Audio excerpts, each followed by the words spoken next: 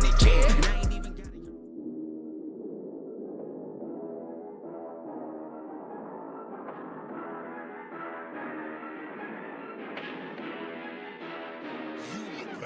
Oh my God! Jake Ray Jr., you can't be doing this already. Plant the seeds. Free kick's not gonna do it. Sonic, one more conversion to win this whole tournament. Healing, is he gonna do it? And he does it!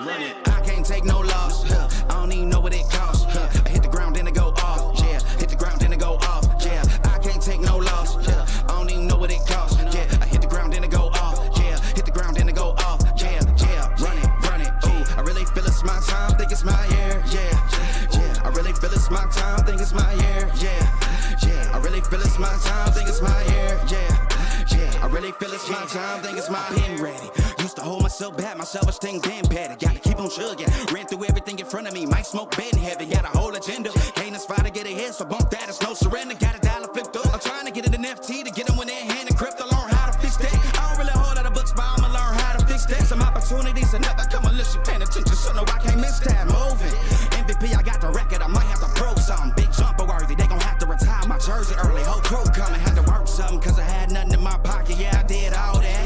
Big plans, partners trying to make profits, yeah, I did all that. Work, sweat, and tears breaking, even no wins, yeah, I did all that. Had to make it happen, putting hours in my practice, I did all that. Yeah, I can't take no loss, yeah, I don't even know what it costs. I hit the ground, then it go off, yeah, hit the ground, then it go off, yeah, I can't take no loss, yeah, I don't even know what it costs, yeah, I hit the ground, then it go off, yeah, hit the ground, then it go off, yeah, run it, ooh, I really feel it's my time, think it's my year, yeah, I really feel it's my time, think it's my year, yeah, I really feel it's my time, think it's my year, yeah, I really feel it's my time, think it's my big dog, walking big talk, young veteran, living legend, bet I'm better than them. This is my ship, I'm a jacket like Letterman, y'all but not let them in, they gon' rotate this, so I keep the pedaling, started a chain, the cycle is heaven sent, this is from God, but I'm not your reverend, not in the pulpit, I'm a pit bull in this element, yeah, said you gon' pull up, then settle it, yeah, I've been married to this hustle, this is my brain, watch out, step in it, yeah, and I ain't even got a yard, but I'ma get it here, watch out, touchdown, pulling plans out the clutch, everybody getting crushed, the cut down is for us now, have to work something, cause I had nothing in my pocket, yeah, I did all that, big plans, partners trying to make profits, yeah, I did all that, work, sweat, and tears breaking, even no wins, yeah, I did all that, had to make it happen, putting hours in my practice, I did all that, yeah, I can't take no loss, yeah, I don't even know what it costs, I hit the ground, then it go off, yeah, hit the ground, then it go off, yeah, I can't take no loss, yeah, I don't even know what it costs, yeah, I hit the ground, then it go off, yeah, hit the ground, then it go off, yeah, run it, ooh, I really feel it's my time, think it's my year, yeah, I really feel it's my time, think it's my year, yeah, I really feel it's my time, think it's my year, yeah, I really feel it's my time, think it's my,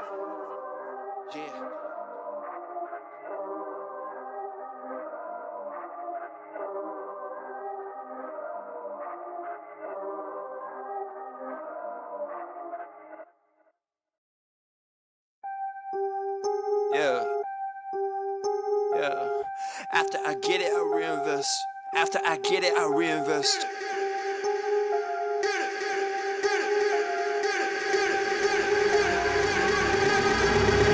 People wanna talk that talk in reality. You have not seen me in action. You think the come up comes overnight. You ain't behind the scenes. Trust me, these things don't just happen. No shade at Gerald, but G's don't come easy when you tryna eat out producing and rapping. I read that contract you sent me to sign, but excuse me, I can't help myself, I'm just laughing. Hey, you tryna cut out a piece of my pie, and I asked you politely, what's it that you offer me? Yeah, I produce all my own beats, and I have no intention of losing my publisher. Yeah, independent individual, boy, I've been eating off passive residuals. Yeah, let's be professional. Thanks for your time, but I had to decline at that principle. I've been scheming up a plan, hey. I've been saving all I can, hey. You could call me David Ramsey. The way I handle these bands, hey. We ain't messing with the old model. New era, new kid, we full throttle. Just know that the come up is not a flaw. My amigos, they focus, know what to do.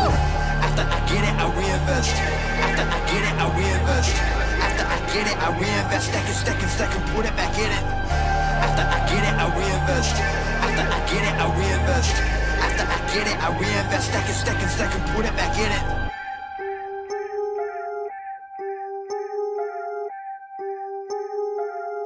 Yo, look, I ain't saying that I'm rich, cause if I'm honest, I have never been. But when at all these other kids, I feel just a little bit ahead of them. You should know the business is competitive. There's a lot of people that I'm better than. Even veterans ain't got the knowledge I do. I've been reinvesting all I ever spent. Stop pretending like you poppin'. Who been out here making profit? Told my mama that I got this. I wonder if she noticed what my job is. I don't know how I'ma make it, but I know no matter what, I'm finna find a way. All my homies finna eat and I ain't letting no one on my team look at an empty plate. Yeah. Went from a boy to a man, ayy. Every day been making plans, ayy. They don't really understand, ayy. Gotta look out for the family. I won't fall for any scam, yeah. Only worry about the fans, yeah. I won't compromise the brand, yeah. I've been saving up the bands, whoa. After I get it, I reinvest. After I get it, I reinvest. After I get it, I reinvest. Stack and put it back in it. After I get it, I reinvest. After I get it, I reinvest. After I get it, I reinvest. Stack and put it back in it.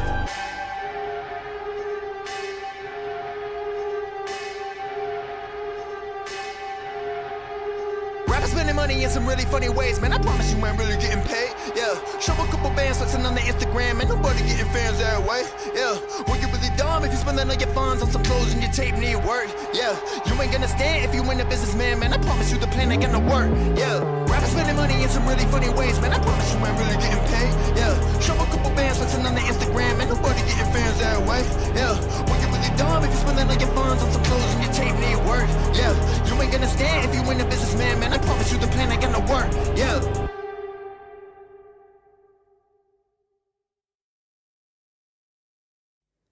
Don't be afraid of the dark. Be careful with stars.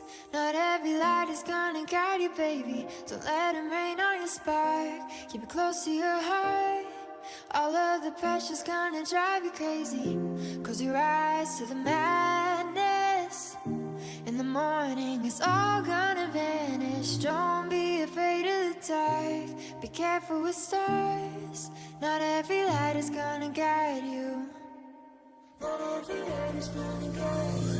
Yeah, when I blow up, I'ma soar high like Peter Pan. In real life, be living out my dreams. If I'm waking up, it's in a foreign land. Whole wrist covered up in ice. Dealership, never ask the price. I hit the molly ball with my dogs. Yeah, I swipe you once without thinking twice. Cause this what I was made for. Man, I know this what I came for. On a big stage, couple thousand people, and they do whatever I say so. Have chicks that color of the rainbow. Yeah, chains on me like Django. Be a long way from my tank low. Cause my Tesla charge for them bank rolls. And I'm grinding, money on my mind, and I'm headed to the top. I won't stop until I find it. Write my name in diamonds, but all these lights are blinding. I wonder, is it worth it? Feel like I'm losing my mind. Yeah, remind me. Don't be afraid of the dark. Be careful with stars. Not every light is gonna guide you, baby. Don't let them rain on your spark. Keep it close to your heart. All of the pressure's gonna drive you crazy. Close your eyes to the madness. In the morning, it's all gonna vanish. Don't be afraid of the dark. Be careful with stars. Not every light is gonna guide you. Yeah. Don't be afraid. Don't be afraid.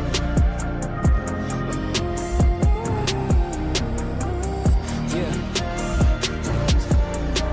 Look, since I blew up, everybody telling me that I'm the man. Same people gave me the finger, they reaching out for me to give a hand. In a different city and my pills came, cause this tour don't happen, I feel pain. And the girl with me say she down for life, but she don't even know what's my real name. Just try to get what she came for. And ain't nothing I got safe though, cause when the money go wild, everybody get a piece. But it's looking like I ain't on the payroll. Got a big house made out of Play-Doh, and a plastic crown for my halo. But still a long way from my tank low, cause my Tesla charge for them bank rolls. And I'm grinding, money on my mind, and I'm headed to the top. I won't stop until I find it. Write my name in diamonds, but all these lights are blinding. I wonder, is it worth it? Feel like I'm losing my mind. Yeah, remind me. Don't be afraid of the dark. Be careful with stars.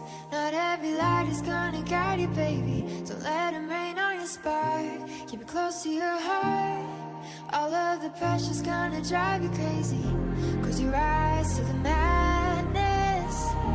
In the morning, it's all gonna vanish. Don't be afraid of the dark. Be careful with stars. Not every light is gonna guide you.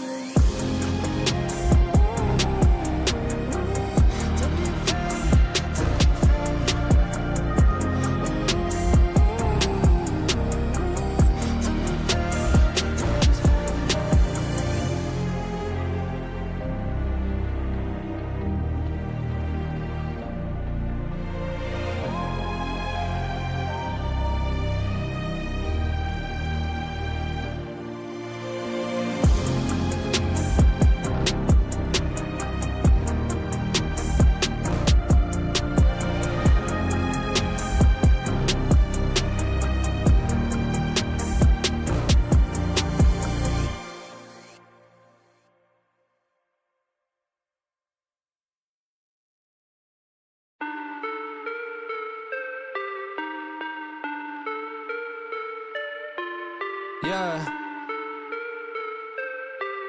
Yeah. Look, back and I'm better than ever. I think I got a vendetta. Oh, now they call me, I seen them. All of those times getting severed. I told them all I get let up. Begging, I taught me never. Give me a shot and I swear I shoot like Berettas. Yeah, yeah. They getting nervous, I seen it. What I seen, you wouldn't believe it. They say they want it, I need it. Damn. I'm going dumb like I dropped out of class. Get in my lane and I'm going right past. I turn it up, watch me go to the max. You ain't at first and you know that you last. I thought I told them I'm coming right back. I got a flows like it came from the tap and I came from my city, that's right on my back. Back and I'm better than ever. I think I got a vendetta. Oh, now they call me, I seen them. All of those times getting severed. I told them all I get let up. They get not tired of me never. Give me a shot and I swear I shoot like Berettas. Back and I'm better than ever. I think I got a vendetta. Oh, now they call me, I seen them. All of those times getting severed. I told them all I get let up. They get not tired of me never. Give me a shot and I swear I shoot like Berettas. That's how I shoot. Lately I'm driven like I'm on the road. They in my lane, dog, I told them to move. Now that I'm popping, got too much to lose. Look at the numbers, got nothing to prove. I'm in the city, just me and my crew. Told me I'm sick and I know that it's true, but I'm still gonna ball, it's like I got a flu. Yeah, run it up, I told them that I'm coming back. So let me get all of that. Time is now, I'm coming around to get a check. Said I need my taxes back. All the time I'm getting mine to get in line. And it's with no respect. That I told them all about the ball, getting chips. Feeling like Kobe Shaq. Back and I'm better than ever. I think I got a vendetta. Oh, now they call me, I seen them. All of those times getting severed. I told them all I get let up. They get not tired of me never. Give me a shot and I swear I shoot like Berettas. Yeah.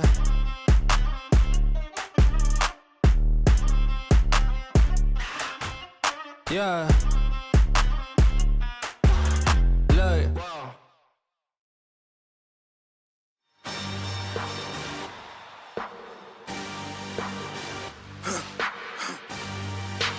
For the victory lap though. Whoa, whoa. They ain't never seen nothing like this before. Lit the room when I came through the front door. Ask me if I should overcome. What for? Train in the trees, please pardon my sycamore. Touch burning sands, cross lands and stormy shore seasons in the year, yeah. Ain't no challenge for champions and chain no fear. Yup, the champ is here. Switch gears, with keeping haters in the rear. At the blood, sweat, and tears, and my goal so near.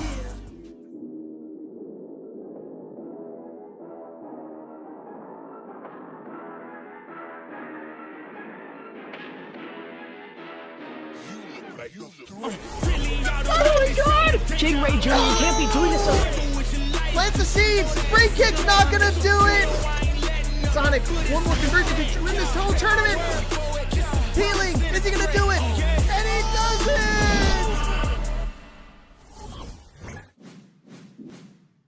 Breakout Nation, what's going on, y'all? It's the one and only UE Stacks, and we back here with week 20 of the Breakout Series Tekken, and I'm here with my co-host K-Box. How you doing, baby?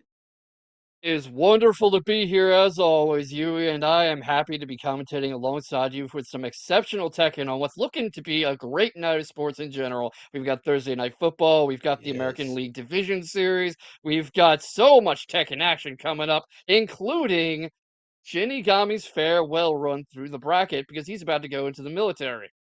Hey, shout out to everybody that go out there and serve. Shout out to all military participants and families out there, man. And also shout out to all the people that are trying to avoid the hurricane. Hopefully, everybody gets through safely. Thoughts and prayers go out to all of them, and we want to make sure that everybody can get on and be safe and not have to worry about any issues going forward with that. Yes, absolutely. Please take care of yourself. Please be safe. If you are currently in an afflicted area, please take advantage of any resources you need to, and don't worry about catching a stream of Tekken. Take care of yourself. Yes, please. With that being said, you was right about one good thing. We definitely got a good night Tekken. If you go look at that bracket, it gets very spooky. It's nothing but heavy hitters. Nothing but heavy. Yeah, I mean, we've got Trizzy the Rapper back. We've got P Ling defending his title. We've got Shinblade as always, and we've got one of Shinblade's training partners, G6, who is finally coming back into tournaments. I know you've been excited about that. Hey, listen, Whenever I met him, he didn't play in too many other tournaments other than the PSN one. Shout out to Dr. PGNGN. And now to see him playing in another tournament, I can't wait to see how far he gets. But y'all gave him a little messed up bracket. Y'all gave him something crazy. So I can't wait to see how he fares out. Yeah, and look at these stats on the top 8. Thanks to last week's performance, P. Ling brought Lydia up into the top 5 characters picked in top 8 finishes. What do you think of this list so far? Honestly, I love the variety. But I will say, I see Law, I see Lee, and I see Warong. It's a lot of kicking going on here. Mm. And I've never been big on them kicks, but hey, any way to get y'all the dub, I'm with it. But I'm definitely happy for the variety of characters we get to see. Likewise, and it looks like a more rushdown oriented style has been popular in BES lately with how Lee, Law, and Hwarang work, how Lydia's super in your face. Claudio's more of an outboxer, stay out in the mid range and punish your mistakes, but you've got players like Hey Broken who will just play brutal smash out mouth Tekken with them and it works.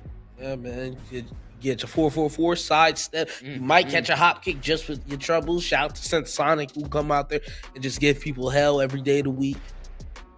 This whole bracket is gonna be shaping up to be something crazy. This monthly pick gonna be super dope to see, and I'm just gonna waiting to crown our Week 20 champion. Oh yeah, week 20, just such a milestone and so many talented players coming out to show what they've got. I can't wait to see where this is going. And Yui and I are going to be here with you all night, chat. So you better get used to us and you better get Yes, comfy and you sir. better get ready for some good Tekken. Yes, sir. I can't wait to see it from start to finish.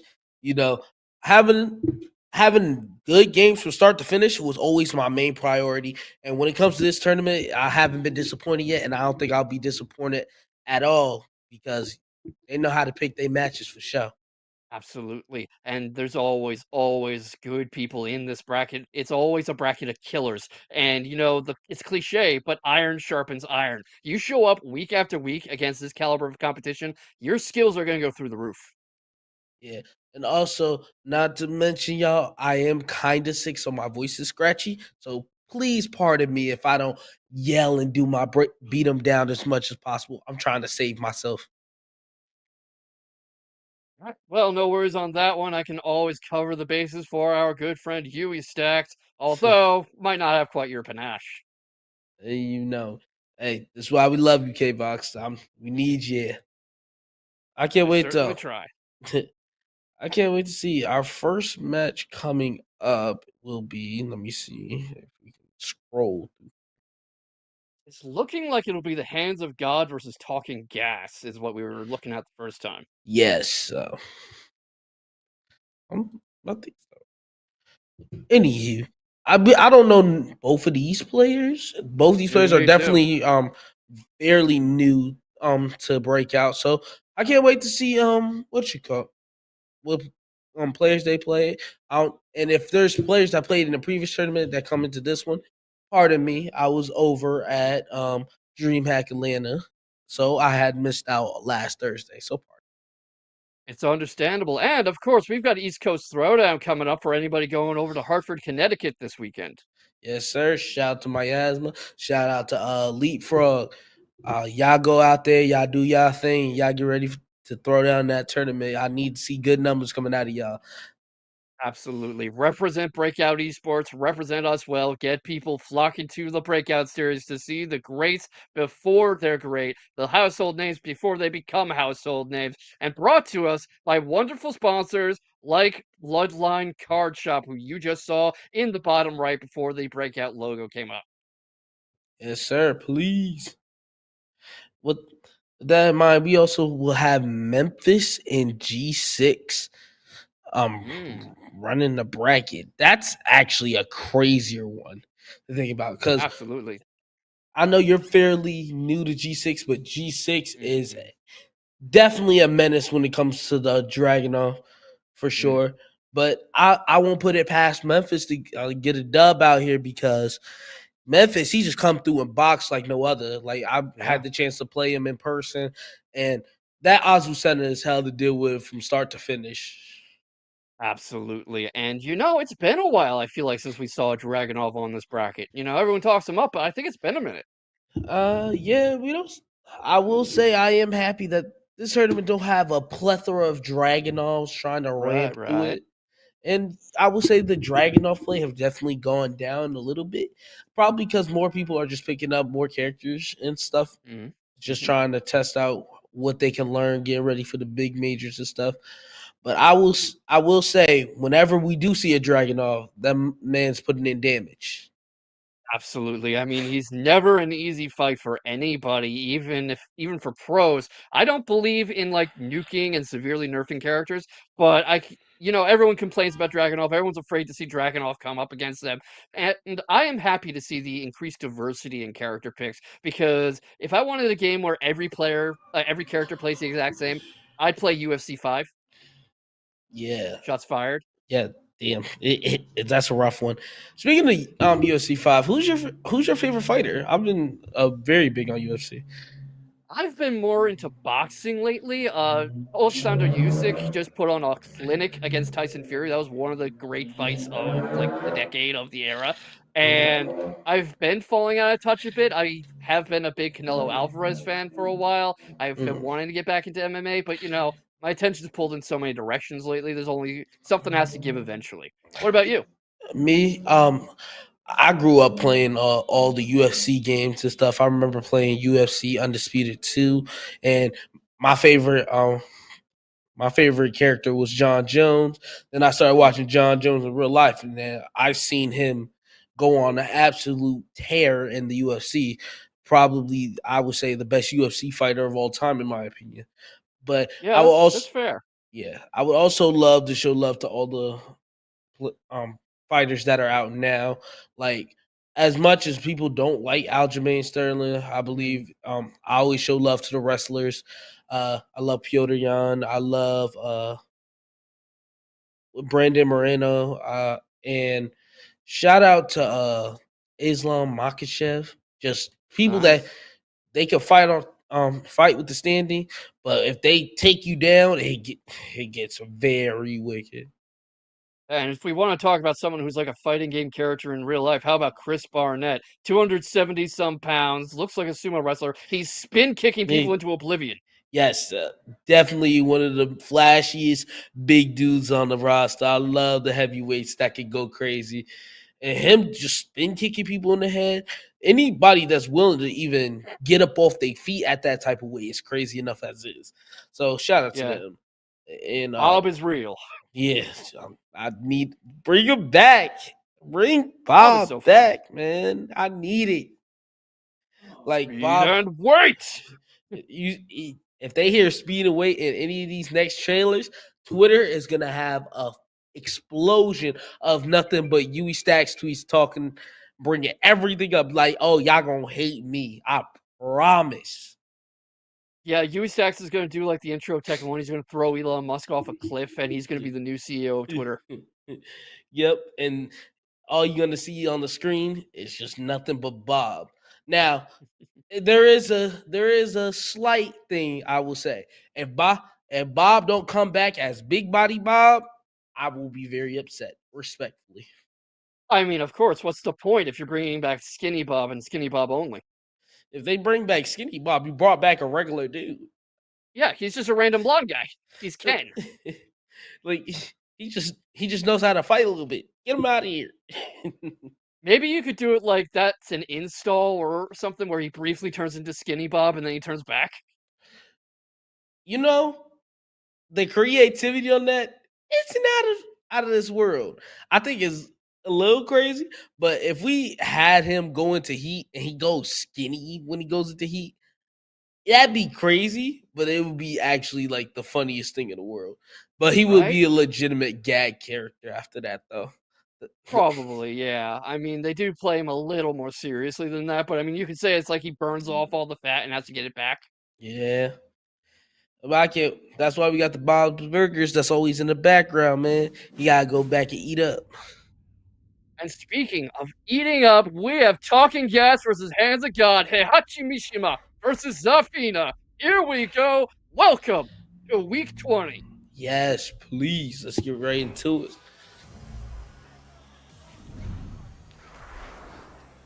Oh, Let's hey, how start do this. you into the game? Obviously, studying this character. What do you think of how it turns into? Um, Definitely more different. I believe he's way more offensive, despite what some people saying he's more of a defensive character. Way more offensive. He can constantly throw out buttons and make you really play the guessing game if he's willing to keep throwing out healthy. He don't have the strongest lows. I will agree to that. But when them lows hit, it feels like hell. Yeah, and you can see what you were just talking about in Talking Gas's style. He's just throwing out punches and bunches, not really working for him because Hands of God's able to force him to slow down and punish him with lows and pokes. Ooh, it just pressed on the string, caught the counter Runs hit. him over. Ugh. Now he in heat. Ugh. Got the Zip. heat active. The pokes are there. Boom, boom, boom. What a parry. I love that Sabaki. I think Talking Gas was setting that up, trying to get that parry in. He was looking for his opening. It led to him taking more punishment than he needed to. Ooh. But once he landed it, wow. Oh my god. Stand up. Ooh, ooh, ooh, ooh, ooh. Ooh, you can't do that too much. Ugh. Waits a little too long on the punishment game. Nice. Good defensive awareness, but Yeah, the dig jab to stop any move from coming out from Hands of God. So now he goes into stance. You can't do that about it. You just got to play the guessing game now. Ugh, and catch Hands the of low. God is showing a lot of awareness of distance and timing. Doing a very good job of staying just too far away for Talking Gas to do a lot of damage, do a lot of good. Eating some combos here in the corner, but usually once Talking Gas gets some offense going, Hands of God is able to force a reset. Ugh, ugh, bang. Oh, boom. See, boom, look at how he boom. plays out of the corner here. boom. Look how he absorbs the corner pressure and is able to go on the counter offensive and take game one. Yes. Game one going to the Hands of God. Seems like it's going to be a little bit of a harder matchup for Talking Gas to get through because when Zavina goes into that stance, I don't know all the Heihachi moves that can hit her down there. Yeah, he's not really known for lows. I mean, they called him King of the Mids in Tekken, and Hands of God really fighting close to the mat. You were talking about John Jones. There's shades of Jones versus Rampage there. You Yeah, remember that how he was like staying right on the mat and right on the floor, and he was kind of kicking the legs, and Rampage was like stuck, didn't know what to do. yeah, man. Once you start taking the legs out from under him, he couldn't really do much. Then as soon as he got to the ground, that's where you finish the match, and that's where Zafina finished the match on the ground. Goddamn. Absolutely. Also, shades of Inoki versus Ali, which basically happened the exact same way. He just stayed on the mat, kicking the hell out of Ali's legs. Ooh. Let's get right. Going to game two. Let's see what Talking Gas got to bring for us, man. Yeah, he's got to find a way to keep Hands of God from getting so comfortable dictating the pace, because even when Hands of God was on the defensive, he was forcing Gas to play his game, forcing Talking Gas to come to him and work on his terms. He needs to forcibly take the momentum more, like he's been trying to do here with these electric. Yeah, and when it comes down to how he should try to approach Hands of God, definitely go in with a little bit more of a lower mid and lows approach to force him to stay out them stances and play regular neutral. Force trades like that too, and a good focus on keeping him in the air, not letting him get these Oh, low combos that he's doing didn't right hold now. back. Ugh. I mean, how often have we seen, somebody at round start caught not holding back, right? A little too often. Caught the low and caught the tailspin. Round two goes to Hands of God. Let's see what happens next. Oh my god. Oh, knockdown. Talking Gas getting caught again. Needs Oh, to have the more counter. defensive awareness here. I mean, look at this. Look how Tailspin. easily he's taken to the corner and just juggled again. And now Oh, he Hands of dropped- God has heat to work with. Electric. This is it though. That's a He painful tried to prop. Goes Sabaki to and the caught a Sabaki. snake edge. I mean, Hands of God is playing so comfortably in the low game that you would think Talking Gas would have an adjustment to it by now, but really seems to be playing as if this is more of a battle of it. Oh, caught the parry. And now Hands what I got mean? on game match point. See what I mean? See what I mean? I mean, Hands of God already on match point, like you just said, because Talking Gas not able to adjust to this matchup, not able to adjust to the kind of Tekken Hands of God likes to play. Low to the ground, you gotta find the moveset hit. Ugh. Ugh. Going a little Ugh. too slow. Hands of God will be taking the match 2-0 over Talking Gas. Talking Gas, you are not out. You're just losers. You're just gonna have to fight it back, my brother. Absolutely, and that showed the importance of matchup knowledge too, because Talking Gas had moments there where he was in the fight and doing some damage and doing well, but he never quite got comfortable, and it never quite seemed like he knew how to approach Zafina, and how Hands of God was consistently taking this fight into low territory. You know, doing a lot of leg sweeps, doing a lot of launchers. You could see that Talking Gas would get some launch action going, get some air combos going, but he would return the battle to the mid and the high range and try to catch Hands of God coming up. Hands of God simply wouldn't. Yeah, and lo and behold, when you don't really have a matchup where it can get very tricky like this, it can look a very one-sided. Like, and this, it's just. But Talking Gas, I got trust in you, brother. You gonna have to bring it back and not lose. Hands of God will be moving on because this man was on a tear. Ugh. Yes, absolutely. And Zafina is just so tricky to deal with when piloted well, as you can see. I mean, Hands of God spent most of that match not able to keep up. I'm sorry, Talking Gas spent most of that match not able to keep up and ended up silent but deadly. Yep. A shout out to him. Shout out to him. That was a good first match to get us started, man. I Oh, can't wait for the absolutely. rest of this tournament.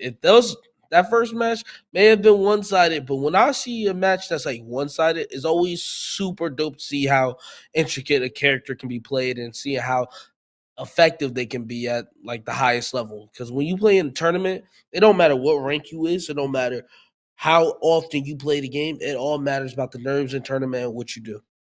Absolutely, and also not always as one-sided as it seems. This is a game of interactions, round by round, move by move, frame by frame almost.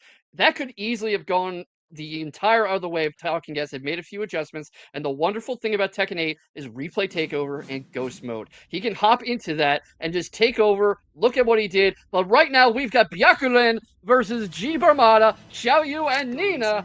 Match Ooh. 2, we didn't even get to finish analyzing that. Here we go. Oh my god, this is a lore matchup too. If y'all watch the Tekken anime, oh yeah, Good anime. That's very good anime. And the last time we see Nina and Xiaoyu fight, we seen Xiaoyu take the dub. But let's see how this match goes. Ibarmata already very comfortable with the stance changes, the back turns, use of Art of Phoenix to catch Byakuren swinging, and right now it's all G Barmata so far. Ooh, we got the power crush though. Nina probably has one of the best power crushes when it comes to pressure going into heat. Ooh, you gotta be ready for it. That low is deadly. I mean, all the pressure in the world won't help you if you're caught just standing around like that, and G Barmata just has such good evasive movement. Shades of P Ling on a good day, and Byakuren needs to fight more like he's doing right now. See what I mean? Byakuren is leaving these little gaps and does a good job exploiting the flip here, but it seems like G Barmata is just able to read when he's going to stop pressing. Tries to catch him coming in, tries to anticipate him. Ooh, he caught the second hit and caught a snake edge off the muscle. Oh, Lord. Barmata is just so good with these snake edges, and it seems like Byakuren's having a hard time figuring out how to get back in this, how to keep up. Got the blonde bombshell there, but is it going to be enough? Because G Barmata just comfortable, able to raw pop that AOP, and it doesn't seem like Byakuren's getting much done. You sure? It's always hard to really fight against Ling because obviously the stance changes just like in terms of Zafina, but also she puts you in really tough 50-50 situations. Yeah, you can see that right now with how quickly G Barmata is changing directions and levels and forcing Byakuren to think on his feet. And look at these low parries seemingly out of nowhere. I mean, what do you think of G Barmata's playstyle? It seems like a fortress so far. Yeah, I think it's more than anything. Hey, gotta hit him with things he's not used to dealing with. He's probably very unfamiliar with the Xiaoyu matchup he's in. And Xiaoyu is a very hard character to hit at times. Absolutely, Ugh. and Ooh. also hard to get away from because he's got lots of tracking Ooh. options. Got I think lots of he ways to found avoid his double option. changes. Strings. Ugh. Yeah, that's true. I think someone said Yeah, this guy's doing strings. This guy's doing strings. Supermod is relying on that AOP into the low very heavily, just popping it out of nowhere in neutral at times. Byakuren is starting to get the read on it, so I think Supermod might want to try something different. Ooh, he didn't stay ducked to get that punish, but now you gotta stand it for low. Oh, power crush. Gets caught Oh, he standing caught right it again. If you Entering just, a crush oh, with the crush. he's dead. Yep, that's gonna do it. And Byakuren really came out from behind a few times there, really made it look close, but that was a decisive first game for Jeep Armada. If you're Byakuren, what adjustments do you think you're making going into the next one? Obviously, I would probably go in with, hey, he hit me with the string every time I tried to press. I'm gonna wait the string out and then see if I can get the punish on it. And more than anything, start throwing strings of my own. He started catching a lot of these strings because he couldn't go right back into AOP and start his offense back up. He at least had to respect it. I respect you, you respect me. That's how the game is being played right now. Yes, but you can't play too respectful because otherwise you're just gonna get run over, which seems like a bit of a life lesson in general, really. So I guess Tekken 8 is accidentally profound in that respect. Oh yeah, the level respect will never be the same. I'll respect you to a certain extent. You gotta show me I gotta respect you. And look at this, already Jeep Armada straight into AOP again. Byakuren not showing very many effective responses to this, not really making Jeep Armada uncomfortable. Boom. Lows. Ooh, stand up. Oh, the heat smash. Yeah, just walks right into that. Jeep Armada getting a lot of room to comfortably restore neutral, catches Byakuren coming in, and just seems to know what Byakuren's going to press. Oh, he tried to AOP in the heat smash corner. Yeah, this the sidestep 4. We saw some good adjustments there from Byakuren, getting a little better at reading the AOP as it's going to come out, but Jeep Armada starting to vary up the toolbox.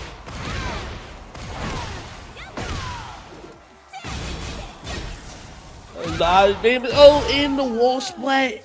And Armada is looking at a 3-0 right now, going his way. What a way to put yourself on set point. I mean, Byakuren wasn't in that round for a second. But we dropping combos. All right, Jeep Armada getting punished for going into AOP without any follow-up. Gets a bit of a trade going. Byakuren backing off. You were talking about letting Jeep Armada swing and press and then punishing him for it. Seems like Byakuren's trying that. Yes, but he got to be able to convert. You got to make those punishes count. Oh, caught the full string on counter hit, but he don't finish this regular wall combo. It's gonna look a little rough here. He didn't punish the string, but he does another string in return that he was ready to press on. Byakuren taking this third round. Yeah, this isn't social media. You can't block forever, and that's what Jeep Armada learned in that round. Byakuren trying to keep this going, keep himself in it, but of course, Jeep Armada only needs one more round. Got him up against the wall. This combo might be enough to seal the deal, and it is! Winning the set on a perfect. 7 golden letters to end the set.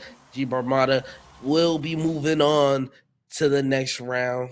I'm sorry to the fellow Nina lovers out there. This Nina couldn't handle the Zhao Yu and couldn't change the fate of what happened in the anime. Yeah, and there's a certain song that comes to mind, so bring out the brooms for our friend Yui as we go over what was a very decisive match from Jeep Armada with really textbook Xiao Yu play. Yeah, it definitely textbook Xiao Yu play. You obviously got to see the AOP constantly ducking and forcing him to miss certain moves that are normal for Nina and neutral. And not only that, but just constantly using that power crush at the wall for her advantage in the second game. Throwing out the lows, forcing her to make the guess and the guess on the mix-up a lot more. Xiao Yu gets very, very tough to deal with. Absolutely, just high-speed chess all the way through, and it didn't seem like Byakuran knew how the pieces moved. Yeah, respect to Byakurin. He tried his best, but this Xiao Yu play, once you once you catch a power crush and once or two times, it can weigh on your mental. It can get very rough to play in, and it seemed like it got the better of him this time. Let's see how well he does in losers bracket. While Parmata will be moving on. Yeah, unfortunately, Byaku rendered onto Caesar what was Caesar's. But Eh, only if nobody gets oh, all of 'em. if only if I had the old school.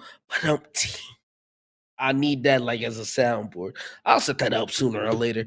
But definitely was a good match. I think whenever you gotta watch Xiao Yu, as much as I hate fighting her, when she gets into the mix-ups, it get very ridiculous and it's always funny to Absolutely. commentate. Yeah, very fun to watch, fun to commentate, not very fun to fight, much like Yoshimitsu. So no big surprise that you see people kind of switch between those two characters a lot. P Ling comes to mind, of course.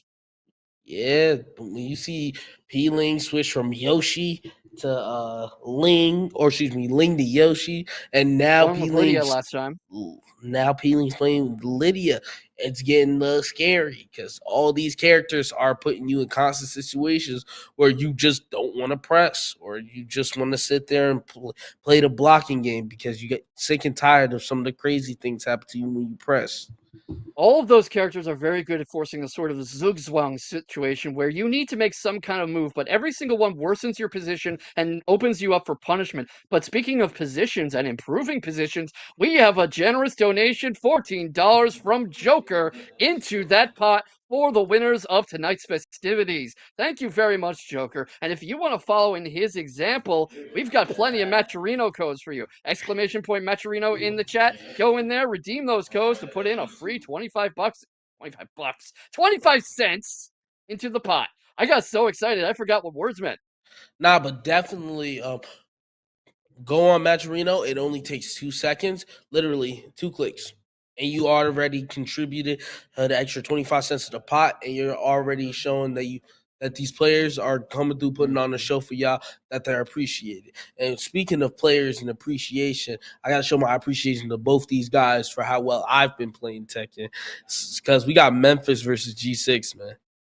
Oh, we were talking about this match. This is absolutely something you would expect much deeper into the bracket, but that means everybody tonight is in for a treat, and I hope they've got their popcorn ready early. Yes, man. And for the people that aren't really familiar with G6, y'all going to be. This man is one of the Dragonovs that deal with in bracket anytime he steps into. He's very technical about how he plays the game. He breaks down every move you do. And when had the chance to practice and fight against him, he made me like rethink how I play Tekken. So like he's very analytical for how he plays Tekken. And Memphis, he gonna throw them buttons at you. He's gonna force you to react on his terms. He's gonna constantly have you playing the guessing game. So both of these guys got their own style of play, and I can't wait to see how well this match fares out. Neither can I. That sounds like a real battle of knowledge checks and forcing opponents to make bad reads and bad guesses. You're not going to be able to outreact somebody necessarily, but you can outthink them, outguess them. I was talking last match about speed chess, and that's exactly what we're going to be seeing. Yes, definitely. You gotta make reactions on the fly, and if you don't react quick enough, it might just be the end of the round, and you going on the next one thinking, okay, let me not make that same mistake again. And if you keep doing that, sooner or later, you're already down a whole game, and you going into the next one thinking, how the hell do I respond? Absolutely. And what do you think of the Azucena versus Dragunov matchup in general? I think it's simplistic for Azucena because with Azucena, her best punish is her 10 frame punish. And Mm. with her 10 frame punish either being 1-1 or 1-2, you can always choose whether or not you want to go into stance or you can just get the damage and then the plus frames to try to get your offense started. So Dragunov throwing out anything punishable or giving Azu the chance to press in between like offensive mix-ups, it becomes a real big hassle for Dragunov to deal with. And if anyone can keep I a do good think. Dragunov Go ahead. like G6 from getting comfortable, it's Memphis Legends. Terribly sorry about that. Hmm. Yeah, I do think when it comes G6 side away when he plays drag, he will be analytical. Like I said, he's gonna break down how Memphis is gonna play. I think Memphis is gonna try to mix it up so he can't break him down. And I can't wait to see how this match fares out because these are like two people I haven't seen fight each other like all too often, despite how long I've known them. Yeah, and I've never seen G6 fight at all, so I'm in for a treat just like everybody in chat. The first time is always a beautiful time, isn't it? Yes, Pause. yes it is, and also yes, thank you. I'm Hey, Police hey, Prof couldn't make it tonight. I gotta pick up the slack. oh my god, guard! I can't even yell guard too hard. I might actually end up joking out here. But man,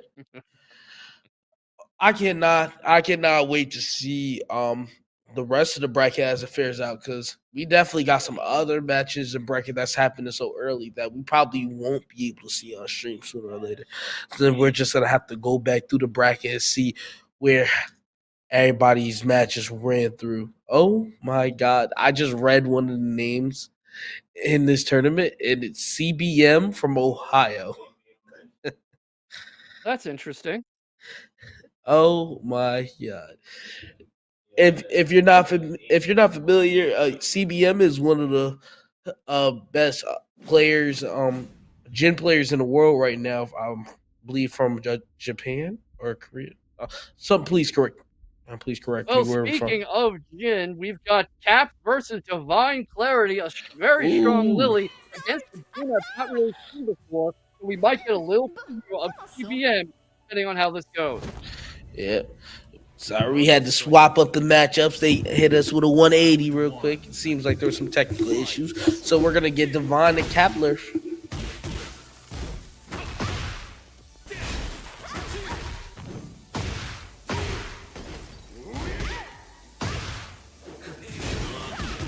Oh my goodness. Ugh. Ooh, to the two grab. Okay, back up though. Ugh, ugh. Ooh. Oh, hop kick. Hey, we ain't played none of those games. Damage.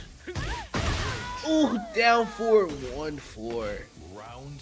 Really quick recovery and thinking on his feet from Cap as Divine Clarity really had that round under control until he didn't. And I mean, look at that round, that win score in the bottom corner, 10 wins in a row. Now very much in danger if Cap keeps playing the way he was. Yes, and what's also so crazy with how the score is going. Like you always have to look at that and be like, all right, my opponent came off a little bit of a dub. He ain't win the match all the way through, but he got the dub. Let's see how much energy he's bringing into this next one. Vine taking round 2 though. Yeah, and of course, from round to round, you have to make sure you don't give up too much momentum, let your opponent get too in your head, because it is just a round, and we do practice set play here. So really, it's a question of who's going to lose their cool first, who's going to start just pressing first, especially with a character like Lily who can be so technical. Yes, she can be technical, but she can definitely play crazy as well. The back turn mix-ups is very tough to deal with. If you try to press when she go back turn, her one jab while back turn is 8 frames. That's an 8-frame heat engager to deal with. Yeah, and Clarity really taking advantage of that, but Kepler with the read to stop Clarity from sidestepping and now taking control of the round. Or maybe I spoke a little too soon. Ooh. Oh, the sidestep Matterhorn over the 2-1-4. Or ooh. Bit of a standoff, but Cap is really doing a lot of this standing in the pocket with Clarity. Sometimes he's getting the better of these trades, but the overall momentum of the game is not in his favor. Oh, that was so good. He backdashed in between the down 4-1-4 because he delayed it. He whiffed the 4 and then hop kicked him for it. Yeah, I mean, that's exactly what I was talking about. Kepler giving Clarity so much room to read what he's doing and make these defensive arrangements and these interruptions and take these opportunities that are really being presented to him on a silver platter. Yeah, Divine taking that first game. Kepler, let's see what you got, baby. Jin is one of those characters where it don't take much for him to get going. So I definitely believe that he can come back and probably bring a lot more momentum into coming into this game rather than letting Divine keep going with his. Yeah, I mean, Jin at his core is a very fundamental, do you know how to play Tekken character? Kind of like Ryu in Street Fighter, where the whole game is built around how he works and his tool set. That's what you got with Jin. So it depends on how well Kepler can play fundamental Tekken. I would say so, but it also depends on how well he just knows this matchup because man, Divine is just getting whatever he wants. Whatever he wants, indeed. And Lily can seem so hard to know how to deal with if you've never really fought one before. It feels like you can never really pin her down. It feels like you can never really interrupt what she's doing. And right now, Divine Clarity is just running away from this. Winston about to put himself on match point. Ooh, the Boston at 4-4 not being a punish there, super rough. I think it was probably just a frame too late. Yeah, bit of a punch in the back Oh, there, the parry. So look, at the very least, Cap is not going to get double perfected, and that is what matters, right? You might catch these brooms though. Nice. Do that. Oh, he didn't get wall splat. He got blessed by God. But with that 1-1-3. Icy Rabbit comes out, bit of a jab combo, and get the brooms, everybody. Uisac knows how this goes. Beat him down till he doodle brown. I'm sorry, Cap. You ain't win a mother freak around. Where my brooms at, chat? Divine Clarity put on a clinic for us to see, man. Shout out to him.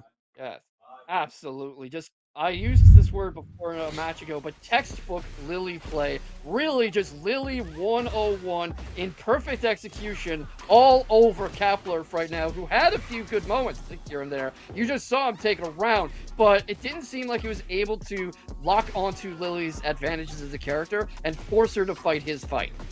For sure. And you could just say, like, once Divine figured out that, like, he didn't have a real good lock on how to fight against Lily, he just went everything to the wall. He's going to make sure he's going to get every move out. He's going to take every chance he get to try to attack, and it was working out for him. Shout out to Divine. He made this one of the fastest matches I've ever watched.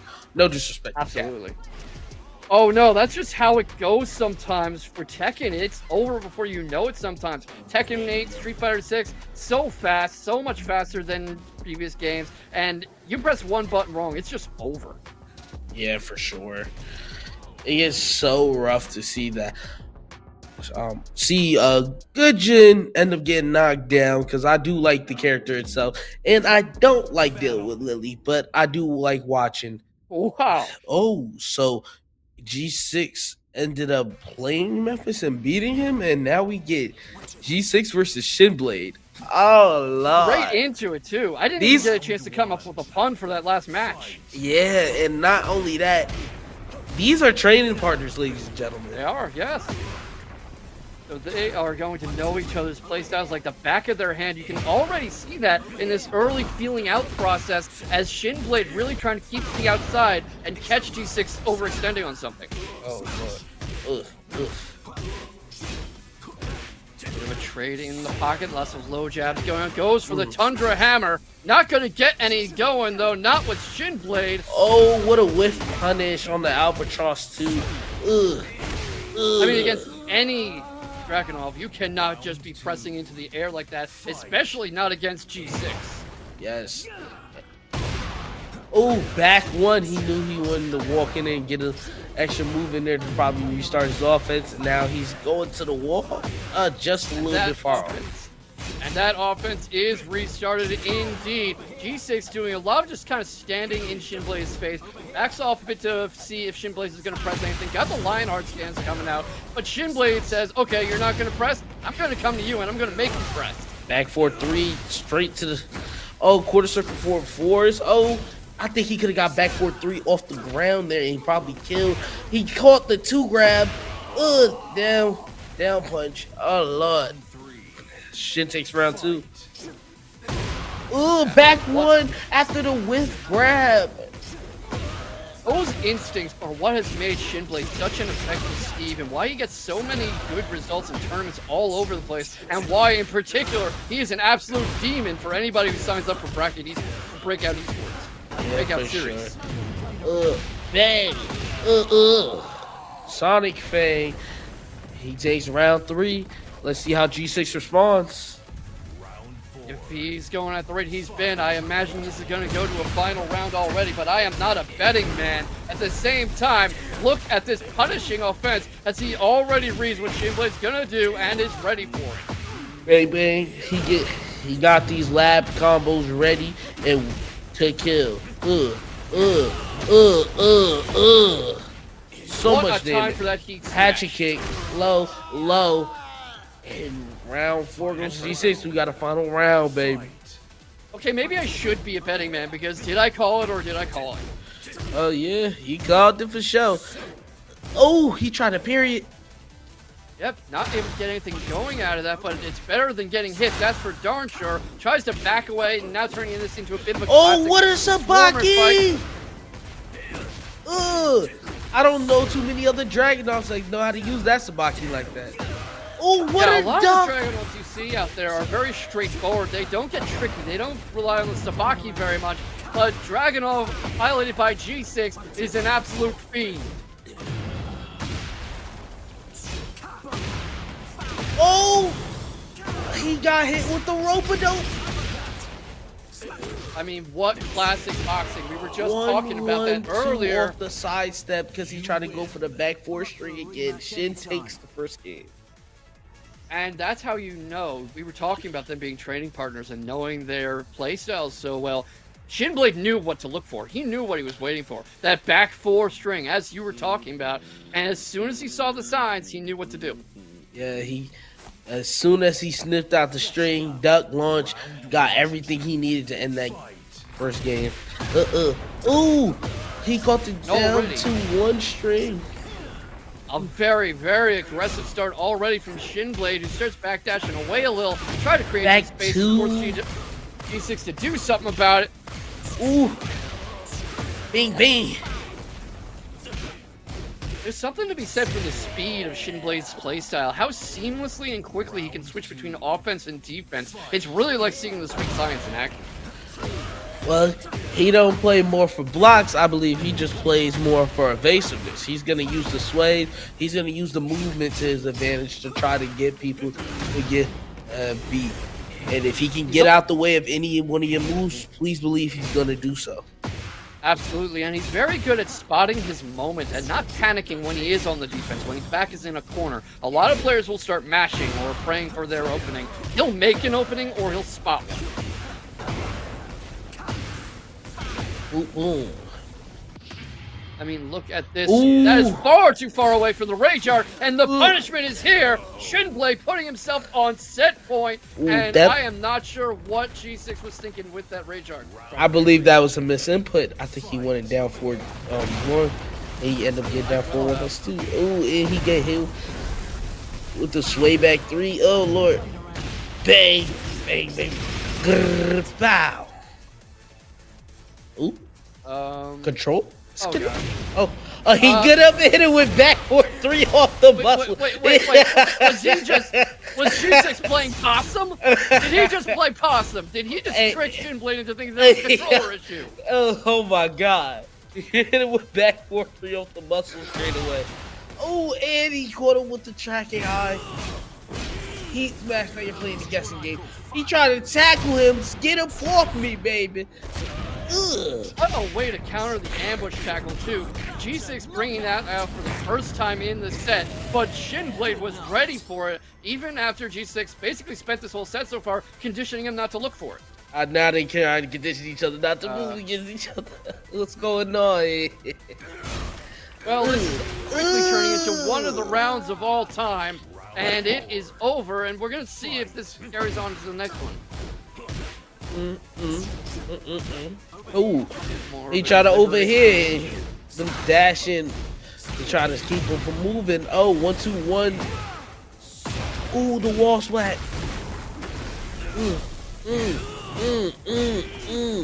Ship damage. Ooh, he caught the full string. Ooh, ooh, bang. Oh, he doesn't get the. He smashed the hit, run into again. Not quite able to do it, but some good evasiveness there. You were just talking about it. Unfortunately, not able to get around that left to the body. And this is going into a final round. What could have easily been put to bed is waking up angry. 4-4-2. Ugh. Oh, went straight for heat smash. He's not even playing no games. Oh, that Albatross 2 got the wall splat. Got that wall splat and got the kill. G6, unless he can figure something out fast, about to go down into losers off the jab. And Shinblade showing why he is such a dominant presence here at Breakout Series. G6's debut run is getting in danger of being cut short. Hey, listen, it's gonna get dicey down that lower bracket. Shout out to G6. He came through and put on nothing but a good show and gave us a quick little funny moment to see. But when you watch how they play and watch how they fight each other, you could tell that they're waiting for specific moves from one another so they can try to take advantage of it. So it's a really small Tekken type of match with them at times. Absolutely. That's exactly the kind of Tekken that Mr. Leapfrog likes. Small Tekken, as he would call it, as you call it. And you could just see the familiarity setting in, which I think actually came back to bite G6 at several points. It seemed like he was waiting for something to respond to, and Shinblade knew what he was waiting for and just wouldn't give it to him.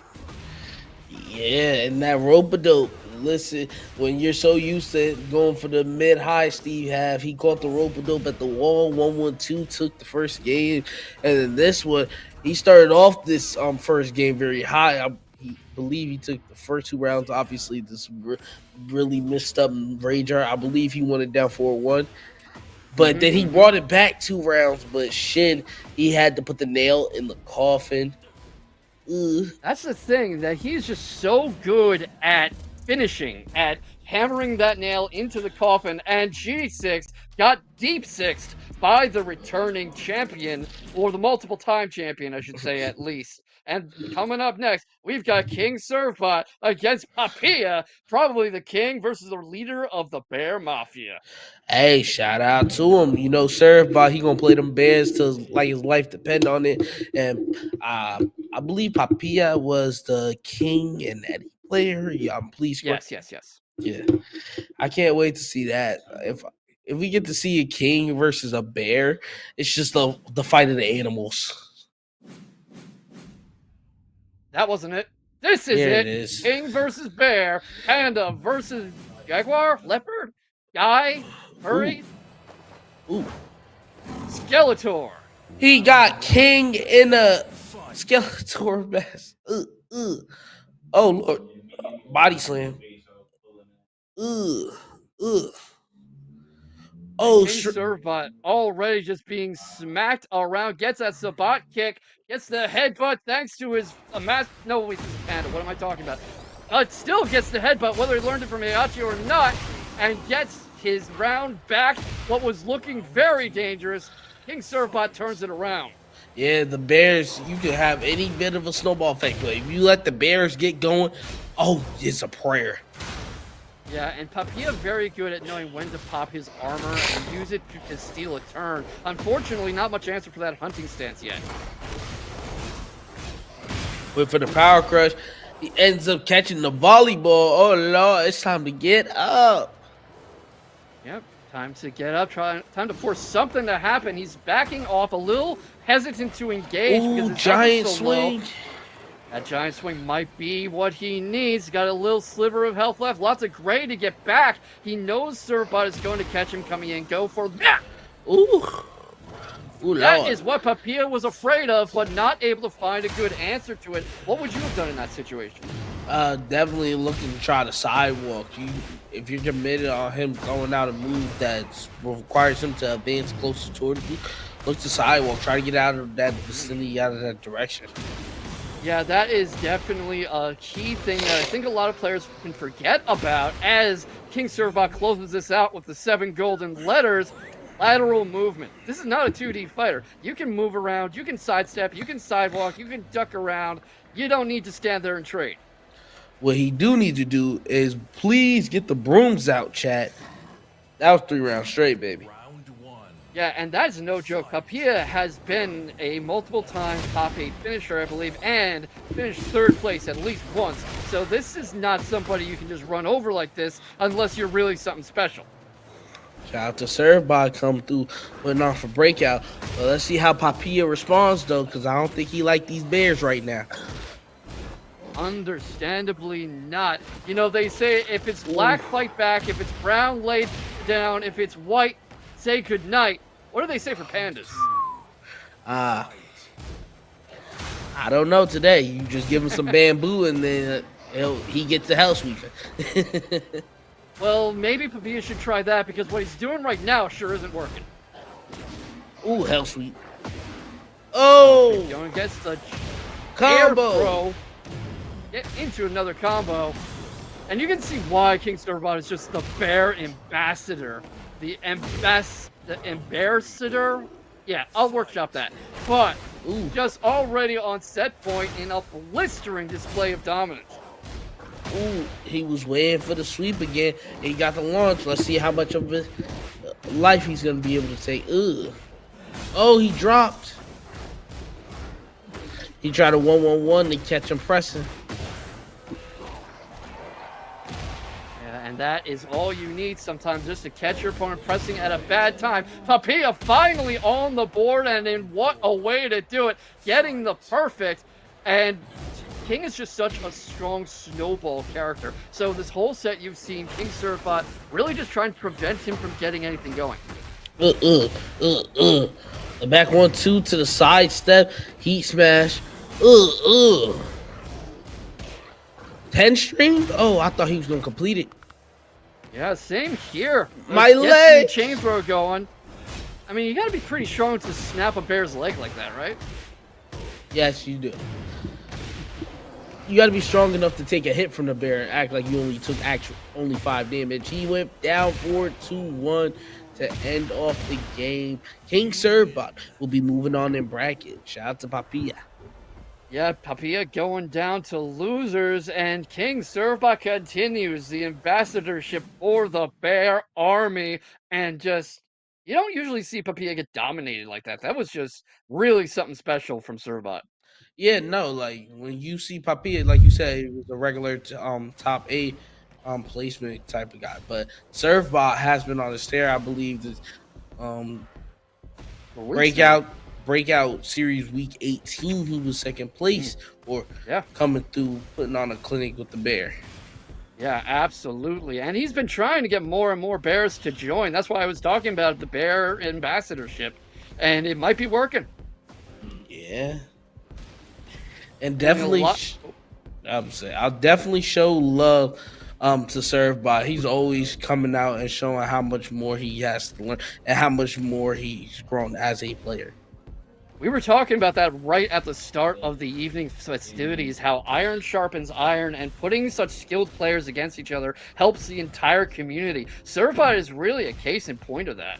Yes, he is. Yes, he is. So yet again, shout out to Servbot.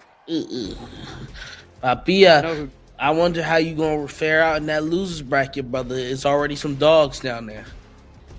Yeah, and we are already looking at a feast, a feeding frenzy, as I'm just looking at this replay some more because it was so dominant, and Papilla is Papilla out of here as we prepare for the next match, which is looking like it's going to be Shinblade versus AAA. AAA versus Shinblade. I've definitely seen the character matchup, but I haven't seen these guys play too often. Usually when I see Shaheen, Shin is usually playing against a Rhythm on the Shaheen. Yeah, usually Rhythm. So I can't wait to see how AAA fares out. Yeah, AAA is a new face to me, but we've talked about how Shaheen is a very do you know how to play Tekken kind of character. Unfortunately, few people know how to play Tekken better than Shinblade, so we're going to have to see how that works out for him. Hey, listen, I'm all in when it comes down to watching and seeing how well Shinblade could work. But hey, if Hmm. AAA pulls out that Leroy, I'm showing my bias. I don't care. I'm I need that. We don't get nothing when it comes to Leroy players. I need to have Hmm. something. It is weird how it feels like we don't see Leroy's around these days. It feels like in Tekken 8, he's just not being picked. Nah, he's not. If you want to check like the statistics, you don't see no Leroy players. Like if you say you a Leroy player, you probably catch two or three people in the venue that actually will play Leroy, and that's just to a minimum level. With that being said, though, I think it also works in his favor. If a lot of people aren't expecting you to play Leroy and you play that character and you play him very well, he's a motherfucker to deal with. Absolutely. I mean, that is one of the key parts of the game, and it's meta strategy, matchup knowledge. You bring in a character your opponent just doesn't know how to deal with, you can almost play blindfolded if you're good enough. For sure. And when it comes down to how well Leroy can throw out the mix ups, it just makes you think, oh my God, what do I do here? Let me try to sidestep it. And if he's timing his tracking moves very well, or he's throwing out strings that might give him a little bit of extra leeway, oh man, you're in for a tough match for sure. I just recently got my Leroy back to Tekken God, so Oh, I, I wow. don't I don't know if I'm gonna do the Tekken God of Supreme run with him yet. I gotta get my Fang up there, but I if we get to see a Leroy today, I'm gonna be very ecstatic. Same. I mean, say what you will about his Tekken 7 reputation, but Leroy's just cool. He's a fun character to watch. He's a nice, neat style to play with, pretty beginner friendly for people coming in, and just his whole design is really out there. It's cool. Yeah, for sure. I think more than anything, Leroy just has like low representation more than just how bad some people may say he is. But I am also one of the people that will get mad at certain times when I play Leroy that like he does have to play a more defensive game than the rest of the cast, and I think it's like by a way wider margin than other characters.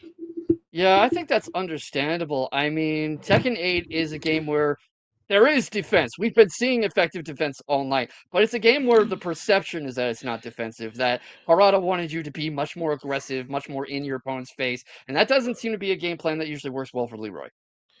Yeah, that game plan is definitely not a Leroy put in your face type of game plan. It's mix up, and then after I'm done with the mix up, can I time whenever you're gonna throw another move out, or can I time whenever you throw out a move so I can step punish and try to kill you for it? That's really like what Leroy's gonna excel at, and I do think Absolutely. Leroy probably has the best low in the game in down back three. Mm. Safe low, goes into stance, and he can parry out of it.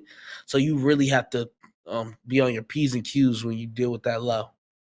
Yeah, and that is just the thing is the mental stack is intense. You have to even if you don't have to know everything in the sense that you've memorized every single frame of the game by heart, you have to have every possibility in your mind and account for it and have a counter move ready, and nobody can do that many calculations that fast. Yeah, and you gotta also think of like muscle memory when you deal with Leroy, because Leroy isn't gonna be playing the same game as every other character. Think about it like this. I can throw my low, and even if you block it, I can parry whatever while standing launcher you do.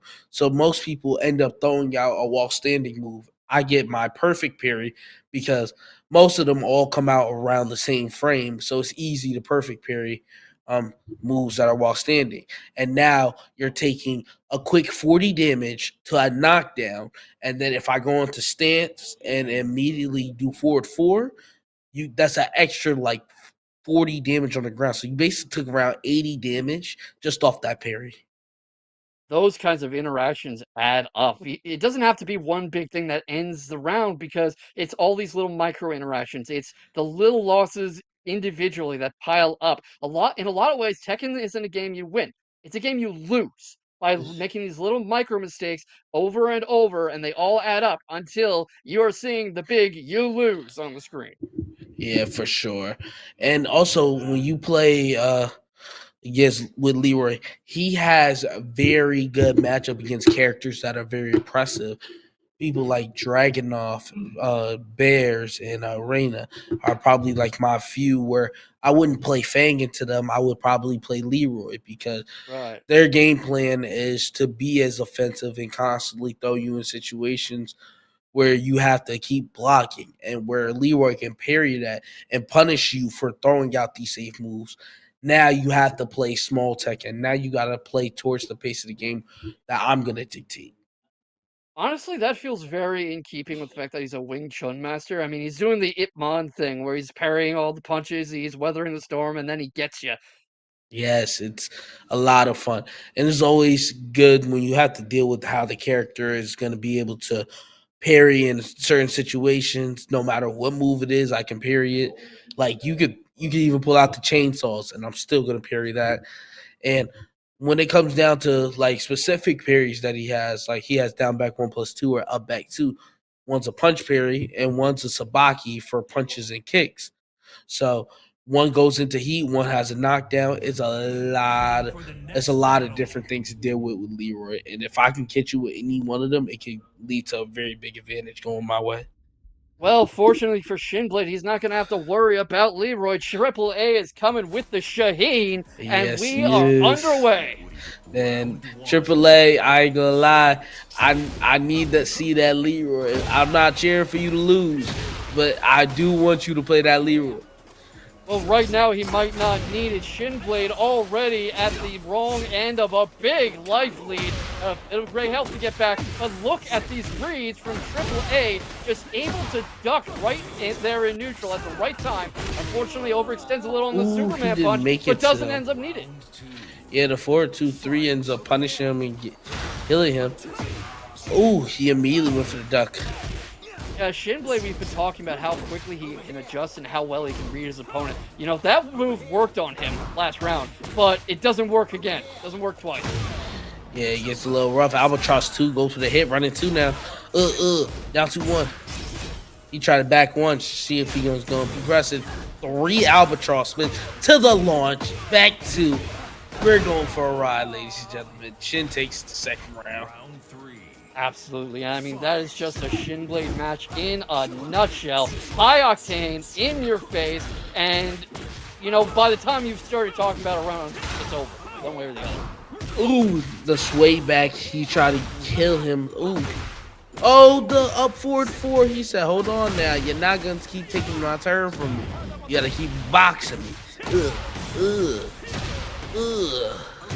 Triple A down really 4-1. just showing evenly matched footwork, reading, space control, and doing a great job of hanging in there with Shinblade. Yeah, especially when you have to fight against Steve.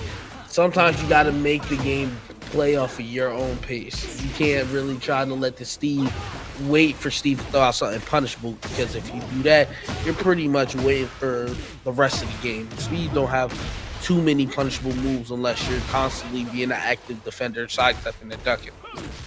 Yeah, and that is what we've seen Triple A forced to do as he gets the next snap, and that's so much great help just gone in an instant. Gets the tracking low going, then Down hits to the low parry, and there we go, takes the first game. And it's not often you see Shinblade go down 1-0 like this. no, like I said, Triple A is a newer face. You got to get used to him, and Triple A is completely being active in the crouching stance. So Shin is forced to throw out more mids, and you can see that like in crouch, Shaheen is one of the crazier characters to deal with. While standing launcher, guard breaks, annoying lows to deal with out of crouch to go into stance as well. The whole shebang from the fully crouched stance to deal with, and that's something hard Steve has to try to handle.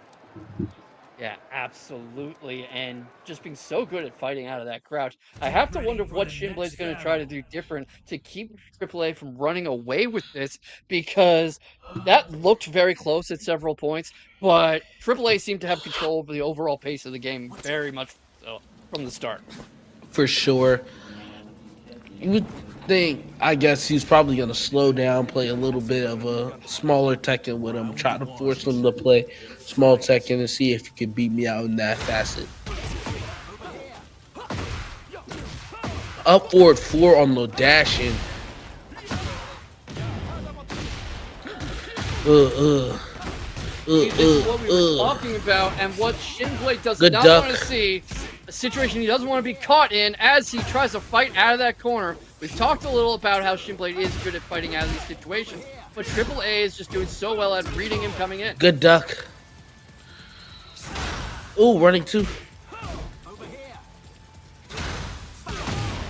Ooh, Sonic Fang on the walk-in. He said, hold on. Down forward one twice to the down two. He was waiting for him. Yeah, absolutely. Got a bit of the gong going because Shinblade got his, Triple A got his bell rung that round. Bang. Damage.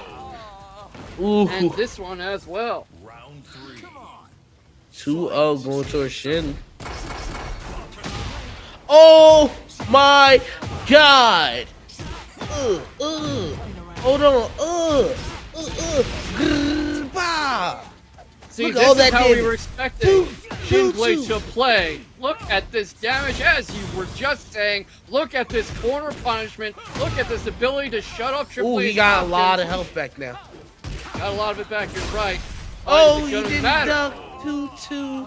And Shin gives him the brooms, beat him down till he doo-doo brown. I'm sorry, AAA. You ain't win a mother freaking round. Where my brooms at, chat? Absolutely, and that is Shinblade for you. He can steal the momentum back so quickly and so easily. It's like you never took a game from him at all sometimes. Yeah, it gets very tough to deal with whenever Steve is flowing on offense, where he feels like he can find whatever hit he wants to get on you. And then once you have to try to retaliate, and Steve can immediately move back with up back three, he can constantly sway out of and sidestep. Sidestep sway is usually one of the go-to moves for Steve's because it's like a stronger version of sidestep, which makes it so hard to really keep him in line. So you have to force yourself to use tracking moves. Yeah, and that is going to be a big question. How well are those tracking moves going to go? I could easily see this going into a final round, and Triple A certainly trying to make that happen. Yeah. Ooh. Ooh. Oh, the up back three to get him out of there. Bang. Bang. Bang, bang. Bang, bang. Absolutely. Low. Ooh. Yeah, and look at that over here, that command over the backsway, that ability to just force a reset for Triple A, and Shinblade already running away with a mountain of momentum. I think he's got the read on Triple A. I think that first game was a download game. For sure. Like you said, he plays smaller Tekken, but the way he's playing higher, faster paced Tekken is he's delaying certain strings where AAA was going to try to duck and try to take his turn back right away. He's delaying it to make it hard for AAA to deal with. And then now AAA's trying to move and get away from the offense, and everything's working for him right now. Ugh. Everything and the whole kettle of fish, and Triple A trying to make something happen, Ooh. trying to mount a last stand, but Shinblade's defensive movement is unreal right now. Look at this air combo straight up to the wall and gets the corner punishment. The machine gun blows, rains down all that health, avoids the heat engage. Ooh, he doesn't get wall splatted. Oh, no wall splat here, not gonna matter though. Beat him down till he doo-doo brown. If you didn't win that first game, you in university, my brother. AAA, you ain't win another motherfucking round. Where my brooms at? 6-0 straight? Shit, why you do that? I mean, either that first game was a download game, or he took dropping that first game personally, because it felt like an entirely different guy was holding the controller in those last two games. Yeah, for sure. It felt like when you had to deal with anything on the offensive side when it comes to Shin, AAA, he couldn't find any of his options to get out like he did in the first game, where he was able to get out with a few dick jabs. He had an up forward four in there whenever he tried to walk in. But the second and third game came down to just Shin putting the pressure on the proper way, constantly throwing mids, constantly leaving him in plus range where he's not getting out of situations by trying to step and everything. It's a rough situation. And just having the way he threw that launcher out under the power crush, is only something like a real good Steve players can do. So shout to any Steve player that got the like movement and maneuver to be able to launch things on reactions. Like it's insane. Yeah, Shinblade's reactions were just the story of that match. As soon as he got comfortable with Triple A's playstyle, he sent him down to Triple F. That is a tough. That's tough a sight. Look, this losers bracket is only getting tougher and tougher as we see. I believe that was like pool 2. Yeah, pool Yeah. 2. Now you have to sit here and look at loser sides of that bracket. I believe Memphis is down there. I believe we already said G6 is down there.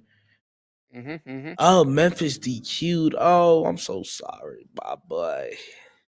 It happens, especially nowadays with everything going on. So I just hope everything's all right. And this is why I don't like calling it losers bracket. I prefer lower bracket because there are no losers down there. That is a pool full of sharks. Yes, man. And that's why a lot of people are referring to it as the lower bracket from now on. But back to what you said, there's a lot of things going on out there. Please don't be afraid. Please show your love and support for the people out there dealing with the hurricanes. Please. Absolutely. And speaking of showing out some love, root for your person in chat, everybody. King Surplot versus Divine Clarity, Panda versus Lily. Here we go. You're right, man. Ooh, it's getting a little rough already. Surfbot getting knocked out. Ooh, this is a really good match. I can't wait to see. Surfbot's a little crazy, but he definitely got the bear tech to make it tough on Divine, as we can see. But Divine, when his back gets the wall, his comeback nature is like kicks into second gear. Yeah, and what a second gear that is. I mean, look at that round. That was basically what I would think a real human fighting a bear would look like. Yes, it is. Ooh, wait for the low. Surfbot has really good patience. I'm saying that as he unleashes a barrage of offense, but you saw him waiting for his opening like that. What a sidestep. Yeah, gets sidestepped unfortunately, but launched that counteroffensive off some really good blocking. Man, back up. Ooh, what a punish on the hell sweep.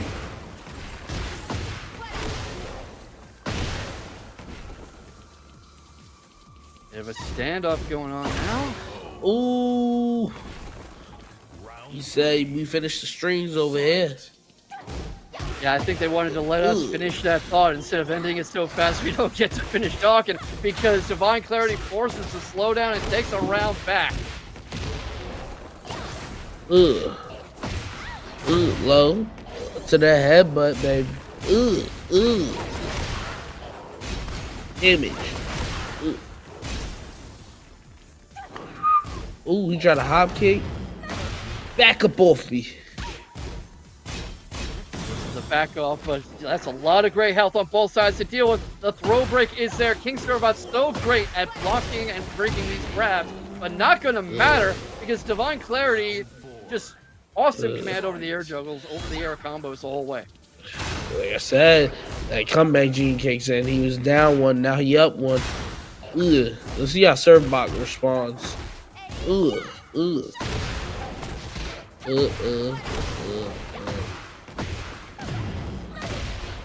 Damage.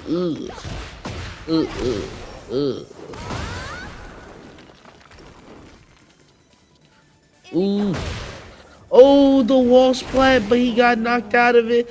Went for the low. Divine Clarity taking the first game. Yeah, and very, very quickly, too. We usually expect King Surfbot to be that aggressive and that dominant, but Clarity really doing a good job of playing his own game. For sure. It's very tough to see. He got the launching move, but he don't get nothing off of it. Yeah, sometimes that's how it is against a good defender like King Surfbot. You can get that initial order, but you're not getting the fries, you're not getting your drink, you're not getting your veggies. Not one bit. Good read on that initial jab, forces him back, but already caught back in neutral. Not really able to get a lot of answers for these lows and level changes. Already up against the wall.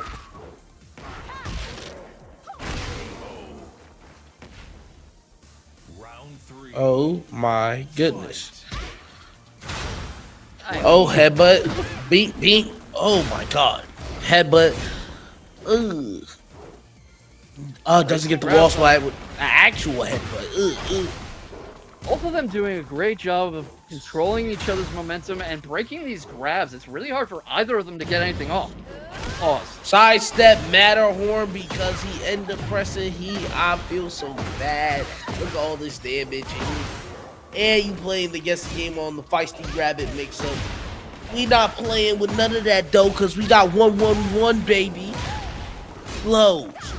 Oh, no punish. Divine Clarity Oh, really good at not fighting like he's oh, on the back foot. Oh, Right into my the rage art. God. And that is certainly a way to put an exclamation point on a round, if I would say so. What a way to alter the combo so he can still get the tailspin off the wall and then get the rage art. Ooh, get back. Bang, bang. A lot of damage. I mean, just so much. That was just a lot of hurt to pile on so fast.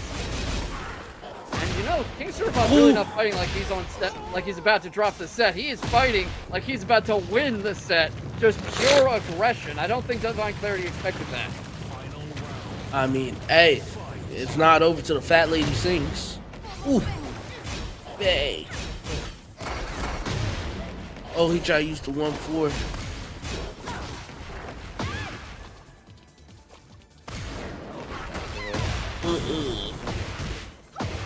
Yeah, they're both being, I know they look extremely aggressive, but they're also both being quite conservative about finding their moment. You could see that they're willing to pause and wait to see if the other person's going to press before they go back in, and that's what leads them to get these great openings to do so much damage. Damage. Headbutt. Hop kick. Get away from me. Now you're going for the ride. Get off of me. And you know, we were talking about those grab breaks. No coincidence that this round might turn around because of a failed grab break, and Divine Clarity takes down King Surfbot. But that was a much closer match than it looked. For sure. Shout out to King Surfbot for putting out a clinic. You know he gonna come through and box every day of the week. So that's why we love him over here at Breakout. But Divine Clarity moving on. I believe that was going into top 8. Let me check the bracket. Yeah. It's definitely going into top 8 on winner's side. Shout out to Divine. Shout out to Shin already clutching winner's side top 8 for us. Already, I mean, this night is flying by, and that's what happens when you're having fun right here on week 20 of the Breakout Series. Everybody wanting that prestigious title of the Big 2-0 Championship belt. Unfortunately, the belt is metaphorical, but hey. Yeah, for sure. For sure. But I would say, hey, going into these next few matches, like, obviously we're going to see who else clutches out on winner's side top 8. But we're also going to see a bunch of these other matches catch up and show us, like, what's going on throughout the match. Because this match right here was, like, nothing to scoff at. It's definitely a back and forth affair against Surfbot and Divine. You know, it's cliche to say that a match could go either way, but this one really felt like it did. I mean, Surfbot didn't take any of those games, but both games, it was very close to taking, a matter of single interactions. And this was almost an unbearable fight for Divine Clarity. Oh, the bear puns. This guy stinks. This guy's doing strings. This guy's doing strings. You know who else is doing strings? Toxic Gas is his back, and an interesting little matchup. He's up against the one, the only, the clown nose, the one who pushed Arslan Ash to the very limit, Trizzy the Rapper. That's crazy. Toxic Gas versus Trizzy. Hey, listen, Toxic, I'm putting everything on the line for you to try to win this game. But it's gonna be hard to go against Trizzy. Not only he's my dog, he has helped me out in Tekken from time in and time out, but also he knows that Ling matchup really well. Absolutely. And I mean, Trizzy really, his reputation precedes itself. What can we say that hasn't been said already? And a big thing that Toxic is going to have to worry about is not letting him get into his own head already. You don't want to go into this set having already defeated yourself. Yeah, and it's just super crazy to think about because, ooh, Hmm? we get a Oh, king. that's interesting. King versus Yoshi. You have any opinion of this matchup? It's definitely 50-50 in my eyes because what all the craziness Yoshi has, I think King has this stuff to constantly make Yoshi respect him. But I do Yeah, think Yoshi is one of the best characters in the game right now. especially when piloted by Trizzy, who his Yes. list of accomplishments speaks for itself. This is his fight to lose, more or less. But Toxic Gas is onto something already with this giant swing. No grab break this time. And what level awareness to get him up against Oh, that he wall. tried to launch it, but he wasn't close enough. He smash. Oh, ooh. Run off the wall, baby. We were talking about him not getting in his own head, but I don't think that's gonna be a problem. Already taking the first round very aggressively, and I'm not casting forecasts over the entire match or anything, but he's certainly not fighting like he's intimidated. Ooh, my goodness. Immediately catches the counter hit. Now you got to deal with Yoshi at the wall. Not a Ooh, good place to you be. got to stand up, man. When it comes to Yoshi players, Trizzy is the one that's going to make you like regret ever staying on the ground.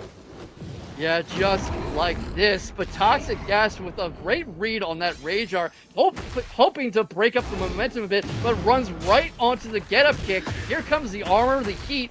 It's going to be a question of can he capitalize on this? And probably because a lot of damage. Oh my god, RKO.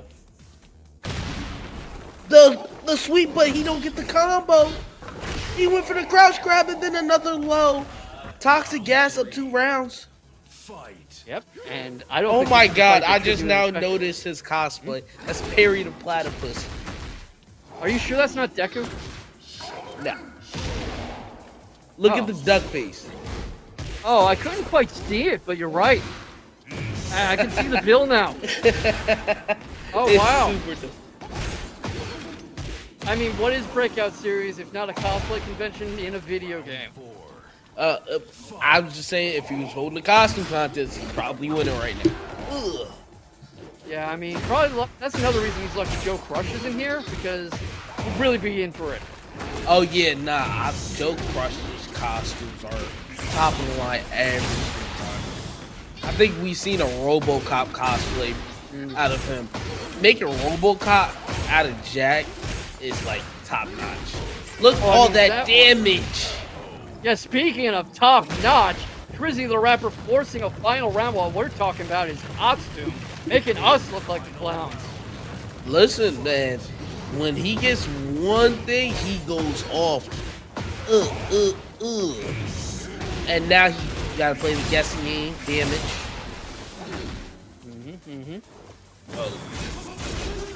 I'm thinking Smash. with Toxic Gas is backing off a little, forcing Trizzy to press something and come in, run himself Ooh, onto these grab. chain grabs, onto this armor, but that's a lot of life lead to overcome, even with all this gray health. So the question is, does he have time to capitalize? The full crouch down forward 4 sweep counter hit, and Trizzy with the comeback taking game 1. And Toxic Gas is right back to it. Yes, absolutely. There's no quit in Toxic Gases. You have to give him credit for that. Oh, yeah, that's definitely Perry, now that I get a good look at his face. But no quit in him at all. You get the get off me shove, the back shove, you get these little ground kicks, the alley kicks, and right in Trizzy's face from the word go. Oh my god. I think we need the period of platypus theme in the background.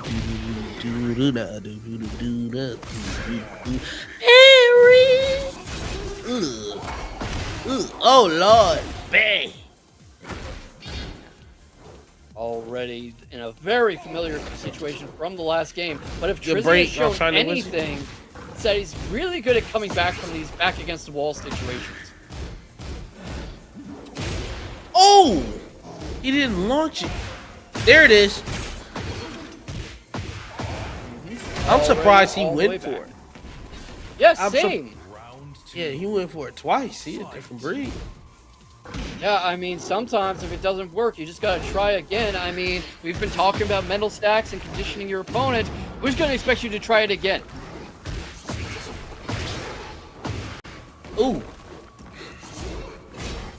Bit of a brawl in the corner. Goes for the rage, goes for the heat, but the block is there. Trizzy the Rapper circling away, got the spin going. Toxic Gas not able to read it. Gets him in front of him. Doesn't really get his hands on him though. Tries to keep up this momentum, keep the pressing game going in his favor. But not the rainbow drop, but certainly a drop comes out.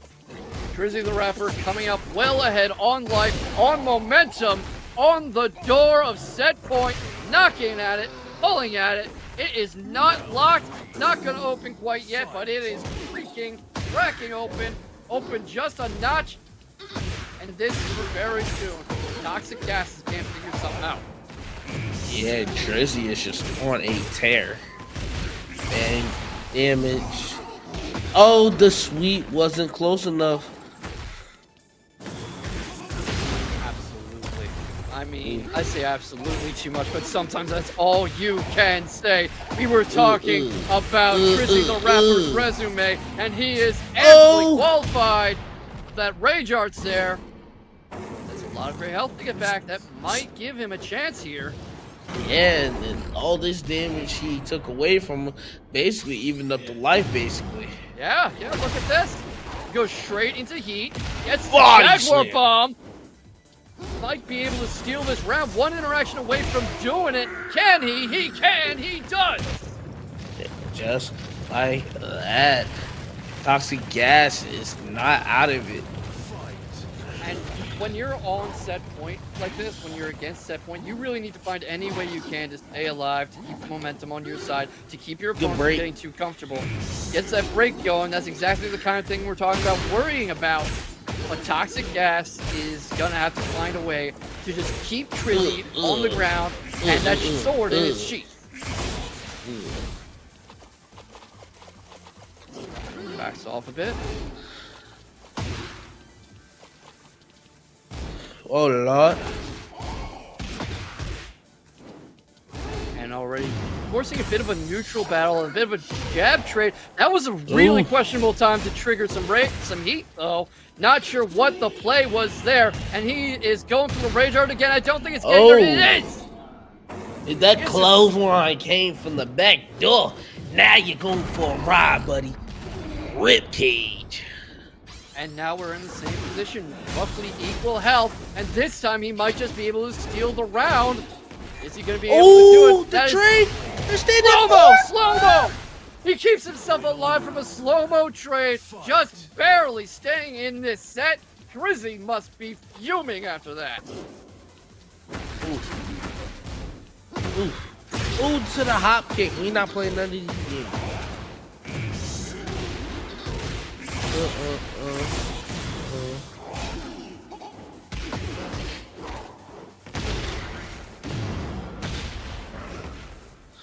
Right now, Toxic Gas just doing all the driving, even though he's the one with the life disadvantage. That's a lot of great health he can get back. Two Jaguar Bombs in a row, and backing off a little, doesn't want to get caught on a get-up option. Trizzy doesn't go for it.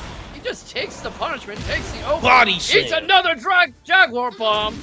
If he doesn't pick up the pace, we are looking at a third game. Breaks the grab.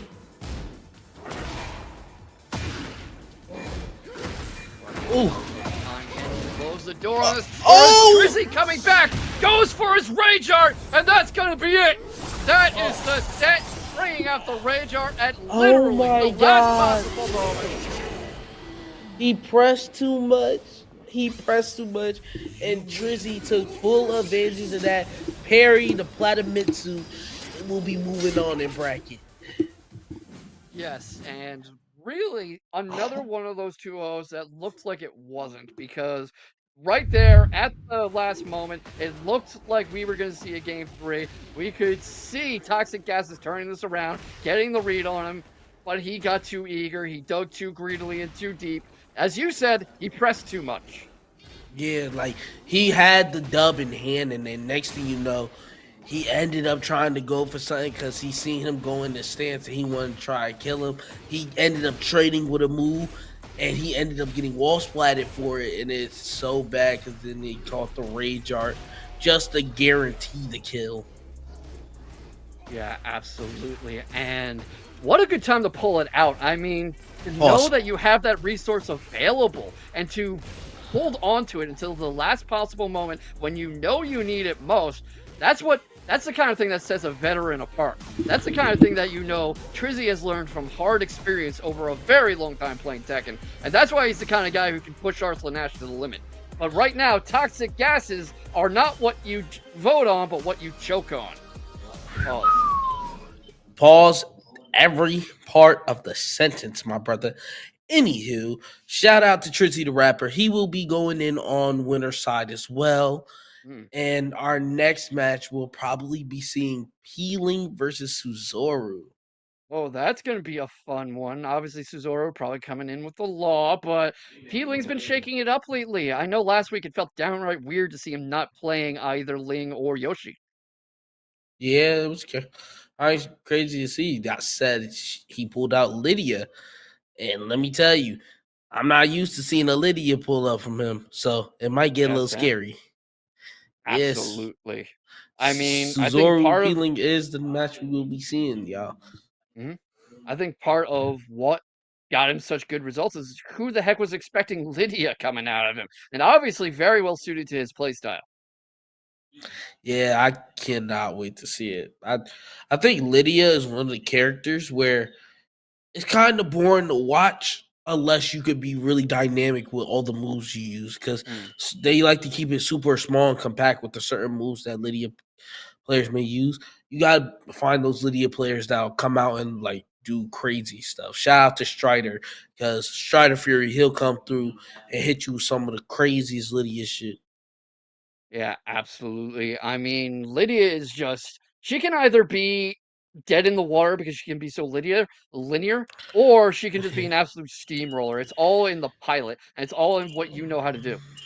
Yeah, it's all what you know how to do and how you try to respond to her.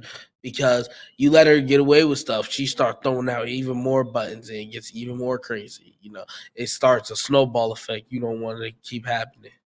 Yeah, and you have to deal with the heat, you have to deal with heaven and earth stance, you have to deal with the damage. And sure, she's very linear, but that doesn't matter when she's got you up against the wall and she's just wailing on you. Huh. Yo, up against the wall and wailing on somebody sounds crazy. Borderline Anywho, pause. borderline. But I do respect, like, when you ever have to deal with Lydia going into heat and you're at the wall in heat, oh, it's either you choose to duck and die or you choose not to duck, catch an unblockable high. And you just got to Yeah, try to react to it. yeah, and I gotta say that I think Harada deserves a permanent pause for making us have to say "in heat" on commentary. Oh, definitely. Forever pause. Yeah, I'm talking to you, Arada. Forever yeah. pausing you. While we waiting for our next match to load up, can y'all please go to the match arena and please hit them codes? It only takes 2 seconds of your time.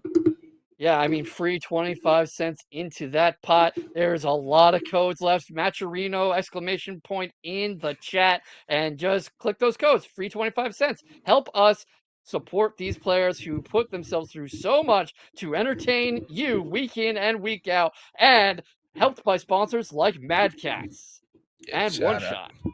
Yes, please go ahead and check those out if y'all on free web. I believe people in the chat will always come through and give y'all the links and how guide y'all to those products. Show love to Breakout Esports. We show love to y'all, man. That's just how we do it, man. And, Ooh. that's what the community is based on. That's why we call it the fighting game community, not just the fighting gamers. We show up for each other, we support each other, We support and sh- spread the love. And that is why it is such a good community and such a high level of competition. yeah, Because that that's what kind of it's all mutual about, man. support is what makes our community strong and helps us compete against each other. Day in and day out, we gotta fight against each other online. When we out there and about, we gotta be a community and stick to one another because all it does, when you don't see a community, it makes it dysfunctional. It makes it look like it's toxic. Make it look like, hey, I honestly don't want to be around them, and that's not the case. There's so many good people around this community. Yeah. Like, get off Twitter and go into, an actual weekly, an actual local, an actual community Discord. Talk to people, compete with people, engage with the human, not the Twitter handle. And right now, we are waiting on Peeling to finish their match on Paragon. So that is the reason you're looking at our lovely faces on this beautiful evening of Tekken and sports everywhere. I mean, we've got the Division Series in MLB, we've got Thursday Night Football, we've got the NHL, we've got lots of Tekken, we've got Paragon, and we are going for a quick little break, and we will see you on the other side of that. Yes, please do, please do. Y'all be easy though. Well, Jesus.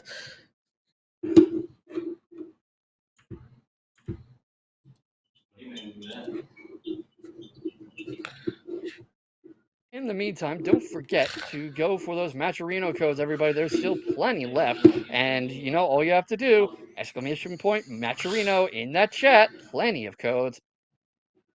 Break. Yes.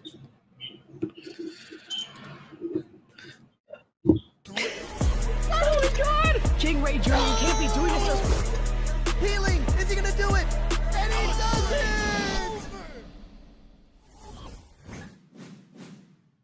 Maybe mom and dad were right when they told me this wouldn't be nothing. Maybe I should take their advice, go get a life, or maybe get a job or something. Pack it up and head back home, tell everybody I was bluffing. Or maybe I'll just get out my head and focus on what I know's coming. Yeah. Cause I can't fall asleep at night without seeing my dreams. Delusion and reality, I'm somewhere in between. These voices in my head get loud and they keep telling me that I'm a fool for trusting in these wings. But maybe, baby, this what flying feels like. Maybe, baby, this what flying feels like. Maybe, baby, this what flying feels like. Maybe, baby, this what flying feels like.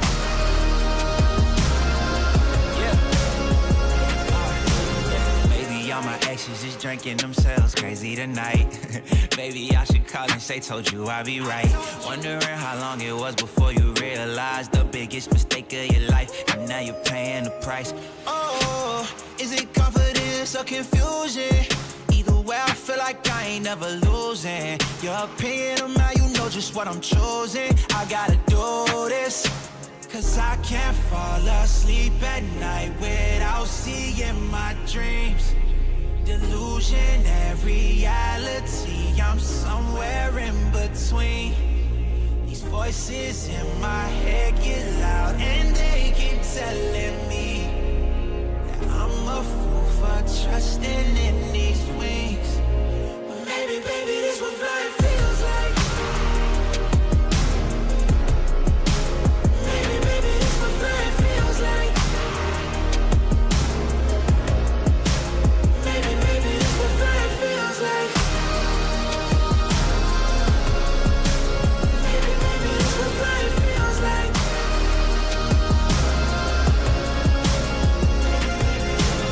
Feels like.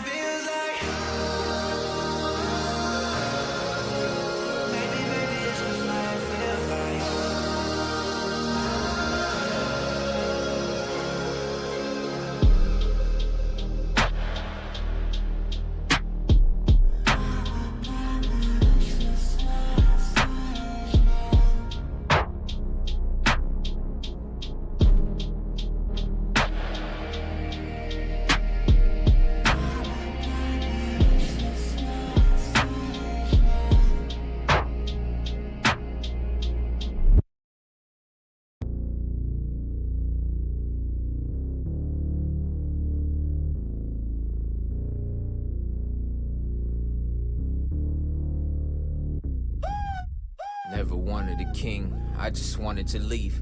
They wanted me to change, I just wanted to be me. Now they want me in chains, I just wanted to be free. And they turned a blind eye when now I want them to see. I ain't here to make friends, I just need to make amends. Yeah, the odds stacked against me, I'm just here to break the trench. Bring them weapons in, since my melanin got them questioning what's best for them. When the record ends, I'll be reckoning.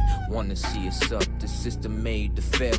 I'm on my way to heaven, but for now I give them hell. Where I'm from, 21, you either dead or in jail. It feel amazing looking at they faces when you prevail. What more do you want from me? Couple sins from my past, they been haunting me. I'm a legendary song, you gon' get all of me. Load it up, you gon' get this work at market fee. Matter of fact, it's all for free. Calm down, nah, here I go. I've been shooting up the screen like I'm setting picking rows. They see me listed with the freshest. It's cool, they didn't know. Leave a seed outside, man, it's guaranteed to grow. I'm about to blow. Doc, hold on, wait a minute, now I'm strapped in. I done seen the light, so grab a camera for the action. Learn to play the hand, I was dealt in my advantage when the card's in my hand. Every move is a gambit, understanding what's a king. He can't recognize his queen as his equal. What's a king who don't really got love for the people? What's a king who ain't ready go and fight against the evil? What's a king? He don't know another king is supposed to lead you. But we will be dead from this. They ain't know we bred for this. They sending apologies, tell us in that recompense. Everything seems fair, love and war. Thought they gave me all they had, we're telling them send some more. You got something you'll live for. Means more when it's something you'll die for. With this life I'ma give more. Cause it's a lot of people I'ma ride for. I'ma ride for. Been fighting all my life for already. Prepared for the pain and the strife for already. You really want me, come and get me? Born ready. Understand I got a million soldiers with me? Born ready. Some family in a box, other family members boxed up. But no matter the circumstances, promise that won't stop us. Life like Super Mario, from underground I popped up. Shoulda level up every time I make the block jump. Royal we paid for the royalty like ASCAP. Dividends invested in myself like I'm the NASDAQ. Never tripping, I'm setting traps for my demise. To it all, I'm Forrest Whitaker, I barely bat an eye. Yeah, push me to the limits, I may bend, but I never fold. I'm a living witness to the greatest story ever told. At the verge of dying, but the lessons life provided made me learn and floss up. So the line in the looks better go. Life becomes legacy, so what hill will I die on? Told you I am legend, so my son will be an icon. Snapshot of the vision, better focusing like Nikon. Here to make a difference that keep living after I'm gone. You got something you'll live for. Means more when it's something you'll die for. With this life I'ma give more. Cause it's a lot of Sonic, one more conversion to win this whole tournament. My goodness. The Ladies right combo should be dead.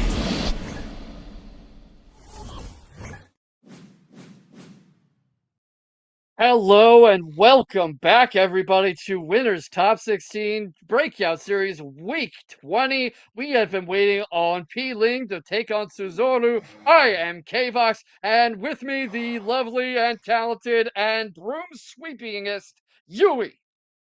Ladies and gentlemen, welcome back to the Winter Side Top 16. I'm here with the co-host K-Vox, man. That's nothing but love, man.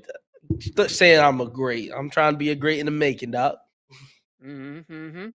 Well, we all start somewhere, and we all start great somewhere, and eventually we're all bound for bigger things. But even if that's the case, we are not going to forget about Breakout Series, which is climbing to the top. There is always some great tech in here every single week with great people like you in chat. Don't forget about those Mascherino codes, everybody.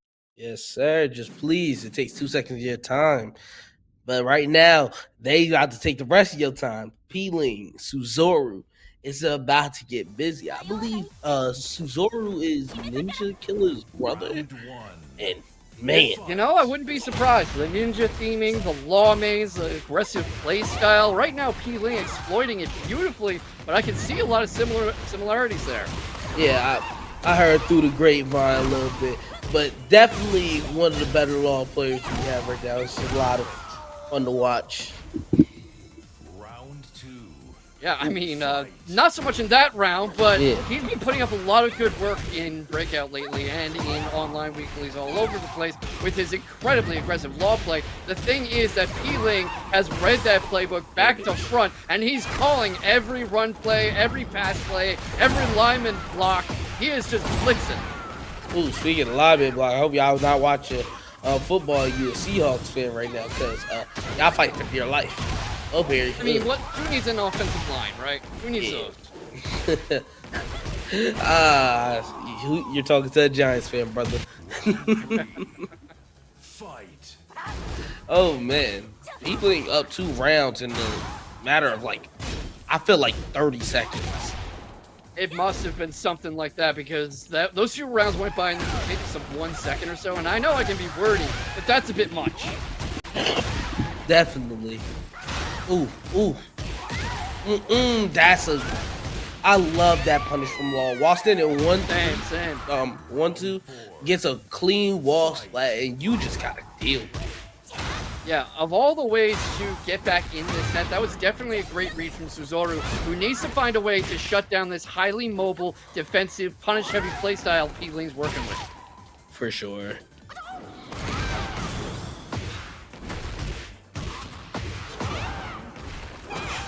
Ooh.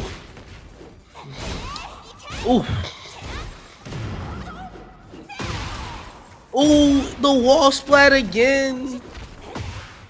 To the 1 grab. Peeling already up 1-0 against Suzoru. Hey, yo, Suzoru, it's time to get in that bag, in that Duffy. You don't want to go down losers right before top 8. It's some dogs down there. It is, absolutely, but there's worse people to get sent down there by than P. Ling, who really, anytime he signs up to a bracket, he is the man to beat unless Joe Crush is there.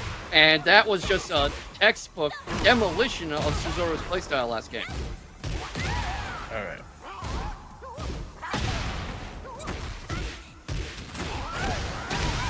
Oh my goodness, the damage. Oh, the wall standing 1 ends up getting stabbed, and then the mid hits. Peeling just snatches that round back. Oh, the side step 3+4. Bing. Yep. It's an absolutely great sidestep from Suzoru, who really knows how to put on this pressure and is starting to wake up to Peeling's playstyle. You can see him shutting down a lot of these stance changes, a lot of the opportunities to go from low launchers and stuff, not letting him get those flips off, and keeps him stuck in the corner. Good low parry on the 10th string. Oh, he miss. Flew to duck the entire string, caught the last hit. Suzoru ties up the rounds going to round 3. Yep, and ooh, you were talking about how good Suzoru is, how it's never an easy fight, and I wasn't trying to discount him, but to see him catch up with P. Ling so efficiently is really something to see. It's really a work of beauty. Yeah, it's all in that matter of just checking numbers and trying to understand what your opponent's doing. And sooner or later, once you get used to it, now you start implementing your own offense. But right now, Peeling is still a little bit too dynamic for Suzoru to find the real offensive hit that gets him going. Slide, though. Yeah. And already P. Ling on the door again for another game. Oy, wrong punishing, man. I believe it's by just 14. Ugh. Gets caught on the hypnotist attempt. The flying kick is there for Suzoru. Forces Peeling all the way to the back. Forces the reset of neutral. Oh, got Rage ready whenever kick. Peeling wants it. That might be it. That's gonna be the end. Ragear comes out. For the money. In my opinion, a little overkill. But if you're gonna send them down to losers, you might as well do it with a bang. Here we go. Peeling wins. Peeling coming through with a dominant performance going into the winner side of top 8. And I believe that sets your winner side top 8, ladies and gentlemen. Peeling, Trizzy the Rapper, Shinblade, Divine Clarity. Oh, man, that loser side is going to get very wicked, and I can't wait to see it. You know, in association football, they call that a group of death. Yeah. Nothing but just demons to see. Yeah, any one of those matchups is something you could see in finals, in grand finals, on the top bracket, and they are all gonna have to eat each other alive for those top 8 slots. Don't blink, everybody in chat, because we have not even got it started on the wild matchup. Yes, please. I cannot wait to see what goes on in the bracket when it gets to the full top eight. It's nothing but Yeah, demons to see. And not to mention, since it's not even done, the loser side could be even crazier. Like we said, it could. I do see two names in that loser side already. Triple A and King Surfbot have made it on the loser side. Absolutely no surprise at all from either one of them, and not a surprise at all either to see that P Ling left his opponent to Soaru. Mhm. And I can't wait to see if Suzoru finds a way to make it out on the loser side. If we get to see G6 because he's still down there fighting. I see Toxic Gases, Papilla. And one of those guys, unfortunately, we do miss out on the chance to see Shinigami. Ooh. Unfortunately, not the farewell tour we were hoping for from Shinigami, but best of luck out there, and I know one day you will be back with your incredible lead play to stun us all once again. Yes, sir. Please show your love and support to Shinigami. I believe he said he's going to the military. I always show love to military personnel out there, and rightfully so. Y'all go ahead and show love to Shinigami every time y'all see him. Anytime he's in this Yes, chat. absolutely, and we all share the love around with this community. And look here at the bracket as it's looking so far. You've got Peeling against Trizzy the Rapper in upper semifinals, Shinblade against Divine Clarity, and Clarity. we're still looking to see who the lower quarterfinals are going to end up being. But we were just talking; it's an absolute group of death down there. So, what do you think about the two semifinal matchups? Uh, think about it like this: when you see Peeling and Trizzy, it's gonna be a firefight. They both know each other's character very well, as we've seen Peeling play Yoshi to a high level. Trizzy has played against high level lanes constantly back and forth with some of his teammates, and those two are just gonna be a matter of who's gonna outwit the other. And then Shinblade and Divine Clarity, it's just gonna be a battle of like who's gonna be more evasive, who's gonna catch somebody with the more crazier moves, and then who's gonna actually have the small tech in to try to back up all the craziness they might try to throw out. Absolutely, and I honestly kind of have my points on Shinblade on that second one because Divine Clarity can definitely put up a good fight, but Shinblade is so adaptable, so quick reacting, so good at thinking on his feet and coming back from his back against the wall that I think if they've played 10 times, he takes at least 6. Yeah. So whenever I usually see Lily Steve match, it's just a matter of small teching. When you see Mhm. nothing but like buttons thrown out, both from characters can kill you for it. And they both know Mm. that about each other. So we're gonna see the small Tekken, but when they get the read and they make them big moves, hey, it's gonna be I believe it is size changing. But I won't put it past them to just put the gloves down and just start wailing on each other either. See, the thing about Tekken is it's as much a mental game as it is about the buttons to press, and that is part of it. Knowing when to play the small Tekken, the poking, the punishing, the sidestep, the lateral movement, and when to just throw down the mitts and start throwing haymakers. And right now we get to see some haymakers real quick because the match we got up next will be Shin versus Divine. Yep. I mean, I kind of called that into being, I suppose. We've got the Lily, the Steve, we've got the multiple time champion clawing up through winners semifinals, and in any moment now, we're going to see exactly how that goes. Yeah, they got to come out here and box for real. It gets very crazy. I can't wait to see how Divine and Shin just throw them hands. Uh, Yep.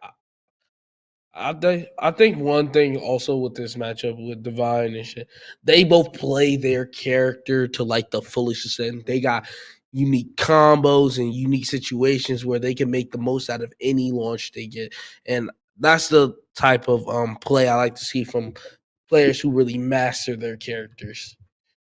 Yeah, same here. I've talked on commentary a few times about how when you see a character mastered by their pilot, there's so much room for self-expression and creativity in the player using all those tools available to them to create a playstyle that is uniquely them, that nobody can quite replicate. And that is what you see Shinblade and Divine Clarity do with their characters.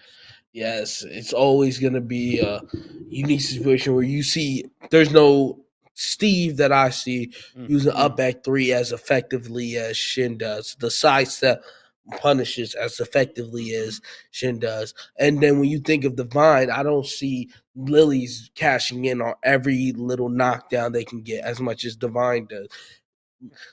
Being able to go and catch Matterhorn as much as Divine does. I promise you, there's no Lily I've seen that does Matterhorn more than Divine. It has like at least a over 60% Matterhorn rate. I don't care what nobody says.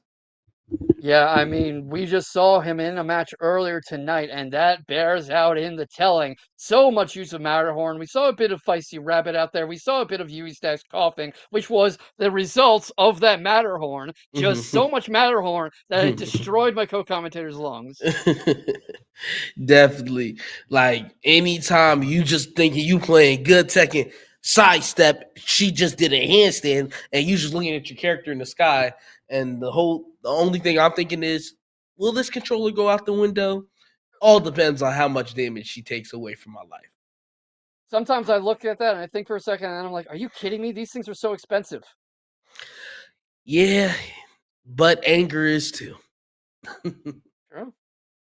There's But a picture of a dog chasing, I think, a roadrunner off a cliff, and the caption is, "Decisions made in anger cannot be taken back."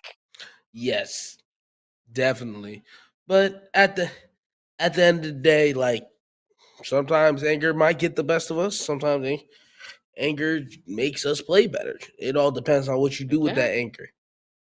I mean, look at the problem child, Hey Broken. I think that guy is 100% engine of anger all the time, and he's a nightmare for anybody he runs into on a bracket. Oh yeah, that's why he got the nickname. I think it's also probably the most creative nickname we've given Mm. somebody. The problem child. I like it. It's kind of like a boxing nickname. Yeah, for sure. Definitely need to find more nicknames for some of these players that we see on the regular. We'll come up with something. Shout out to the breakout team. They'll figure something out. Tell you what, Chad, if you donate into the prize pool, not even a Matrino code, a straight up donation, if we like it, you can suggest some nicknames for our recurring fighters. Shout out to Durfee. He said, "If I don't break a controller, who will?" This is the anime moment. I love it. I love it. Gotta respect the push. You gotta respect the hustle. Yes, but it shows how much you care for the match and how much you're willing to try to go and be good at the game you play, and that's what you want to see. Yes, Oh, absolutely. see, seems Mhm. like we got a lot of matches coming up too. Obviously, we were waiting on the Shin and Divine match, but I will also not put it past that we probably get a switch up sooner or Yep. later. I'm hearing from Houston, from Mission Control, that we might in fact have such a switch. It's looking like Toxic Gases is coming back on stream, everybody, to face G6. Woo! What did I tell you? I can't wait to see it. Hey, the first time on stream, he had to go against his training partner and ended up getting sent to the losers. Let's see if G6 can get that run back. Mhm. And Toxic Gases, he was a little bit crazy in the first game against Trizzy, but then Trizzy brought it back and just made it like crazy to fight against. So both these guys got something to prove off of their previous matches for sure. Definitely. But to be fair, that also shows that they lost to some of the absolute top tiers in Breakout because they fought Peeling and Shinblade. Trizzy a Drizzy, lot. sorry. Yeah. So when it came toxic gases, I think, like you said, he ended up catching a rage art at the end of the game when he could have took game two. It was super Mm-hmm. rough. Coulda. And what a time to pull out that Rage Art, too. I mean, that's not even his fault. Trizzy read that situation like a novel. And like he got it to stance, knew he was gonna press, ended up getting the wall splat, and then it was just all she wrote from there. Yep, sometimes that's how it goes, especially against such master of the game. But that's the beauty Oh of double Lord, brackets I cannot because, wait to. you know, always a chance for redemption. Some tournaments call the lower bracket the redemption bracket. Oh man, the redemption bracket is definitely what we might be calling this sooner or later. You know, people don't like the losers bracket name. I think winning out of the losers bracket makes it sound even more like worth it. Hey, I got sent to losers and I won the whole tournament. Who could say something to me? I had to work 10 times harder.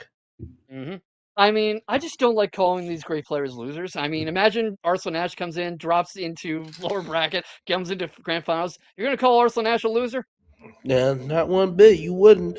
But hey, it's the name of the game because he ended up getting knocked down for a reason. Mm, that's true. I mean, that exact thing almost happened to him against Trizzy. Yeah, man. Like you gotta be able to clutch it out. That's why winner side say winner, loser side say loses. So we've mostly seen G6 and Toxic Gases in context of who they just lost to, which is no indictment of them as players. What do you think about their matchup against each other, though? King and Dragonov. Like I said, I think Toxic Gas is really aggressive. He's gonna try to throw out mix ups for G6 to deal with. And G6, he's just gonna be able to throw out.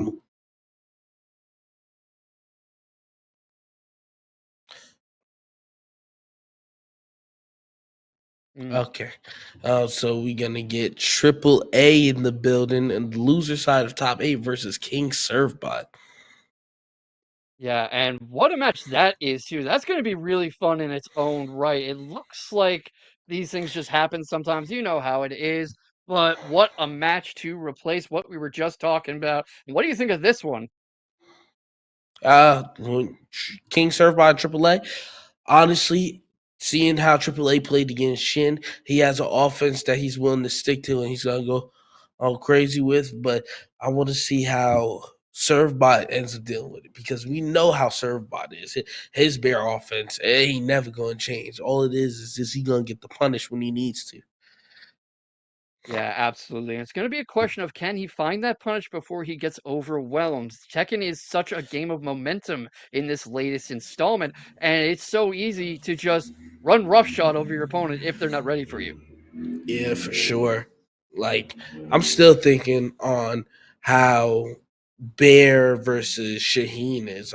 I feel like Shaheen gets a little extra whenever he gets a combo off of Bears. Usually, some people got bigger combos for Bears, and some people got smaller combos because Bears might legs might end up missing for how far they would normally get their combos. But whenever I think like neutral wise with the Bear, it's always rough to see. They don't. I don't think they have the neutral mix up as Shaheen does, but and also Shaheen goes into stance and gets very annoying compared to what Bear can do. And there's the ever-present threat of that next snap to take away all your gray health. And I mean, there aren't very many characters who can just steal your gray health like that. Yeah, for sure. Um, I would say when it comes to just taking your gray health, what Shaheen can do, I think Bear does match that whenever it comes to just immediately getting all the chip damage in before you end up catching a move that might end up killing you because you can't block Mm. forever. You cannot indeed. We saw some people try earlier in this bracket, and we were saying, you just can't block forever. This is not Tekken 7. You cannot play the turtle defense. Hey, listen, that turtle defense might get you out in specific situations, but most of the times in this game, you better figure out your options, or that health bar is just gonna take, boom. And I mean, that's part of the point of the Gray Health. It's to encourage you to go back on the offensive. It's to get you out there fighting again. Harada did want a more aggressive iteration in the series. Yeah, man, it gets really crazy with some of the offenses steps that some of these characters take. Like whenever you play against a Fang, he's already an offensive juggernaut as is. The small frames he have that can take a lot of life away from you compared to going into heat and immediately doing back turn mix up to he'll jump in the air and get plus frames, and now he's plus frame back turn. And if you're not on your P's and Q's, you can get launched. You press too fast, you can get hit with a knockdown to the shoulder. Like having that mix up on top of what they already had is like top notch. Well, fortunately, we don't have to worry about Feng Wei here. We are going into King Surfbot versus AAA, Panda versus Shaheen, and we're going to see whether the neutral game can win out over the oppressive steamroller that is an angry bear that knows Kung Fu. Ooh, Lord. We got to think about this offense coming through and show a different meaning. Oh, 1-2, low. Well, that's a way to set the tone, all right. A 15, 17 second or so, a KO, perfect. And King Surfbot already on the defensive again, not even able to get up before being driven back towards the next wall. Yeah, for sure. Let's see how. Right there. Ooh, going to heat.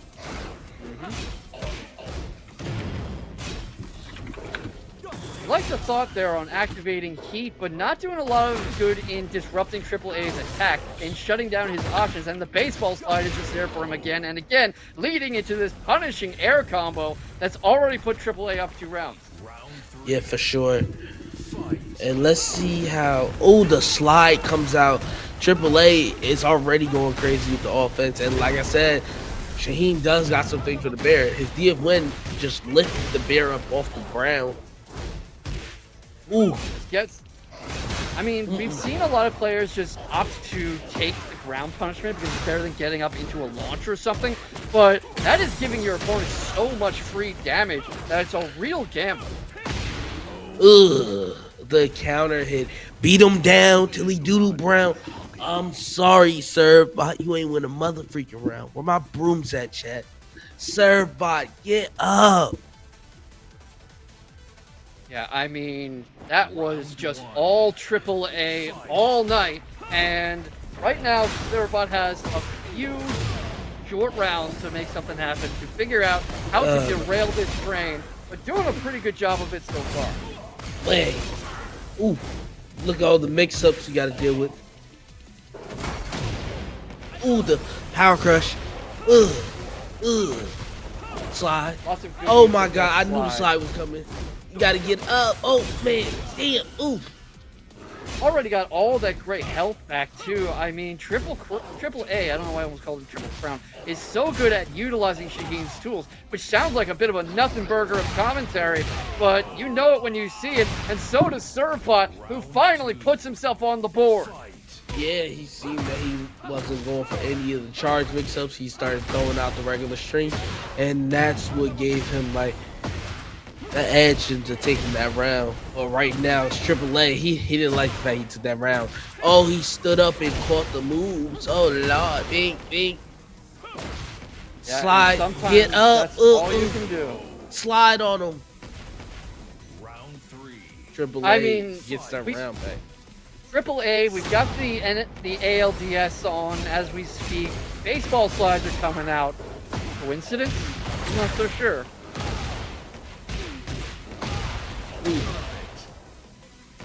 I guess King Surfbot's not a baseball fan. Oh, Lord. Let's see how Surfbot, does he take this game?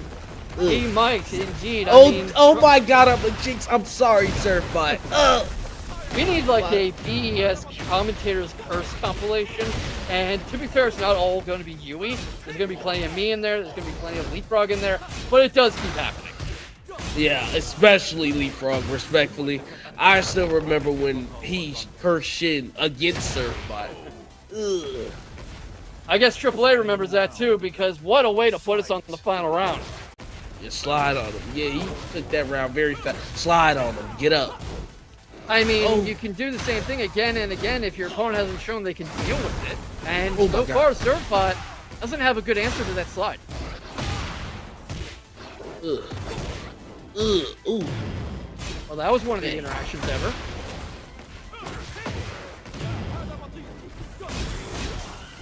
Bit of a premature heat activation there. Bit of a pause in that. Oh, slide on him. Ugh.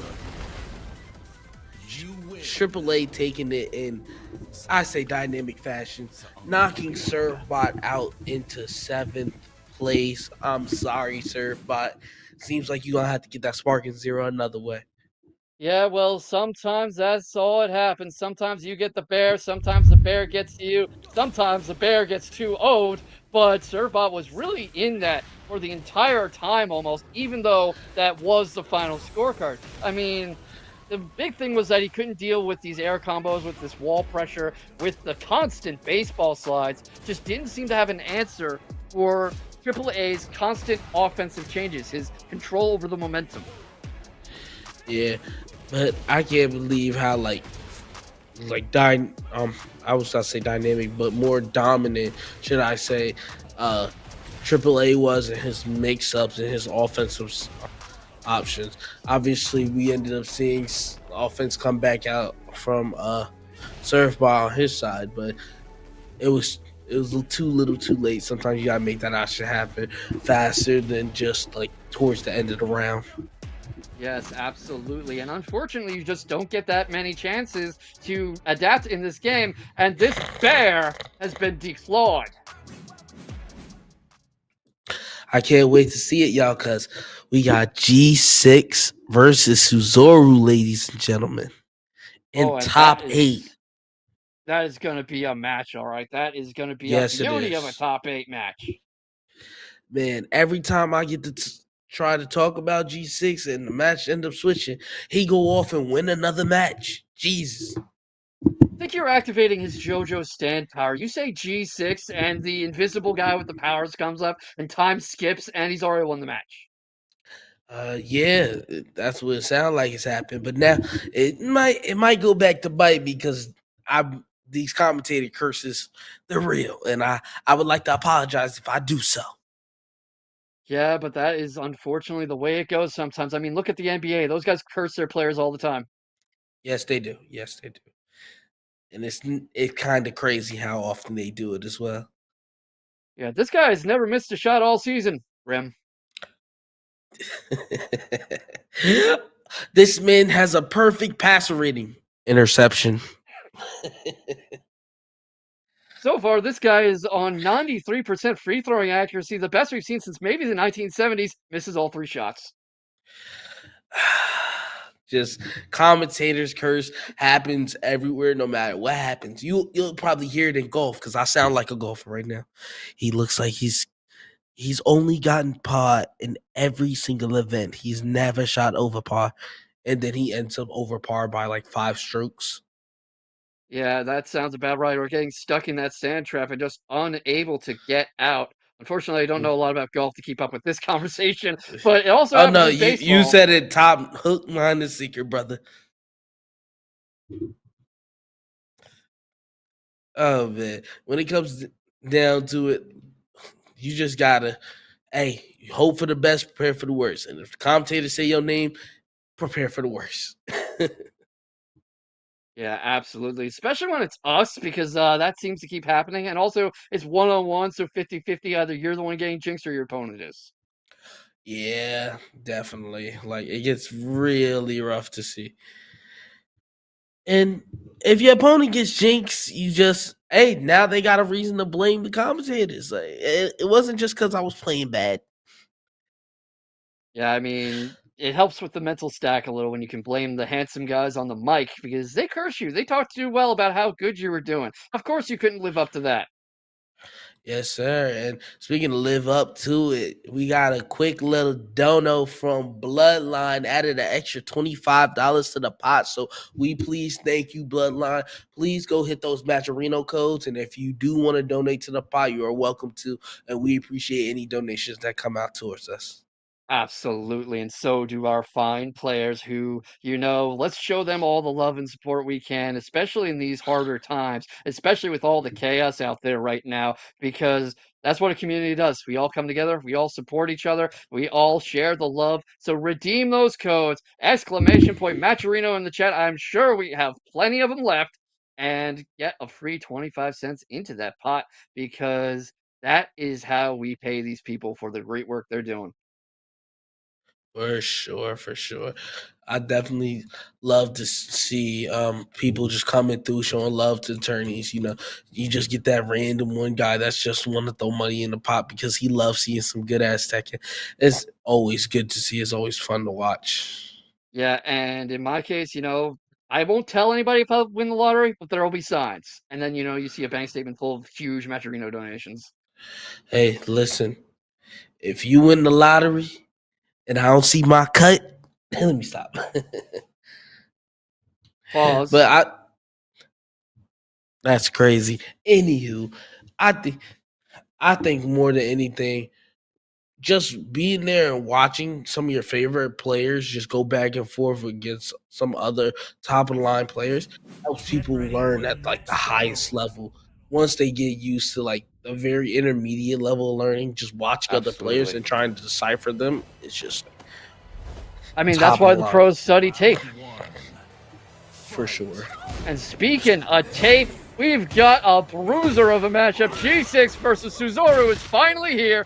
What were we talking about with baseball slides? Because Suzoru's got those in spades.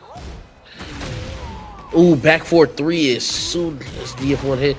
Good duck to the Washington 1-3.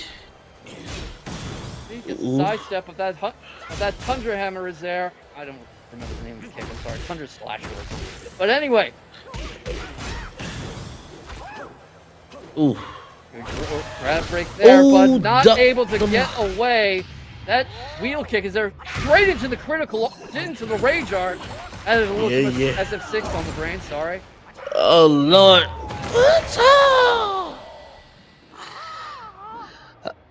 Well, that's one way to set the tone. That's one way to do it.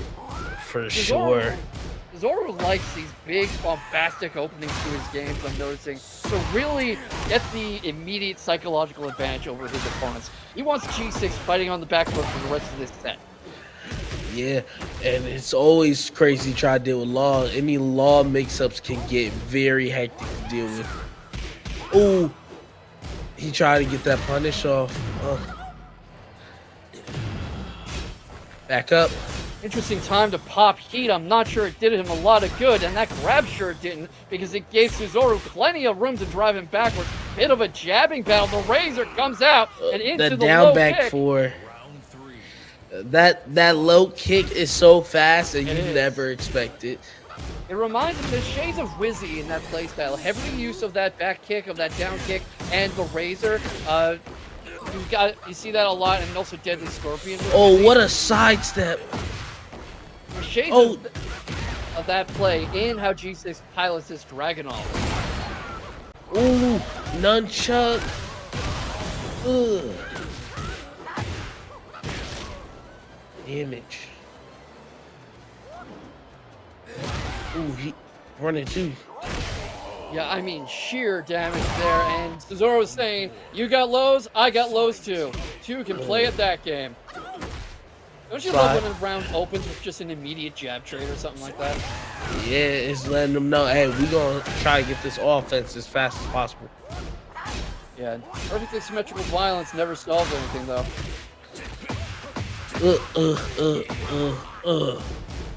You know what, dude? That was one meaty grab, but gets broken the second time he tries it. You're not going to be able to get that predictable against Suzoru, and frankly, this is a really back-and-forth first game that I'm a little surprised is only a first game. This feels like it's already been most of a set. That's crazy. I believe those backflip kicks aren't minus 15 like you think he is. Each ends up throwing 2 DF2s and it's not coming out. And now G6 is on the back foot because Suzoru he got away with too many moves right now. It looks like G6 got to find his punishes a little bit better. And that is something that people have a hard time with Dragunov. For all that he's an incredibly oppressive and dangerous presence, if you play oppressive against him, he tends not to have great tools to deal with it. Yeah, he got evasive options, but that's the best thing he got. Yeah, your best bet is to play very counter-heavy, very kind of anticipating what your opponent's going to do and punishing him for even trying it. As you can see, G6 trying to do a bit, but he's eating a lot of these big, beefy kicks from Suzoru. Yeah, them backflip kicks. It gets rough. It gets rough in City when you catch a backflip kick every other time. Ooh, caught the mid. Spring kick. Back 4-3. Good thinking with the spring kick. Got the back 4-3 like you were just saying. Right. G6 is very happy to just fight really in Suzoru's face, I'm noticing. Yeah, he's super big on being comfortable with whatever defense you have. Bang, bang, bang, bang, bang, bang. Playing nice and snug Down like two. that is definitely paying off for him. As you can see, as he finishes off with the Razor, managing to keep this even at 1-1. But the question is that really a great idea against someone with pure rushdown like Law? Whenever it comes down to it, Laws get off me options are definitely not as strong as well. Good thinking with that sidestep, though. Nice read off to the heat smash. Not able to get in there is G6. Keeps him out.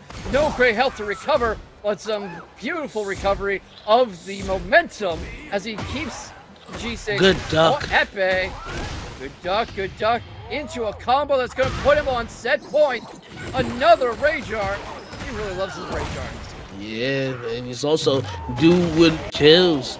Some people like to try to go for these fancy combos, and Lord knows you might end up dropping it and giving someone a chance that shouldn't have had one.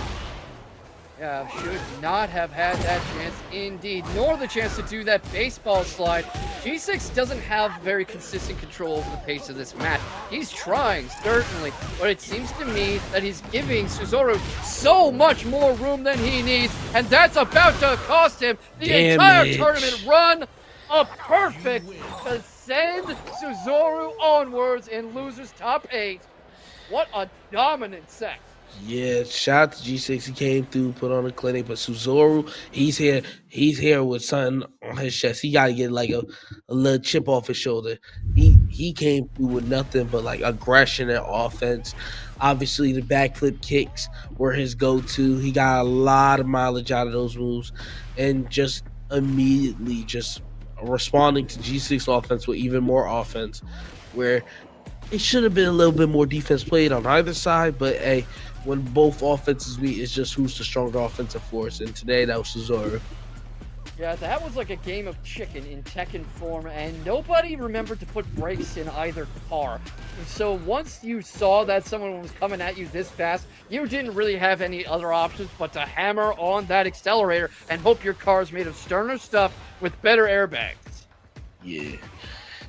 And quite frankly, just not having the normal punishes for his backflip kicks were obviously the downfall. He ended up throwing out DF2. If he just gets those punishes, then you never know what the offense might look like from that, because now you take damage when you're supposed to rather than getting away scot-free with moves.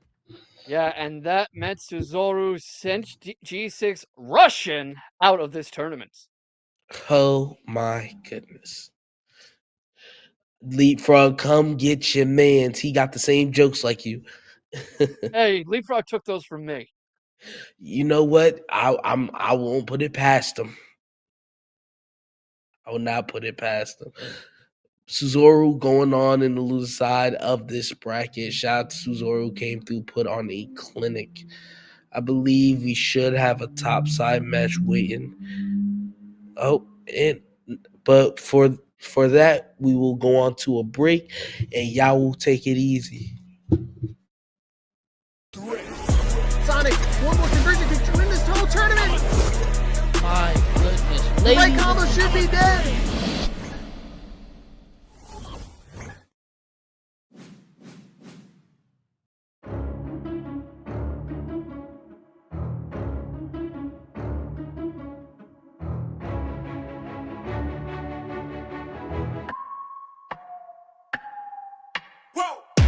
Who knew I would make it this far? They hated, they never believed me. Yeah, I would never drop the ball. I know I make it look easy. Yeah, Mayweather with the defense. I don't care what a critic got to say. I got them picking up the pieces. That to me, you really playing with your life. I'm about to come and run it all back. I'm the new era, about to snap back. You ain't fitting for it, cause you all cap like. Hold up, I shoot my shot, wait, hold up. I'm really about to run this go up. You know it's all net when it go up. Ain't got no other plans, you don't need to understand, ayy. We on overtime, you don't need to understand, ayy. You just show them how to do it when you don't know what to say. Tell me how you plan to win if you plan to back. Try to double cross me, dog. Just let me relax. Stop assuming what we doing. Keep it moving, what we doing. Cause it can get dangerous. Cause it can get dangerous. Cause it can get dangerous. Ay, please don't play no games with me. I promise I'm too much. Ay, I can never let up even if you had enough. Ay, this ain't for the faint of heart. We always playing rough. I had enough, it ain't luck. I needed a vision, I needed ambition, I needed a mission to beat in submission with no intermission. I see the collision, the crash in the distance ain't coming off track, no. Now when they ask what's the motive, don't talk like the show them. They all about to see what I mean in the moment. I gotta keep going, I'm shaking the dice and I'm keeping it rolling. They already know. Ain't got no other plans, you don't need to understand. Ay, we on overtime, you don't need to understand. Ay, you just show them how to do it when you don't know what to say. Tell me how you plan to win if you plan to play it safe. Moving fast, already gone, yeah, but you bringing me back. Try to double cross me, dog. Just let me relax. Stop assuming what we doing. Keep it moving, what we doing. Cause it can get dangerous. Cause it can get dangerous. Cause it can get dangerous.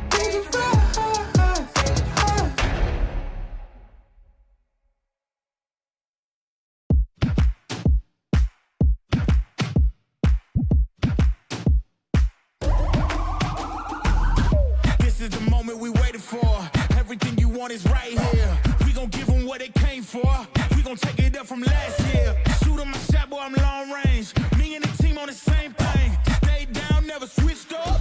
Only thing changed was the game. I'm in the zone now. Nothing can change what we on now. When I pull up, know it's going down. Foot on the gas, ain't no slowing down. Aiming for greatness, no settling. Kick down the doors, they won't let me in. Taking no else, yeah, I gotta win. Watch me kick down the doors, they won't let me in. Who running the game now? Foot on the gas, can slow down. No, my team, we holding it down. We know we running it now. Watch the game change.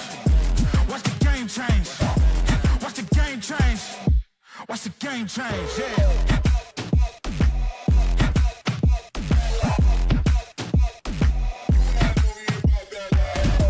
Watch the game change. Watch the game change. Watch the game change. Watch the game change. I do not gamble, but bet on me. Tell them that's like, yeah, it's a la vie. I'm taking a shot for my enemies. I can't waste no more time on my energy. I know they know I got it on lock. Go against me, that's a long shot. Cause I'm counting wins all around the clock. Never doubt me, boy, I don't stop. Who do you feel when they make you the monster? I am not scared of none of you imposters. Taking the lead now while they watching. Think you should leave now while the option. Taking no else, yeah, I gotta win. Watch me kick down the doors, they won't let me in. We're running the game now. Foot on the gas, can slow down. No, my team, we holding it down. We know we running it now. Watch the game change. Watch the game change. Watch the game change. Watch the game change. Yeah.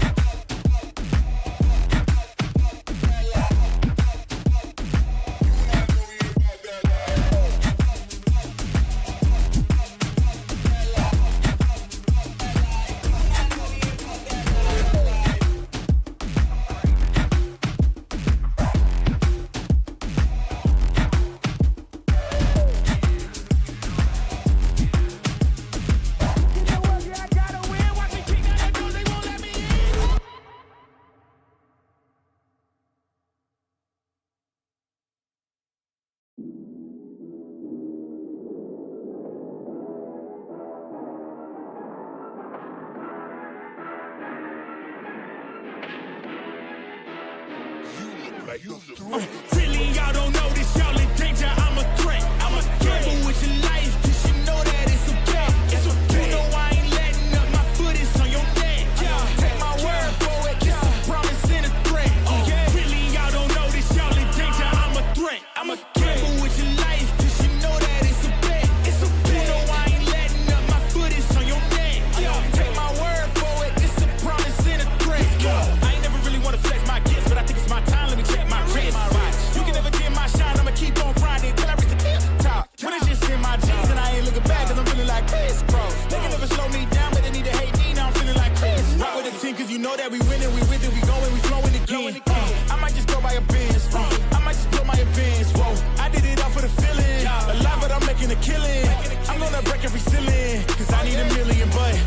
need your money, you can pay me in respect. Cause once I do it big, what's to follow is a check. I need 100 bags, nothing more, nothing less. And the ops feel away, cause I'm next, I'm a threat. Oh yeah, really y'all don't know this, y'all. Plant the seeds. Free kick's not gonna do it. Rizzy, he's got to make his big comeback. Rhythm not having anything to do with it.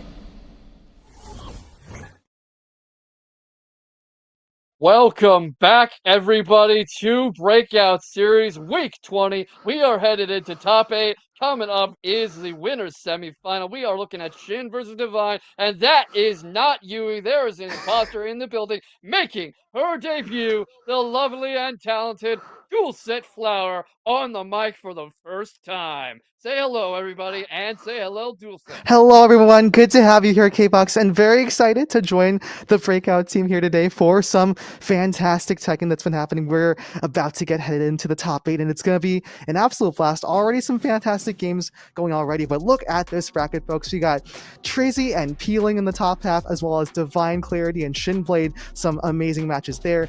And then on the bottom side, you got Cesaro and Triple A from Canada waiting in the wings to fight whoever gets sent back down to the losers. It should be a blast. So looking forward to it. Absolutely. I mean, AAA clearly got the buff from the NHL season starting. Can't blame them. You know, the Canadian spirit is there. It's real. Cesaro has been putting up great work the past couple weeks. I believe Yui was saying that he is Ninja Killer's brother, so I'm not surprised to see the LoL Renaissance coming in. And we would be remiss not to talk about Peeling versus Trizzy the Rapper. That is a grand finals worthy matchup anywhere on any bracket on Earth. I mean, we all know Trizzy, we all know Peeling. Incredible stuff, as is Shinblade versus Divine Clarity. Yeah, I think Shinblade just recently had a third place finish over at DreamHack Atlanta, so already doing fantastic offline. I mean, you mentioned already, this is an absolutely stacked bracket. Super excited to see all these big names here in the top 8. We're going to get some great Tekken action incoming in just a moment. I think first on the chopping block are going to be Shin and Divine, so looking forward to that in just a sec. K-Box, what are you looking forward to in that Shinblade versus Divine matchup? I'm looking forward to Tekken, but a little more seriously, you and I were talking about the importance of small Tekken and the mastery of the little interactions in the Lily versus Steve matchup, especially because a lot of Lily's evasive actions are fake. She's actually kind of quite linear when you boil her down. So it's going to be a matter of space control, punishment, the ability to sidewalk each other's offense, and spotting and creating these opportunities. Jin is very good at fighting off the back foot and watching and waiting for his chance to go back on the offensive. So the question is, can Divine Clarity counter that tendency of his? Absolutely, yeah. Gonna be looking out for Divine to get some of those nice feisty rabbit mix-ups up close, but otherwise, yeah, if in the wrong spot, can get stepped, can get sidewalked, can be in a world of trouble if getting caught in those linear options. So it's gonna be interesting to see how sort of the historically most evasive character of Lily, right, does against this very tricky Shinblade on the steep, I believe, if I'm not mistaken. Absolutely. Steve Specialist, probably one of the best Steve players on the planet. Fights like a real boxer in a way. And one thing that Divine Clarity is going to have to be careful of is heavy reliance on the Matterhorn, because Shinblade is very good at spotting what his opponent relies on, spotting what his opponent keeps going back to. And once he figures out what you keep going back to, he punishes it. He makes it impossible. So he has to be very careful about that Matterhorn in his pocket. Absolutely. The Lionheart and the little over here, gonna back up and make you whip, and then all of a sudden, kaboom, you're flying in the air and gonna get jabbed a bunch of times with those boxing gloves. So, gonna be cool to see that Steve trying to bring the hammer down on the Matterhorning Lily. Should be a good matchup. So if you're Divine Clarity, how are you thinking you shut the door on Shinblade and his Steve? Because very much a tricky matchup, I think. You really don't want to be playing super close, right? Because it feels like when you're playing against a Steve player, you're going to get sort of jabbed and chipped and poked continually and like interrupted constantly whenever you want to try to do something. Lily's not going to be happy about that. Lily sort of wants you to sort of make the wrong move, make the whiff, and then you're going to be punishing for that. So there's going to be like definitely a bit of a spacing game required there for sure. But on the flip side, expect Shinblade to try to sort of exert that offense and keep that running and going. Yeah, and definitely that's going to be a question of how Shinblade can adjust to it because I feel like Shinblade is someone nothing ever works twice on. You can beat him in one game of the set with one thing. You try it again in game two, he's immediately going to know the counter. Absolutely. Just gonna like interrupt your strings, like sidestep you perfectly, launch you, and get you absolutely all out of sorts. That's kind of what Steve does already, and I think Shinblade Hmm sort of hmm is really good at playing to the potential of the Steve in that phase. It's funny because I think early on in the Tekken, when Tekken 8 was being sort of released, folks were like, "Oh, Steve's a little too honest. Steve's a little too too tricky to get a handle of." Well, actually, it's not going to be Steve this time around because it's looking like it's going to be actually the Azucena coming out for this first round. Well, that's interesting. I'm not sure I've ever seen Shinblade play Azucena, and it doesn't seem to be working out for him so far. Yeah, hop kick from Divine Clarity going to get things started here. Wall splat incoming as well into the quarter circle forward kick. Good wall damage into the This is low. interesting.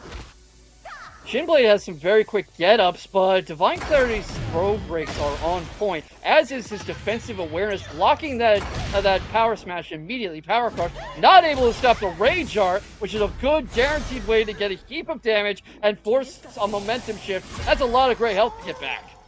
Yep, Rage Art, not quite going to get the coffee advertisement. The throw is broken well by Divine Clarity. Heat activated from the Azucena into the heat dash. Went for the but it whiffed. One last pixel left. Nice low kick from What a Divine. hard-fought round so far. I mean, that could easily have gone Divine's way, an interaction or two away, and that might be the story of this entire match if adjustments aren't made fast. Because look at how they're already going back at it. Oh, nice whiff punish there from the Azucena.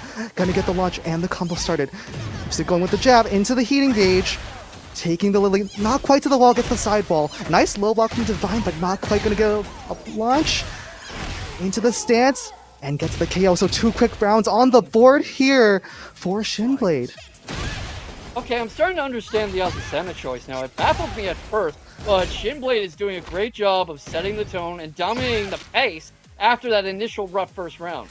Yep, has an okay situation here. Has the Lily stuck in a corner. Good low block into the launch and gets the wall splat. Has the heat. Gonna go right into the mix. Perfect on the board. Shinblade looking mighty fine with the okay. coffee. Yeah, I think he had some actual coffee, and that perked him up a bit because that was just a blistering pace after the first round. And like I said, I think I'm starting to understand the pick now. Was probably a little worried about the small Tekken tendencies with Steve and the sidestep game, and Azucena seems to obviate all that. Yeah, it's funny because I feel like in some sense right now, current patch Azucena, you're sort of going from an honest Steve to also an honest Azucena, but hey, Shinblade is making it work and doing a great job. Good hop kick though from Divine Clarity to try to set the tempo back. Yeah, what I was talking about before we started, Shinblade's adaptation, it's coming back to bite him too, because Divine Clarity saw those constant lows and had the hop kick ready, and, you know, you can't let a good Lily like this warm up in that capacity. Absolutely. Divine finishing off with the jabs, gets around on the board, so no clean sweep here. Nice block for Azucena, good patience. Into the wall running 3-2, but just a little low on the mix there. Yeah, good awareness to break out the low there, get the mix-up going fast. The Lily approaching, now playing from space, another while running 3-2 from the Azucena. Nice little DF1 jabs from the Lily into the counter hits. That's gonna sting. Divine Clarity gets him up against the wall, and that is a lot of wall splats going. Forces the drop though, Shinblade too aware. The Matterhorn is avoided. We were talking about the risk of that happening, and Shinblade has the opportunity to steal this round back. Good heat dash from Divine Clarity though. Gonna get a combo after this into the KO. So 2 rounds on the board in a row, this time for Divine. As the opportunity doesn't mean you'll cash it in. If you get that money in the bank briefcase, you gotta actually spend it, or what good is it? That's the lesson Shinblade learns there. Big sidestep launch though from Shinblade. Yeah, whether he's on the Steve or the Azucena, those sidestep launches have been fantastic. Oh, gets counter hit there. Heat dash, but not quite the combo that Divine went with. Doesn't matter, gets the throw. Can't break it this time. Good thinking with the side roll get up, avoiding being predictable in the get up game so that Divine Clarity can't just sit on it. Heat engage from the Azucena. Shinblade trying to space out both these two playing from distance. Now while running 3-2, that launch is going to get blocked, but the throw is going to be broken. looking for enough space to get these big, powerful combos going. Not gonna find it. Divine Clarity ties up the set. Divine Clarity with the clean sweep just right back, saying, Shinblade, if you got one, I got one too. So 1-1 for these two. 2 straight clean sweeps for either side. Who's going to take this final one? Looks like, okay, we might get the stage change here, yep. So interesting to see Here's a what's going to question. happen. Do you think he changes character? Do you think he goes back to Steve? I mean, hey, if you get one on the board with a different character, it's never a bad idea to sort of throw in the other character. But I think the one tricky part here is you could end up in a situation where you're not really warmed up on the other character and you sort of shifted your brain. Like, is Shinblade's brain in Azucena mode right now or Steve mode right now? Playing similarly enough, but could be interesting to see if there's some, even just the tiniest bit of rust, and that's all that could be the difference in the next round. There's also something to be said for muscle memory and experience. A character loyalist like Shinblade, his entire Tekken brain is probably wired around playing Steve. So he was clearly trying something new with the Azucena, but now that it's backfired a little, I was right. He's going back to what he knows. He's going back to Steve. He's going back to what he can do by instinct instead of thinking over what he has to do. Yep. No more conscious thinking. Just let the instincts rip. Amidst all the chaos, we're going to get the Steve into the Lily this time. See how this one goes. The ultimate battle of small Tekken, as my co-commentator Yui Stacks was saying. And right now, Divine Clarity on the advantageous end of the exchange. Breaks that grab, tries to go back into Lionheart. Divine Clarity not biting, taking a bit of... damage. Yep. Okay, my video was cut Yep. out for a second. Nice lock on the low. The Steve trying to keep the Lily on the wall, but the nice heat engage from Lily keeps her alive. Good parry from Steve. Yeah, Divine Clarity slowing down a bit, getting some great health back. Steve Shinblade cannot break that grab, and it costs him the round. That is how fast a comeback can happen with either of these characters. You cannot let your guard down. You cannot avoid this kind of thing forever. One grab, and that's all it took. Yeah. Big Matterhorn here from Divine Clarity. Has a combo going too. That could be the comeback here. Keeps the combo going with the heat. We were talking about that. Just whiffed on the finish though. We were talking about that use of Matterhorn. Yep. Heat dash into the wall now. Steve gets the grab this time and it's not broken, so Divine Clarity only on a little bit of health remaining. Nice sweep though, that could be enough. Has the Rage, yes, is going to activate it, so Rage Art to finish it out. Yeah, I mean, there's worse ways to make absolutely sure that you get out of this round. We've seen unexpected single pixel comebacks before. We've seen the cost of not making sure you finish the job. Absolutely, gotta kill when you can. Well, the floor is lava, and that means any floor explosions could be fatal. There it is, the lava blast from the floor. Divine Clarity gets it, and already has Shinblade down to half health. Divine Clarity trying to finish him off. You usually don't see Shinblade fighting on the back foot like this, fighting to stay alive. Divine Clarity on set point, but Shinblade trying to speed it up a bit, trying to kick it up a notch. Gets armored through, gets the Matterhorn going, but trying to keep Divine Clarity from following up. Trying to stay in his face. Here comes the Rage Art, good but snap. it missed it! It missed it! A missed Rage Art costs him the set. Divine Clarity moves on to winner's final. What a performance from the Lily from Maryland. Shinblade brought out the main, but it was not enough. Divine Clarity can be moving on to those winners finals. What a performance. And it was a good thought, it looks like, to bring Steve back and to hope that Divine Clarity would be caught off guard. And it was going most of his way. The problem was that evasiveness we were talking about, the small Tekken coming out. The fact that it's basically a battle of whose small Tekken is better. Divine Clarity had the evasion, he had the reads on what Shinblade was going to do, and that one Rage Art at the wrong time was what sealed the deal. The craziest part of that Rage Art dodge was, I'm pretty sure it was either a sidestep or a sidewalk to get out of, which is insane call out there. Fantastic stuff from Divine Clarity. Just the confidence to just go for it, you know, on a final game against one of the best players in Tekken 8 right now. So that means Divine is going to be looking good after making the comeback. The first game looked really rough. That first game against the Azucena was a quick 0-3, but man, turning the tides just as rapidly. The adaptation, like you always talk about, being the big difference maker here. Yeah, and I actually kind of wonder what changed there because it also seemed like Shinblade wasn't making those same adaptations. And Divine Clarity is a very, very strong player, but it seems like Shinblade could never quite get on the same page. I'm wondering if we're gonna get that replay of that moment with the rage art dodge. I can't. Also, the sweep, by the way, at such low health, another risky option, making it work. And here it is. Yep, Here it comes. like This is literally, it. Sidewalks away. just You just were do right. it. Sidewalks out of it. Yeah, I'm just realizing that was 6 straight rounds after losing the first 3, right? That Yes, 6 straight rounds that rendered Shinblade dull. Oh my goodness.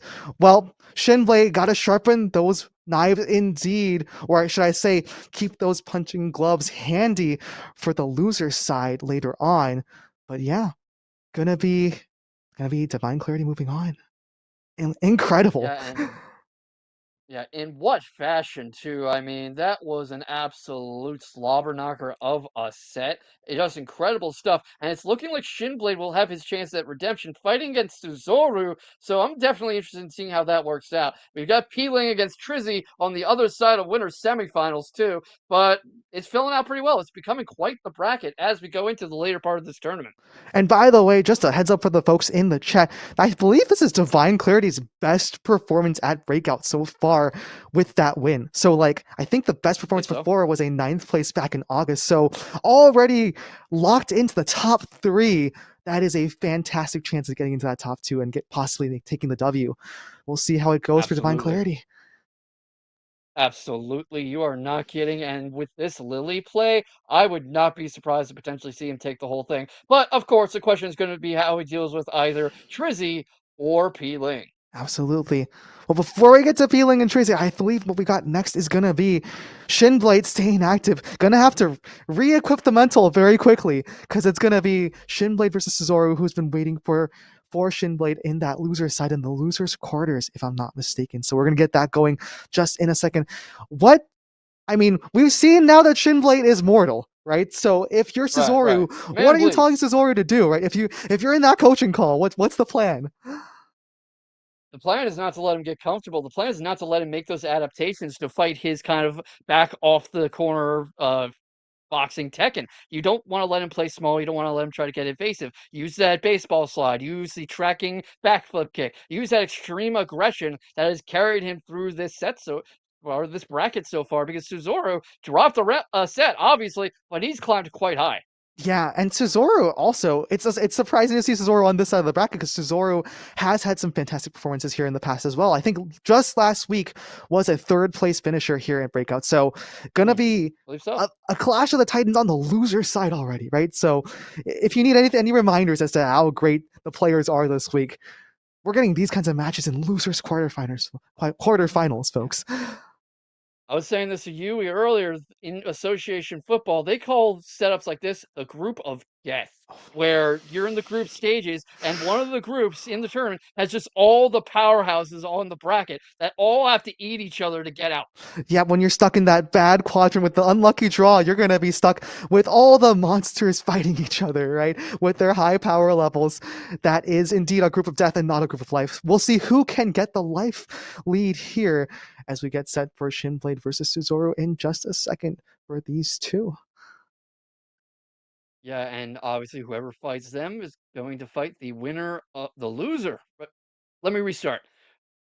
On the other side of losers quarterfinal, once this wraps up, you've got AAA against whoever loses between Peeling and Trizzy the Rapper. I'm interested in seeing how either of them deal with AAA's Shaheen, which is a very strong, fundamentally sound Shaheen that reminds me a little of maybe a slightly less experienced Rhythm. Yeah, I was watching, I believe, the very first time I ever saw AAA was I was watching Electric Clash way back towards the start of the Tekken 8 season.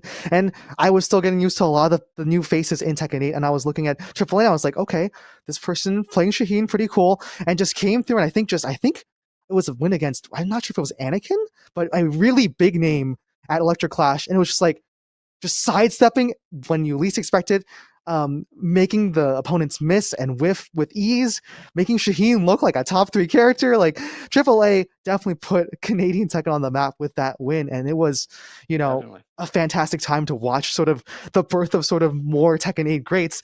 AAA has been continuing to make that name for himself in all the tournaments that we've seen him at. So it's going to be interesting to see how AAA does. Again, also sent to the loser's side, which is incredible. Again, a testament to the strength of the bracket. Again, like you said, group of death. Again. But AAA going to be looking forward to whoever is going to lose between Peeling and Trizzy. Going to be great. And also, speaking of a stacked bracket, we want to make sure that we have a stacked prize pot for these folks. So if you guys are watching and you haven't claimed those Matcherino codes, do check out that Matcherino link and claim those codes. All it does is a quick click. Well, speaking of quick clicks, we got the Nina with the quick choppy Nina versus jabs. Suzoru. Okay, Nina versus Law. That's an interesting pick. Probably had the same concerns I did with the Steve against Law with his sheer rushdown ability. I mean, Nina's got the blonde bombshell, she's got the pistols. Well, getting things She's started got the pretty ability quick. to steal great health if need be. Shinblade saying, I want to dominate this one, taking the Law to the wall and just jabbing and chipping away, and that's what you're going to expect from the Nina. Nice, short, jabby chippy play into the Blom Bomb to finish. Quick K on the board for Shinblade. I called that out right at the start that he was going to hope to make good use of that blonde bomb, and sure did. And great use of this air combo to get him all the way up against the wall already, and we're not seeing a sign of Suzoru's trademark aggression so far. Yeah, has Suzoru managed to get a single piece of damage on the board yet? Perfect for Shinblade, and that's 2 rounds that are both sub 20 seconds. This match could be over in a jiffy if Suzoru doesn't adapt soon. Getting launched again. Heat engage gonna whiff though, and that means Suzoru's gonna be taking the tempo right back. Law is a dragon. That is exactly what he was looking for. That was exactly what he was hoping for. Might well have been spending a round or two trying to get the download and find his openings, but that's a playstyle Shinblade's very aware of, very familiar with. I'm not sure it's going to work as well as Suzoru was hoping. Another big launch for Shinblade here off the kick. Just drops the combo at the end though, but okay, throw's gonna get broken by Suzoru. Nice low block from Suzoru, and Signs of Life taking the combo all the way to the wall here. Finishes it off with the armored kick. Big KO for Suzoru. That is a momentum stopper. Needed that one for sure. Absolutely. However this individual game goes, the fact that he stops that no round round and was able to force a bit of a momentum shift, a chance to catch his breath, is going to be vital for the mental stack and the perception of the task of defeating Shinblade. Because right now he's shown that he can make Shinblade bleed. Yep, nice little low pokes from Shinblade. Good luck ducking the guns from Suzoru, but let go too early and gonna get floated for it. Shinblade has the heat to spend. Just drops the end of the combo though. 1 pixel left for Law, and that's gonna do it. Shinblade. Quick 3-1 there on the board. Suzoru showed a little bit of adaptation, but not quite enough. The Nina looking mighty spicy here for Shinblade. Yeah, I mean, definitely a good pick. And I can see where he was thinking, much more evasive, got the pistols to lock him down, got the blonde bomb, and it definitely feels like a fight that he can't run away with as easily as Steve. Alright, well, can Suzoru make the adaptation? A trade of flows there just to start things off in the first round of this one. But again, another nice little crumple from Shinblade, keeping Suzoru at bay. Suzoru really just hasn't been able to get any tempo. This wall game has been unreal from Shinblade. I'm jinxing that a bit with Suzoru knocking him back, but there he is again, right up against the wall again. Both of them have heat active. Shinblade knocked away again, but anticipating the come-in. Uses that move to cross the space, but gets caught by a waiting Suzoru, who's got this big, meaty, powerful combo coming, but not looking low. Not anticipating the low, the sweep, and that's what Shinblade needs to put himself another round up with a dick jab. Yep, the down jab, all he needs. Blistering pace. I mean, you were saying earlier that it was going to be Suzoru controlling the tempo with really aggressive play. I think Shinblade's been the one really controlling the pace so far with all these chippy moves. The small Tekken, like you mentioned before, doing a great job. And even breaking that dragon throw that time, well done. Nice little low, but okay. Suzoru with the nunchucks, managing to launch Shinblade into the air and take him to the wall. Nice little low as well. This is Rage Art? interesting time for the Rage Art. Blocks it! All of a sudden, We're seeing a Suzoru lot has of a that chance. tonight. Yeah. We're seeing a lot of that tonight because people bring out the Rage Art like as soon as they have it, really, for a quick offensive stoppage, a quick change in momentum, even a quick opportunity to gain back gray health. But that's what happens. You know, you run right into someone who's expecting it, and you're wide open. Absolutely. Well, nice slide from Cesaro there, mixing it up, and now has this Nina kind of in a weird spot. Good heat activation, gonna land. And Shinblade has rage. Oh, could that land? Here it comes again. Yes! This time catches the whiff. It's gonna do quite a bit of damage. Not sure if it's gonna be enough though. Not to kill, but definitely to steal some momentum back, and now it's going to be Shinblade who's ahead on life, and we were talking about it as a quick shift in momentum, and now Shinblade's on match point. Now he's about to move on to the loser semifinal off that rage art. So it was exactly what he needed. Yeah, blonde bomb to finish, but okay, duck launch from Cesaro into the flip kicks. Gonna keep the combo going. Keeps it going all the way to the wall corner. Yeah, it's the wall spot as well off the heat engager. Gonna keep the combo as well. 1 pixel left for Shinblade. Gets the mid, perfect for Cesaro. Keeping his hopes alive. Final round in this one. Yeah, is this going to be Cesaro's final stand, or is Shinblade carrying himself on to loser semis in pursuit of yet another Breakout Series championship, the prestigious Week 2-0? Nice low ball from Cesaro into the heat smash just to add the pressure.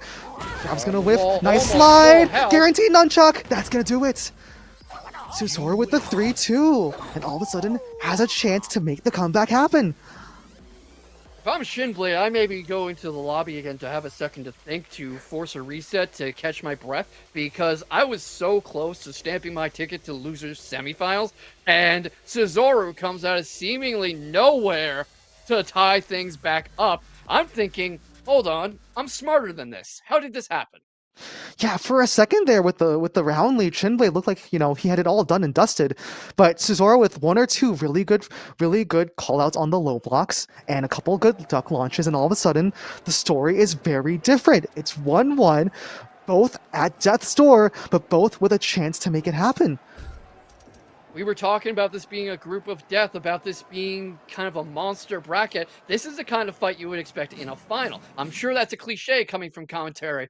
Accidental face reveal. That's a bit of a shame coming from commentary, but it's just a testament to how good these players are and to how powerful a bracket this is, because just holy cow, the level of competition here.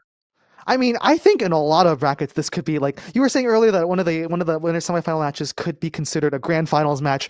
Yes. Shinblade versus Cesaro is no laughing matter. This is a pretty tough matchup for both of these two. So I'd say another grand final caliber-esque match for these two, right? So pretty exciting stuff as Cesaro gets back into the game pretty quickly. But yeah, gonna be, I don't know, like.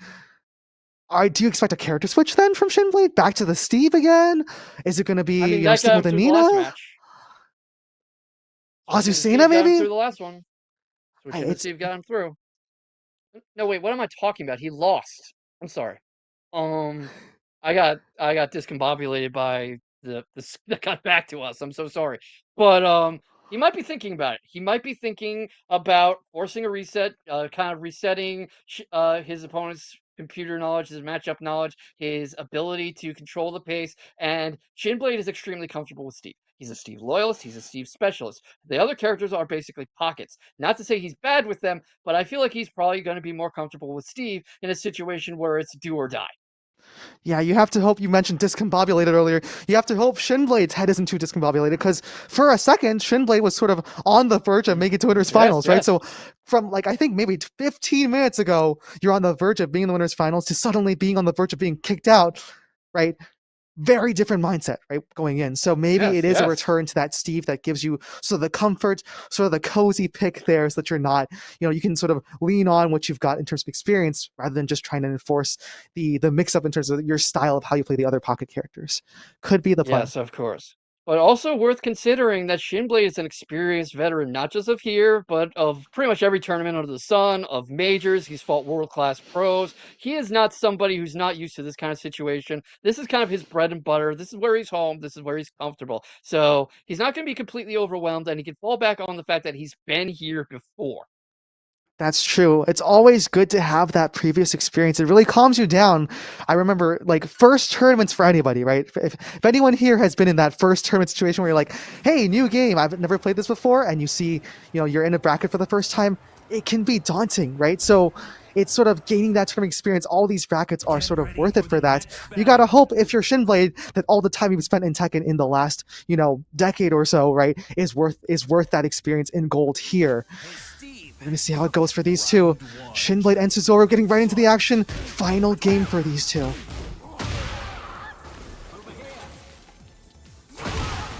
They stand off, trying to get Cesaro coming in, bait him into that incredible aggression that he's been using. Shinblade much more comfortable with Steve, like I was predicting, and here comes the heat from Cesaro. Cesaro gonna enforce with the nunchuck as well. Good spring kick from Shinblade to survive, but gonna get tapped with the string, and Cesaro has the first round. Nice duck from Shinblade to get the launch though. Turning back the tides. Gonna take Cesaro, not quite finishing the combo though, and Cesaro punishes the whiff with a heat engager. Like a dragon throw is gonna be broken. Good flow from Shinblade. Just reinforces pressure. Good duck from Cesaro though. Nice whiff punish there with the nunchucks. Has the heat to spend as well. Takes Steve to the wall. Sweeping the floor, using the heat smash. Enforcing all the pressure, and the throw not gonna be broken, so that's 2 straight rounds from Cesaro. Okay, this might have been a bad pick from Steve's part, or from Shinblade's part. I understand the thinking, and I supported it, but Cesaro was clearly ready for this matchup. Yeah, Cesaro seems to know exactly what's going on so far. Punishing there as well. Spacing there. Like, did you notice that? He was very aware of Shinblade's effective range and kept backing away just out of it. Yeah, and the duck there is well timed as well. Has Shinblade on the ropes. Round lead, match point lead. Cancels the heat engage activation. Gonna get hit out of in there. And out. That comes for the gum here. Here comes heat. Here comes both of them. Got heat going. Gets the shoulder going back with the back sway. Here's some stolen momentum for Shinblade, but gets sidewalked. The rage is out. He doesn't need it. Down goes Shinblade. Down goes Shinblade. Shinblade is going home, and Cesaro is on to losers semifinals. What a game from Cesaro. What a set from Cesaro, right? The first half of that set, everything was going Shinblade's way, right? On the Nina, chipping, poking, every single time catching Cesaro out.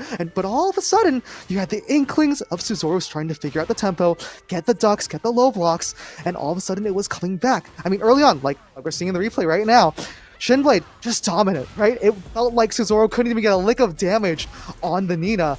Perfects coming out from Shinblade, but man, Cesaro turned it on in a jiffy.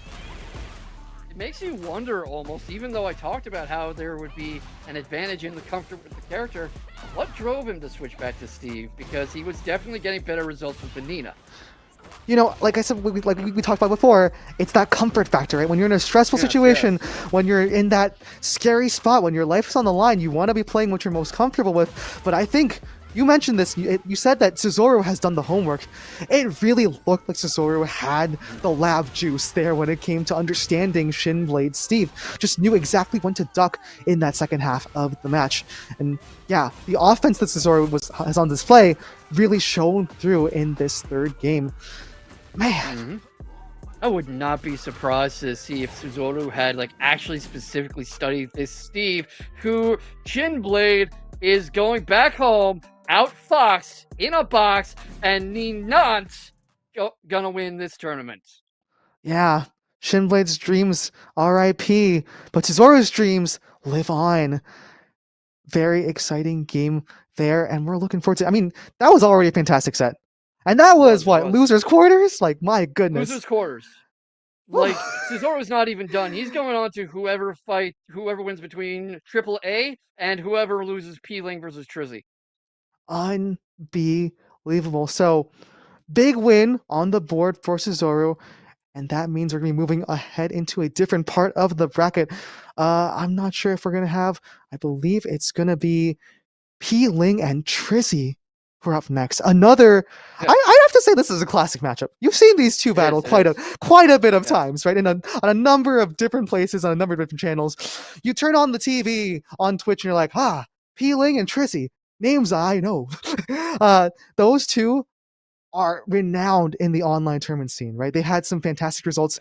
They got to face off for a spot in these winners finals against Divine. It's going to be a bloodbath out there. Yoshimitsu, Absolutely. Xiao Yu, that Ling. I tell you, Ling is that when Ling gets into that hypnotist stance, that is some scary stuff.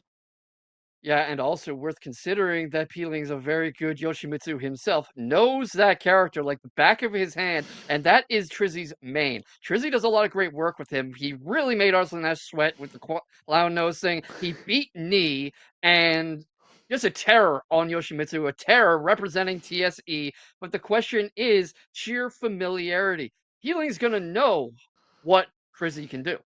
It's interesting because, like, all this discussion of like who are the strong characters in Tekken has been happening over and over and over again, as is the case with any fighting game. For a while back then, we were thinking, Yoshi's good. Yoshi's really good, but maybe not necessarily the best. And I think folks like Trizzy and maybe even like iMusician over in Korea, like these folks have really turned around that concept on like all around in terms of Yoshi being actually really up there, sort of a top 3 character in a lot of people's eyes now. And I think, enlightens us all in a lot of ways, even with the clownery, as you might say. Yeah, I am inclined to say that we're seeing a bit of a Yoshimitsu renaissance. We're seeing a lot of characters that haven't been getting a lot of love in previous entries and earlier in the game, like Law, for example, get a lot of sudden love, a lot of attention, and they're setting Twitter on fire. But right now, Peeling is going for the Lydia that he used to win next week against Trizzy the Rapper himself. Here we go, winner's semifinal. And what do you think of the Lydia versus the Yoshimitsu? Okay. Lydia versus the Yoshimitsu, I mean, kind of a newer matchup, right? The Lydia, I mean, that heaven and earth mix-up is very scary to deal with, so letting Lydia get into heat can always be scary, but Yoshi's always got a huge bag of tricks, right? You can never be sure of exactly what Yoshimitsu is going to pull out on you, so you got to be very, very careful, right? When he's in Dragonfly stance, he's going to grab you with his legs, is he going to go into Fleece stance and flick you away? Like, what's going to happen there? So, gonna be tricky. Something to also consider is that Lydia is a steamroller, but she's also quite linear. And what is Yoshimitsu if not an evasive fiend? He's got the spins, he's got the stance changes, he's got the little helicopter. If you're coming at him straight on, he's not going to be there anymore. He doesn't come at anybody straight on. Gonna be evasive, tricky, and also usually has a very silly custom that we all love, right? In some kind of fun way. Alrighty. Yeah, I mean, there's just so much room to express yourself and to make your own playstyle with Yoshimitsu, and just to be so unpredictable and frankly annoying to fight.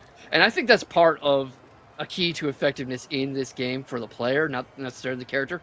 Be annoying.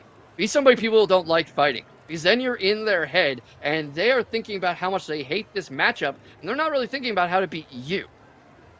Absolutely. The mental game, right? When you can increase the mental stack, your opponent isn't thinking about the game anymore. Your opponent is thinking about the tilted tower that they're building in their brain of all the things that have gone wrong so far, right? So if you can enforce that mental stack, you can be the victor. Or should we say the Lydia? Unable to spectate, so we are doing some things, typing in chat. I mean, maybe they'll just rock, paper, scissors for it, and that'll be our winner's semifinal. Well, it would be a shame because we really want to see these two giants of the Tekken scene right now face off against each other. Like we said, they've fought each other a bunch of times, but this one, for the marbles to get to that winner's final, feels important with all that money on the line. And just a reminder in the chat for folks, if you are around, make sure you are clicking that Matcherino link and claiming those Matcherino codes. Support these players who are showing up in droves to fight for the championship here. As we get set, and here we go, jumping right back into the action. All right. Well, I'm gonna wait until we see them actually get into the game safely before I get excited. There we but go. Now it looks like it's gonna happen. Here we go, and that is some kind of penguin Yoshimitsu costume against DK God Peeling's offensive steamroller. We were talking about this in the intermission. Absolutely, heat on the line already for Peeling, which makes Lydia scary. Heating Gecko also from Trizzy, but wow, the low into the finish. Peeling with a perfect on the board in round 1. Very interesting approach. Trizzy playing more straightforward than you would expect from him, doing a bit of mix-up with that delayed get-up, and of course you got the tracking back fist just then, but you don't want to play that kind of straight-up in-your-face Smash Mouth Tekken against a good Lydia. Nice heat smash from Trizzy, though, gonna get the nice wall splat onto Peeling, into the Dragonfly stance, and takes to the second wall as well.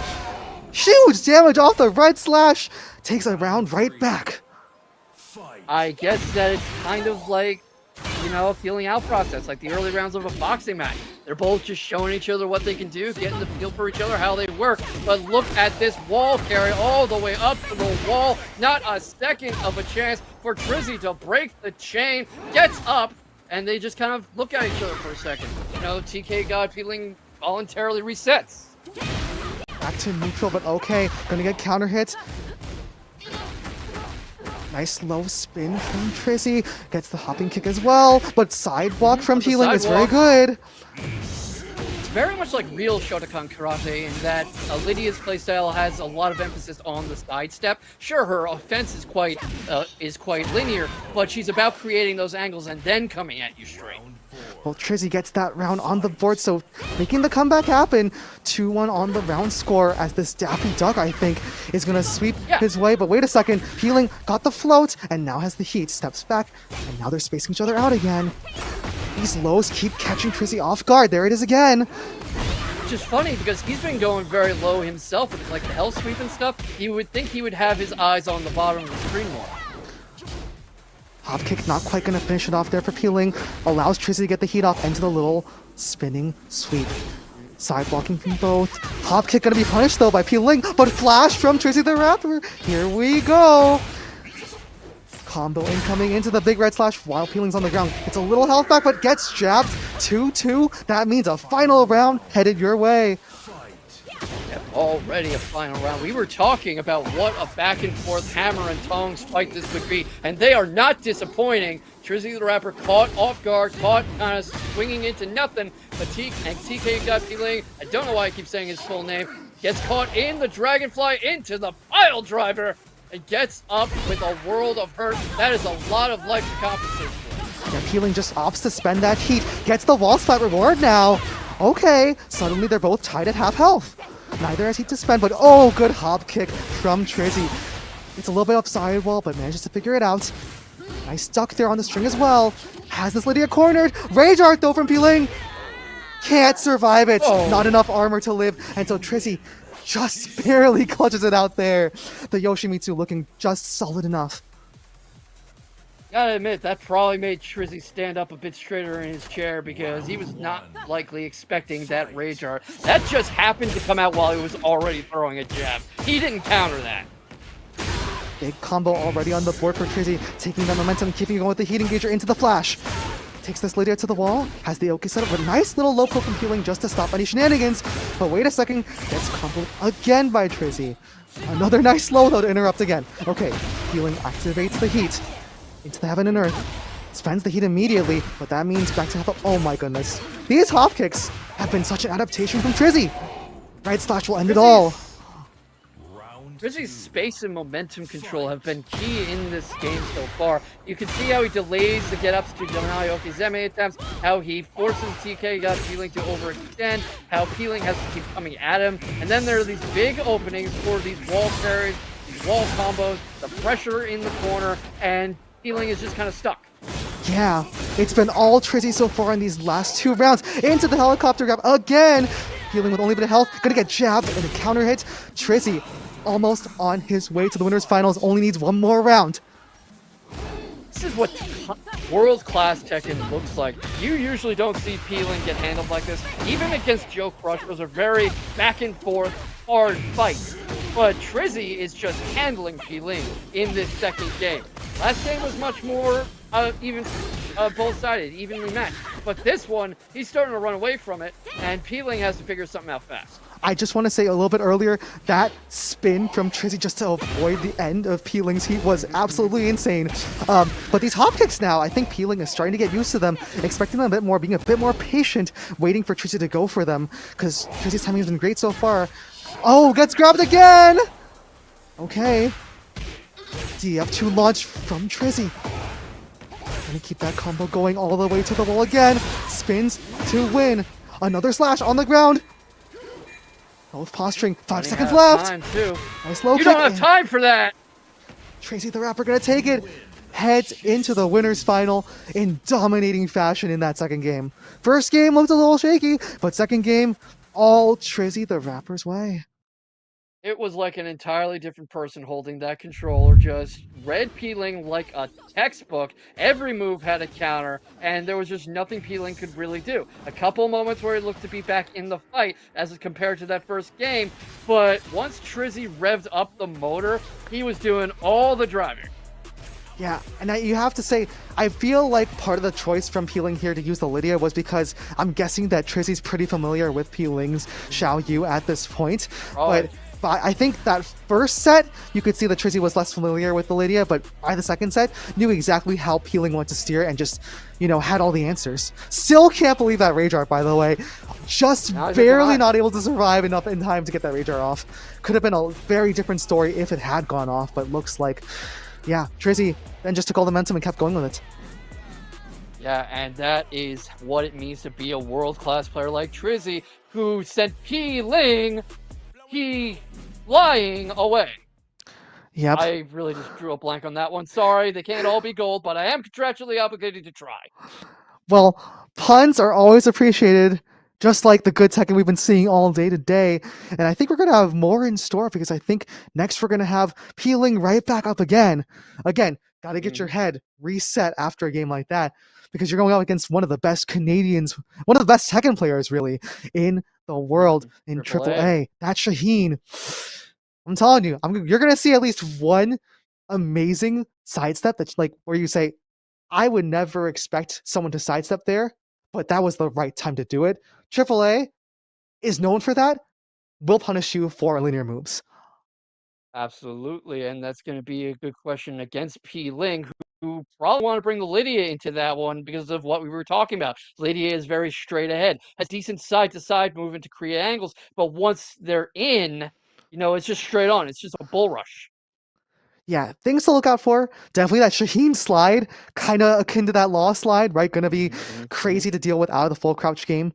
Also gonna have to deal with those guard breaks, right? Ducking those guard breaks, absolutely essential when you're playing against the Shaheen. So, gonna see if Peeling knows that Shaheen matchup. I would, I guess, assume like lots of matches against folks like Rhythm will hopefully prepare you for it, but AAA style is a little bit different from Rhythm style when it comes to Shaheen. So, gonna be interesting to see Yes, how that absolutely. goes.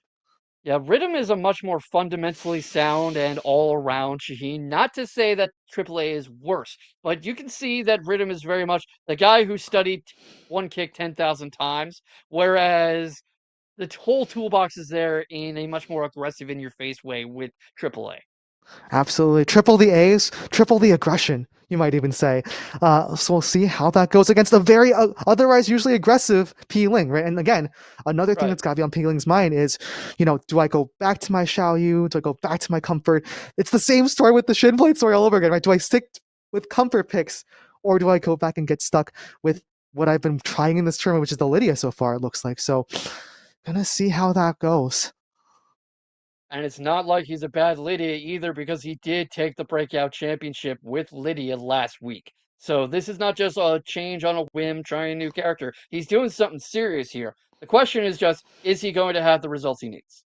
And it's serious and even more serious than before because that prize pool keeps on growing. Earlier, I think in the night we were somewhere around $20. We're back all the way up to $76 so far in that prize pool. So how are we looking on Maturino codes? That pool keeps going up thanks to Craze for the 25 dono there. And yeah, it's gonna be their fight. The stakes are increasing, folks. This bracket is gonna get a mighty reward for these players. So these players fighting for more than petty change. They're fighting for quite a chunk of cash. Pressure's on, folks. And what pressure it is. A lot of what distinguishes a good player from a great one, as cliche as I'm sounding, is your ability to stay cool under pressure. It is to get to these deep points in the bracket and not be overwhelmed, not get stressed out, not start double crossing and double thinking yourself. To just play your game, to take a breath, to look at things calmly and objectively. That's what makes a champion. I mean, sure, Arslan Ash gets sweaty sometimes, he gets salty sometimes, but the composure you need to go before an Evo crowd is the kind of composure you need to get far in BES. Well, thankfully, I don't know if Arslan's watching, but no Lily jump scares here this time.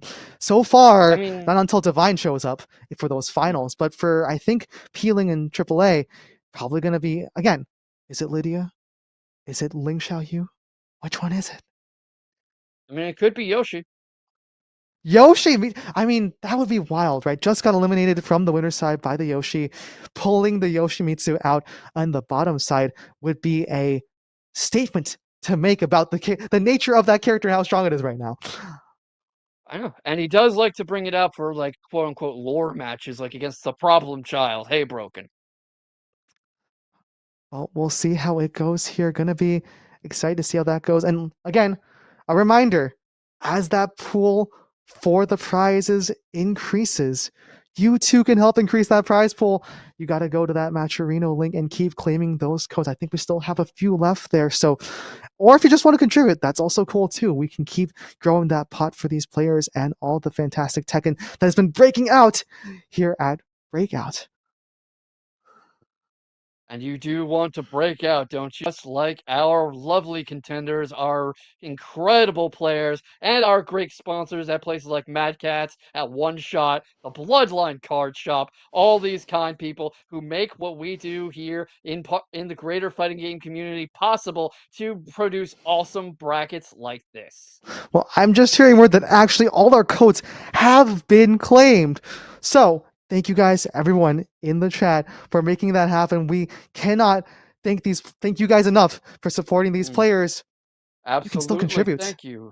You can still add to that pot. So if anybody Yeah. wants to go for that, feel free to go right ahead. But yeah, we are just getting the players ready. Everyone's taking their time to get their hands ready, get their mental ready, shake it out.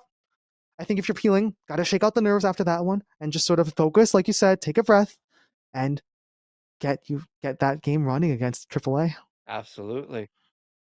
And this long setup period is going to give him plenty of time to catch his breath, to think, to relax, to release his attention a little, rest his hands, rest his wrists, because the strain on those can really add up. I'm sure there's been plenty an esports player whose career ended because they got carpal tunnel.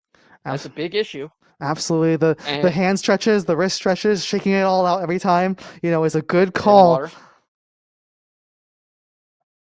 Going to be a question of, is this going to make him get cold where he's not going to be at the top form, or is it going to let him relax so that he's not in his head, so he's not tensed up, so he can just play his game?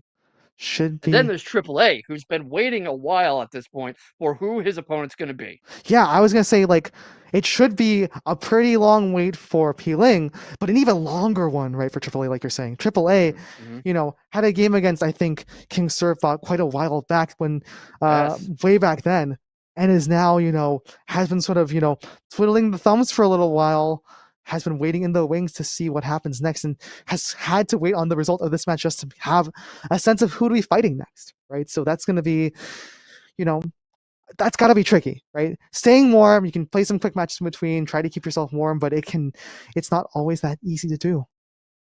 Right. And there's also something to consider. He could have been watching the stream as he waited and studying how his opponents would play, and he would see have an idea of what they're going to do. And right now it is the Xiaoyu against Shaheen, AAA versus Peeling, winners finals.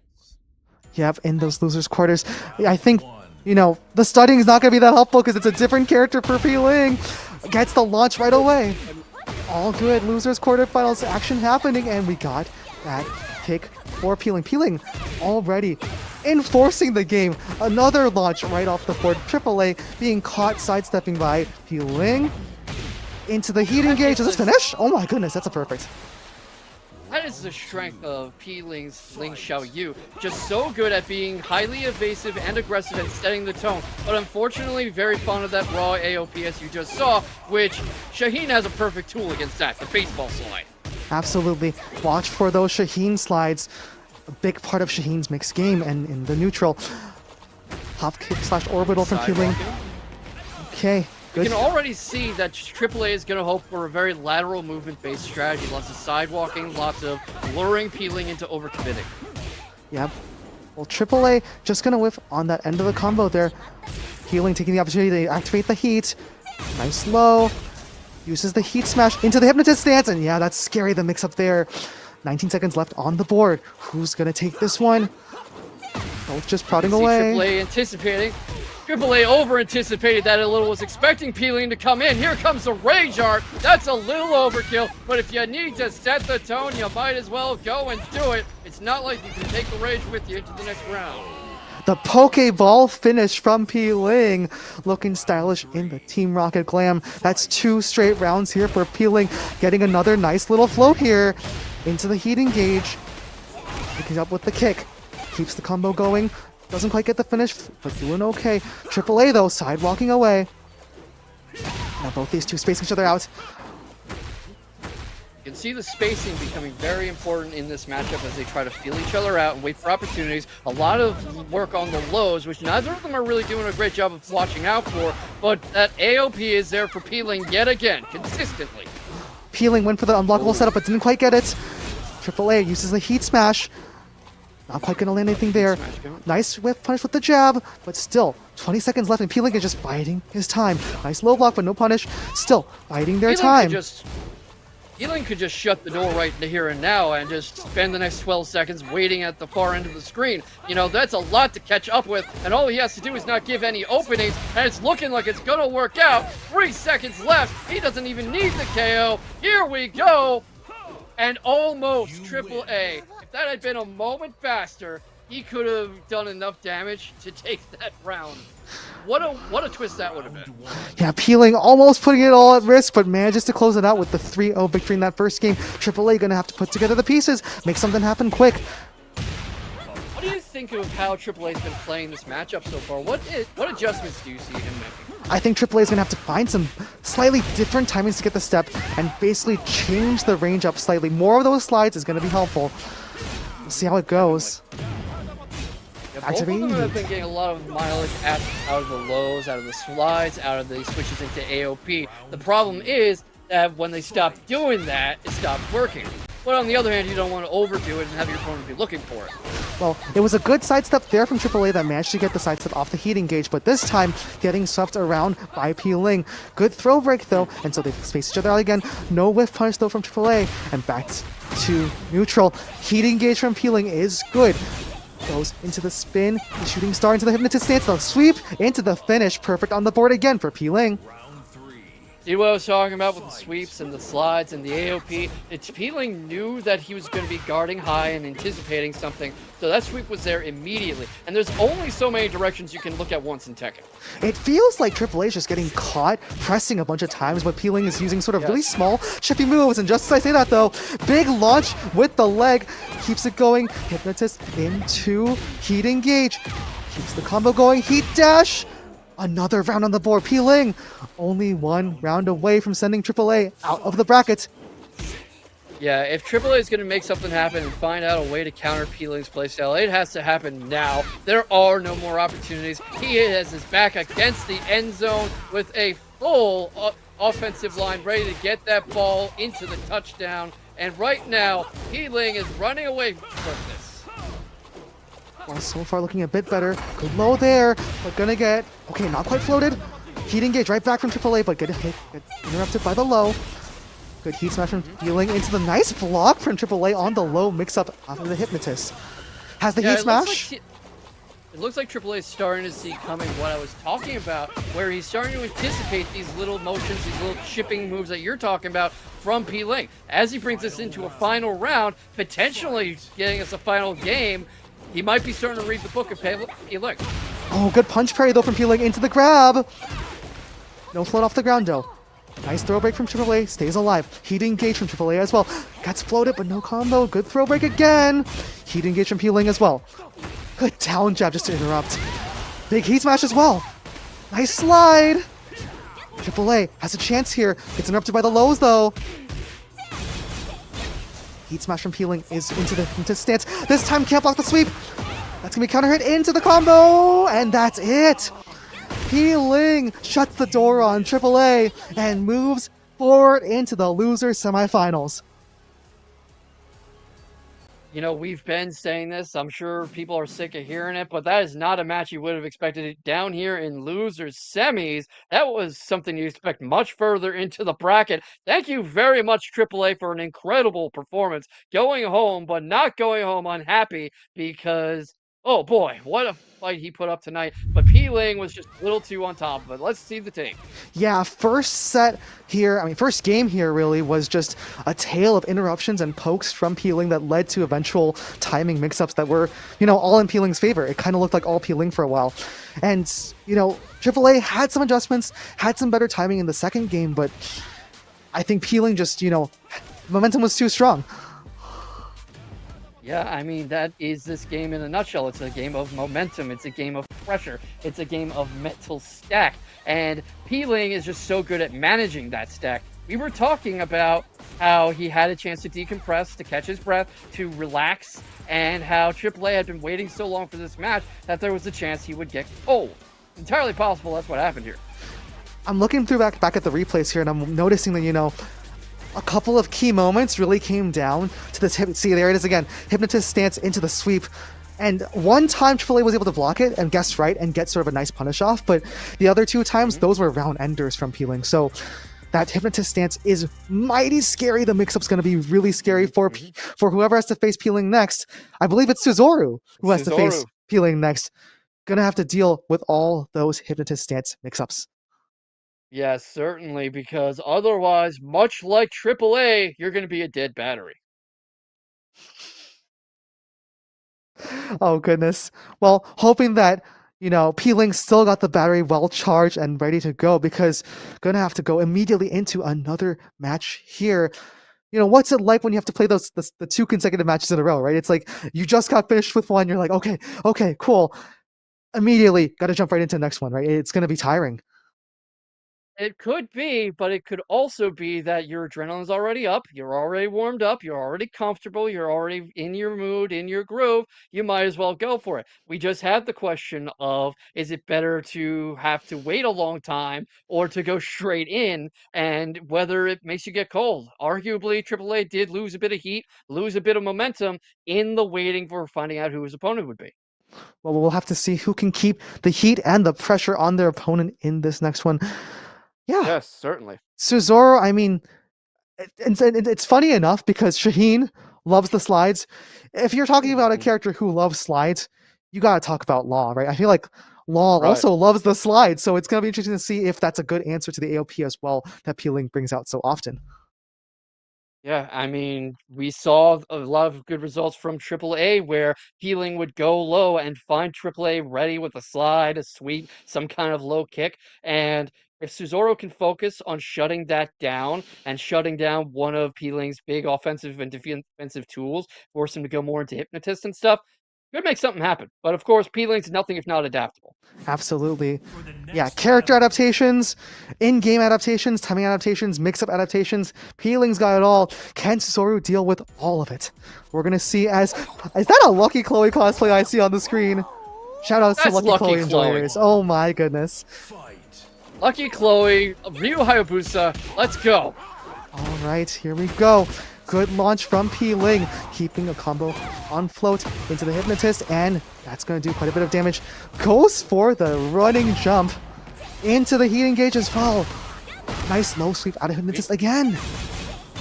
We were talking about how he's going to want to shut down these launchers, shut down these crouching options, shut down that AOP, or it's going to be a very short night at the office. And so far, Suzoru falling far behind.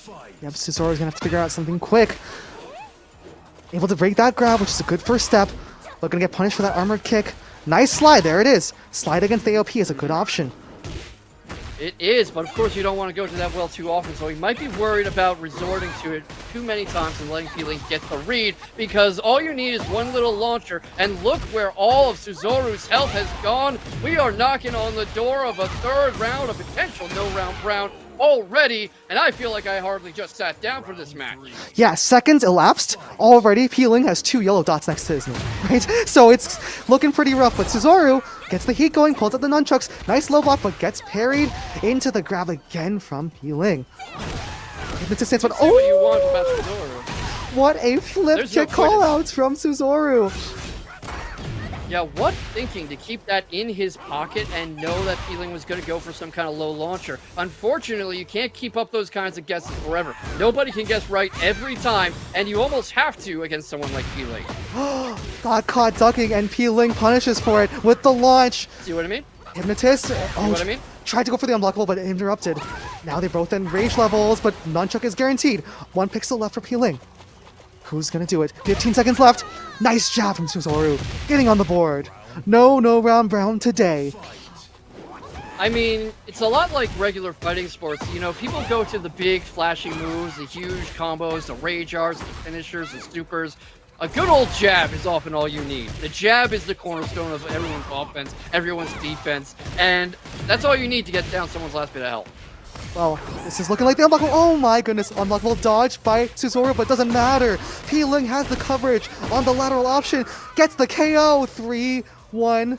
First game on the board with the lucky Chloe jumping around for joy. Yeah, and I think every Tekken 7 player in the chat is furious right now and wanting us to ban Peeling. I myself, as a Lucky Chloe enjoyer, will say that I want to see 1, 2, 3, or even 4 more Lucky Chloes. Here we go. Another combo on the board for the Ling in the Lucky Chloe cosplay. And Peeling's back turn game exceptional as usual. Suzoru trying to kind of stay in his face, not give him any room to do these big evasive movements, but goes right into heat and gets the low again, gets the launch again, gets this little air combo going, about to send him back almost to the wall. That's a lot of health. Fortunately, Suzoru able to get up in time, but caught swinging. Peeling's control of space has been exceptional.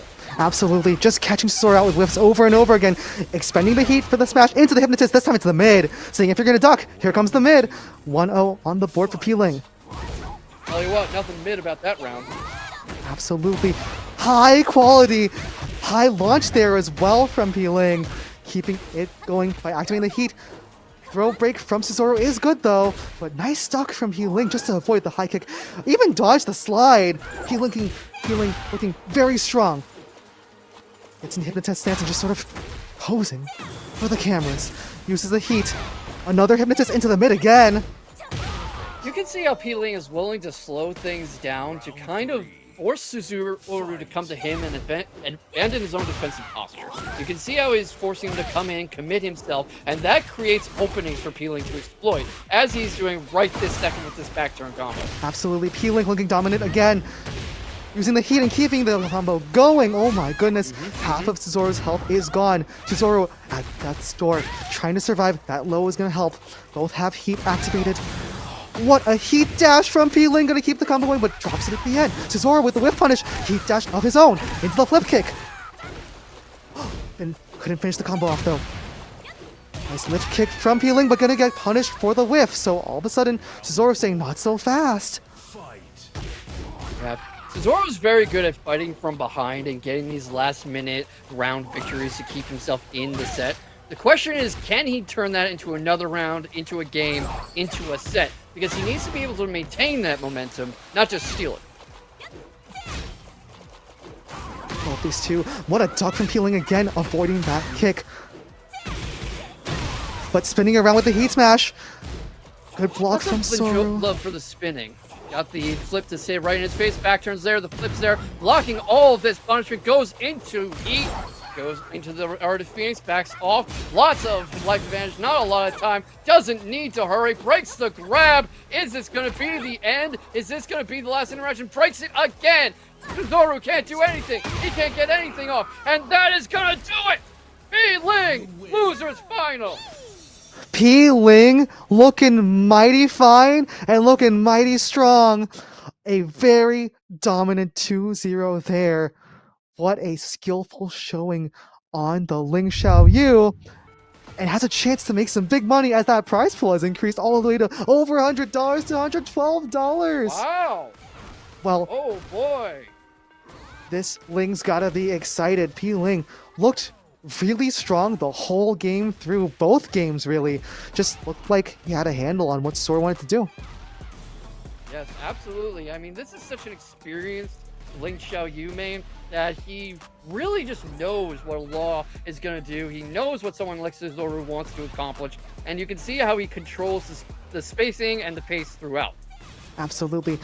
You know, Cesaro's Law is known for being pretty offensive. I feel like Cesaro just never even got a chance to get running because round after round, it was just peeling, finding the good timings, finding the right spacing, punishing the whiffs. I think this was like the one round maybe where Cesaro had a chance, like got the nice duck off the whip grab, but that was kind of it. The rest of the game was just peeling, poking and prodding away, and then getting nice launches. Yeah, and you can say that Peeling fought the Law and Peeling won. Yep. Marshaled her way into success, into those losers finals. Yeah, and a long climb up there. P. Ling is ready in losers finals for whoever comes out on bottom against Trizzy the Rapper versus Divine Clarity. And we've been looking forward to that one all night. And grand finals, of course, is so tantalizingly close. What do you think of the coming matchup? It's really exciting. I think in some sense, you know, it's kind of a new face on the block for Divine Clarity, right? Versus the sort of established legend that is Trizzy at this point. So gonna see how this Lily from Maryland fares against the well-known Trizzy the Rapper himself. Lily spinning her way in. Yoshimitsu also expected to spin his way in to the arena. Looking, is that? Looks like I'm not sure exactly what that is. Someone's gonna have to tell me in the chat who that is. But in this winner's Chad, final, help us out here. Winner's final. Yep. All right. Well, anyway. Nice little float from Trizzy. Gonna keep things going with the heat engage. Big red slashes the guard break. Into the heat dash confirm. Wall spot as well. Spinning on the Lily. One quick kick is all Trizzy needs, taking this first round in fashionable fashion. Yeah, just full bore the entire way, full throttle from the word go. Trizzy not wanting to give Divine Clarity any room to do anything regarding Lily's movement options, her Matterhorn, her stance switches, her ability to control you in the jabbing game. Just wants to completely shut the door as soon as possible. Oh, this Lily's starting to play a bit from distance, and that's working better. Got nice punish off the hop kick whiff that Trizzy had there. But gets stuck in back turn there, but nice armor move to respond. Good low again. Another tracking move, and okay, Rage Art from Trizzy. Gonna be sidestepped. That's the second time today we've seen Divine sidestep one of those Rage Arts. Oh my god. Yes, and that's what we were talking about just a round ago, what Trizzy was afraid of happening, what he wanted to lock down with this hyper-aggressive attacking style. Well, Divine staying on the ground, managing to get a little bit of a low kick there, but Trizzy has this Lily stuck at the wall. Yeah, Trizzy doing good with the flips, with the switch into Dragonfly, the spins, the little hell sweeps. Really just being a twister, a whirlwind, and almost taking the round outright with that little helicopter grab. Doesn't need it, but does finish it off here. About to go up one game if Clarity can't figure something out fast. Yep, Divine Clarity trying to make it happen. Probably needs to rely more on that Feisty Rabbit mix-up. That's what's very scary about Lily. Playing from distance though and trying to punish. Gets interrupted by the heat engage from Trizzy. Into the launch from Trizzy. This spells disaster for Divine. Keeping the combo going. Taking the Lily to the wall. Big red slash as well. Nice delay. Get up there from Divine just to survive into the heat. Barely surviving with a little bit of health. Trizzy spends the heat. Oh, good low block from Divine to survive. Trizzy spins away. Heat dash from Divine Clarity. The combo going. The thing is that Clarity is good with Lily's limited tools in tracking you down if you're too happy with the spins and the flips and the side movement, but not good enough to avoid that slow-mo. Trizzy the Rapper just barely taking the first game, and what a close exchange that was right at the end. How do you see Clarity potentially playing differently this second game? Well, the good news is Divine Clarity's got a couple of games to figure it out. I think more of the lateral movement is going to be important to just sort of dodge some of Trizzy's offensive options. Has to play from distance to deal with those kinds of hop kicks from Trizzy, which have been catching everyone by surprise today. Trizzy has the Lily at the wall again. Good sidestepping from Divine just to survive. Oh my goodness. As soon as Divine gets up, there's another attack to block, another thing to dodge, another mix-up to worry about. There's just no end to this pressure, and this is what he wants to do to keep Clarity from being able to do what he did in the last round, sidestepping that Rage Art. But Divine Clarity finishes the string. with the cartwheel into the kicks. Nice low kick, but oh, unblockable sweep from Trizzy into the rage art. That's gonna kill. It absolutely is, and what a way to set the tone. Trizzy maybe took that sidestep last game a little personally, because now he's saying, no, this is how the rage art's supposed to go. Hop kick gonna be blocked this time by Divine, but good continual sidewalking. Never mind, hop kick from Divine this time gonna land. Gonna blast that balcony. Keep the combo going. Core circle forward kick as well. Heat engage. Oh, This wall wave carry back is to the wild. wall. Lily's wall games are something else, but Divine Clarity really knows how to exploit them. Trizzy fighting off the back foot this whole round, and we haven't seen this much life out of Clarity in the previous game except for one round. So the question is, can he maintain this momentum? Well, down here in the bouncy house of horrors, that wall game's gonna matter a lot for Divine Clarity. It is.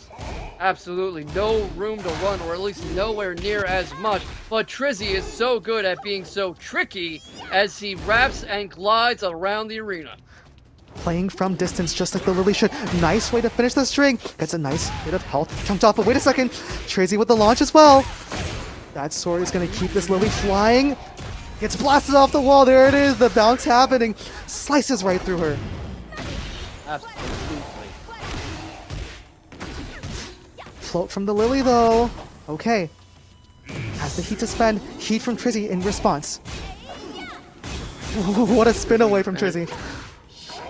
Yeah, I mean, if you're fighting a Yoshimitsu, especially a good one like Trizzy, you need a game plan for the Dragonfly stance, for these unorthodox grabs, especially for the spins, because they're going to spin circles around you all match if you let them. So Divine Clarity really needs to figure out how to shut the door on Trizzy for it. Well, it's been all Trizzy so far. Trizzy taking this Lily to the wall again. No wall blast this time, but uses the heat dash just to keep the pressure going. Divine Clarity already down to low health. Already. Good punish. And I mean, fortunately, we're in first to 3 territory now, but that must feel like cold comfort if you're Divine Clarity facing this beatdown and about to go down to losers if he can't figure something out in the coming game. Yep, whiff on the Matterhorn meant extreme death.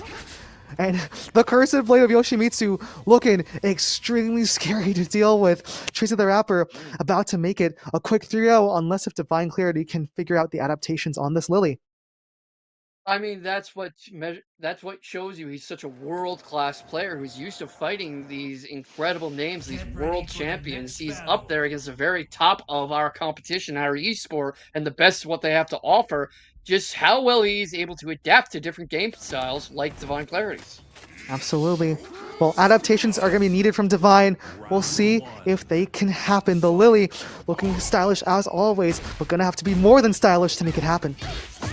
Yeah, and this is actually especially dangerous because Lily has a lot of fake pressure and fake movement options. Her tracking actually isn't very good.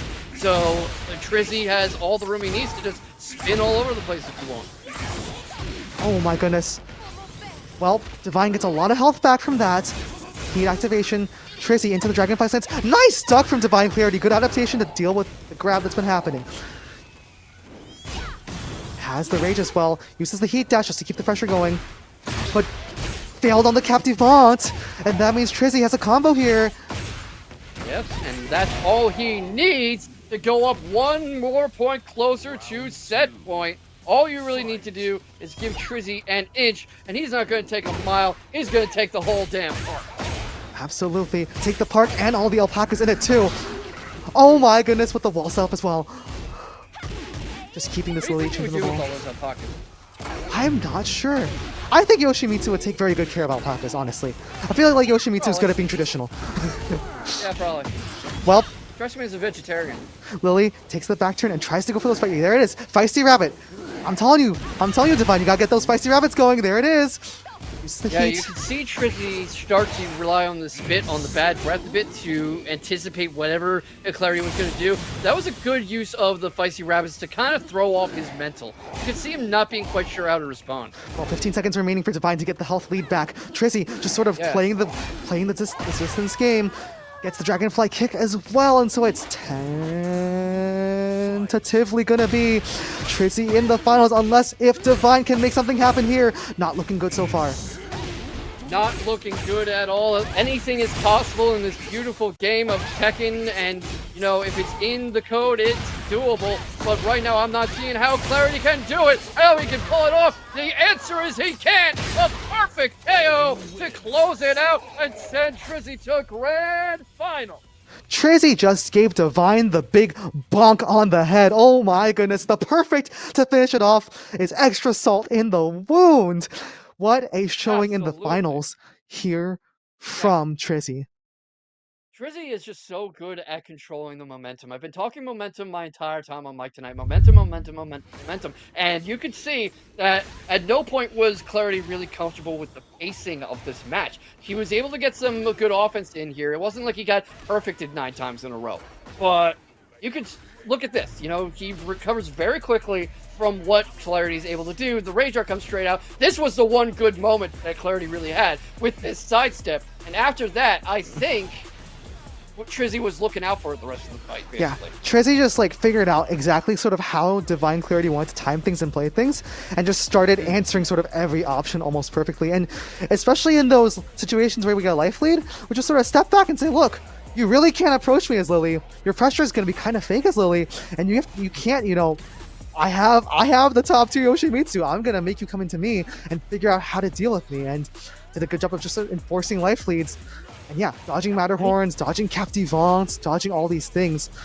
Great wall stops as well from Trizzy. Just, yeah, Divine didn't stand a chance against Trizzy's Onslaught Barrage. Yeah, this is just a big showcase of Yoshimitsu's use in movement, because that is Trizzy's big strength, the movement, the unpredictability, the ability to be wherever he needs to be. As you could see him finishing it off with that perfect, and this Lily of the Valley has been plucked and sent down to loser's final. Yep, unfortunately the flower will not keep proceeding, but it's okay. The Lily still has a chance in the loser side. We'll see how that one goes, but first, yeah, there it is. So Divine Clarity peeling here on the loser's final side for a chance to make it to the grand finals. Okay, that's Mario, sure. You know, I can respect it though, that, you know, no preamble, no moment to catch their breath, just straight into it, straight to throw in hand. That's some Tekken right there. And Divine Clarity said, I am focused, I am ready to go. It's peeling this time though with the heat. Nice low block, but nice parry. Yep. This is going to be a bit of a similar question for Clarity to answer, because Xiao Yu under P-Ling has so many good movement options and it's so slippery and evasive, whereas a lot of that same pressure from Lily is kind of fake. Well, Lily managed to get a nice whiff punish there, that is one of her strengths. She is very fantastic at punishing you when you whiff. So, that's true. Good stuff for Divine Clarity. Nice steps as well. Okay, building up the momentum. Has Peeling down to very low health. Uses the heat engage just to add the pressure. Good low block. Perfect on the board for Divine Clarity. Absolutely. Already, I mean, you know, there's something to be said for playing people better than you to level up. It's entirely possible that, having seen one of the best in the world in his previous match, Divine Clarity just like had a domain expansion moment here. Well, right now it looks like P-Ling's domain, because that was a great catch off the back turn, pushing this Lily all the way to the wall, scooping her up off the ground, Hypnotist sweep, and oh my goodness, perfect into perfect response. 2-1 so far for P-Ling. Yeah, P-Ling's sweep game is unreal, and you really need to come into a match with him knowing how to shut that down, especially if he's brought the Ling Xiaoyu out to play. What a sidewalk from Divine Clarity to just dodge the P-Ling mix-up. Oh my goodness. Heat engage from Divine Clarity. What I mean? Yeah. Okay. It's very quiet. Bit of a pacing duel, bit of trade in the neutral. The low is there, not able to quite check it for Divine Clarity. Goes straight into the heat, got him up against the wall almost, gets the side movement going, goes into Hypnotist. Heat Rage is Art? there, goes for the Rage Art. Nope. Not able to get it, and that is wide open to take the first game. For a second, Divine Clarity looked to have sort of pieced together the puzzle, and then all of a sudden the puzzle got scattered to the winds. P-Ling looking mighty strong already, taking that first game in this loser's finals. Yes, and that was just a show of timing, really. A moment earlier or a moment later, Divine Clarity probably gets that Rage Art off, and maybe doesn't take the whole round, but at least keeps himself alive. But now look at them. Okay, Divine Clarity taking advantage of the miss at the end from Peeling just to get a bit of damage back, but still has a lot of health to recover. Good heat engage from Divine Clarity though. Has this Peeling stuck at the wall. This is a heat smash, that's gonna land. Oh, but the low's gonna be blocked and hop kicked by Peeling. So there it is. Into the Hypnotist, into the death. Quick round on the board for Peeling. And very, very quick. It's really surprising to see after how we saw Trizzy handle Peeling. But then you remember, Peeling is still one of the best players around, especially under the Link Xiaoyu, and one bad outing does not change that. Well, this time though, this round, Divine has the upper hand, but okay, crumple on the Lily. Peeling taking the Lily to the wall, into the corner. Nice sweep off the Stage ground. hazard yet. It's the Hypnotist, gets the sweep as you were just saying. Peeling has had these great sweeps all night and especially all set, and one of them is about to put him on the door of the second game. Yep, Matterhorn's gonna whiff. Peeling has also done a really good job of saying, every time you want to respond, I parry you and then put you into the weird Hypnotist situation again. Then goes for the raw launcher this time. Peeling really feeling it. Sending the Lily to the wall again. Heat engage. Big damage. Nice low block though from Lily. Okay, signs of life. Yes, some good ability to keep composed from Divine Clarity. Some people who are caught up against the wall like that and have just gone down a bunch of rounds and are looking at going 2-0 in the set, they might panic, they might start to mash, but Divine Clarity did very well in keeping composed, keeping calm, keeping to the strategy, and clawing a round back. Yep, getting that round back. It's always nice to get that first round back on the board because it just sort of settles your nerves, right? You're like, okay, we're not getting swept. We're in the game. We can do it. You know, you Divine feel like, playing from distance. like you're Peeling not also playing playing from against the distance. AI. Manages You to feel catch like into the heat engage guarantee.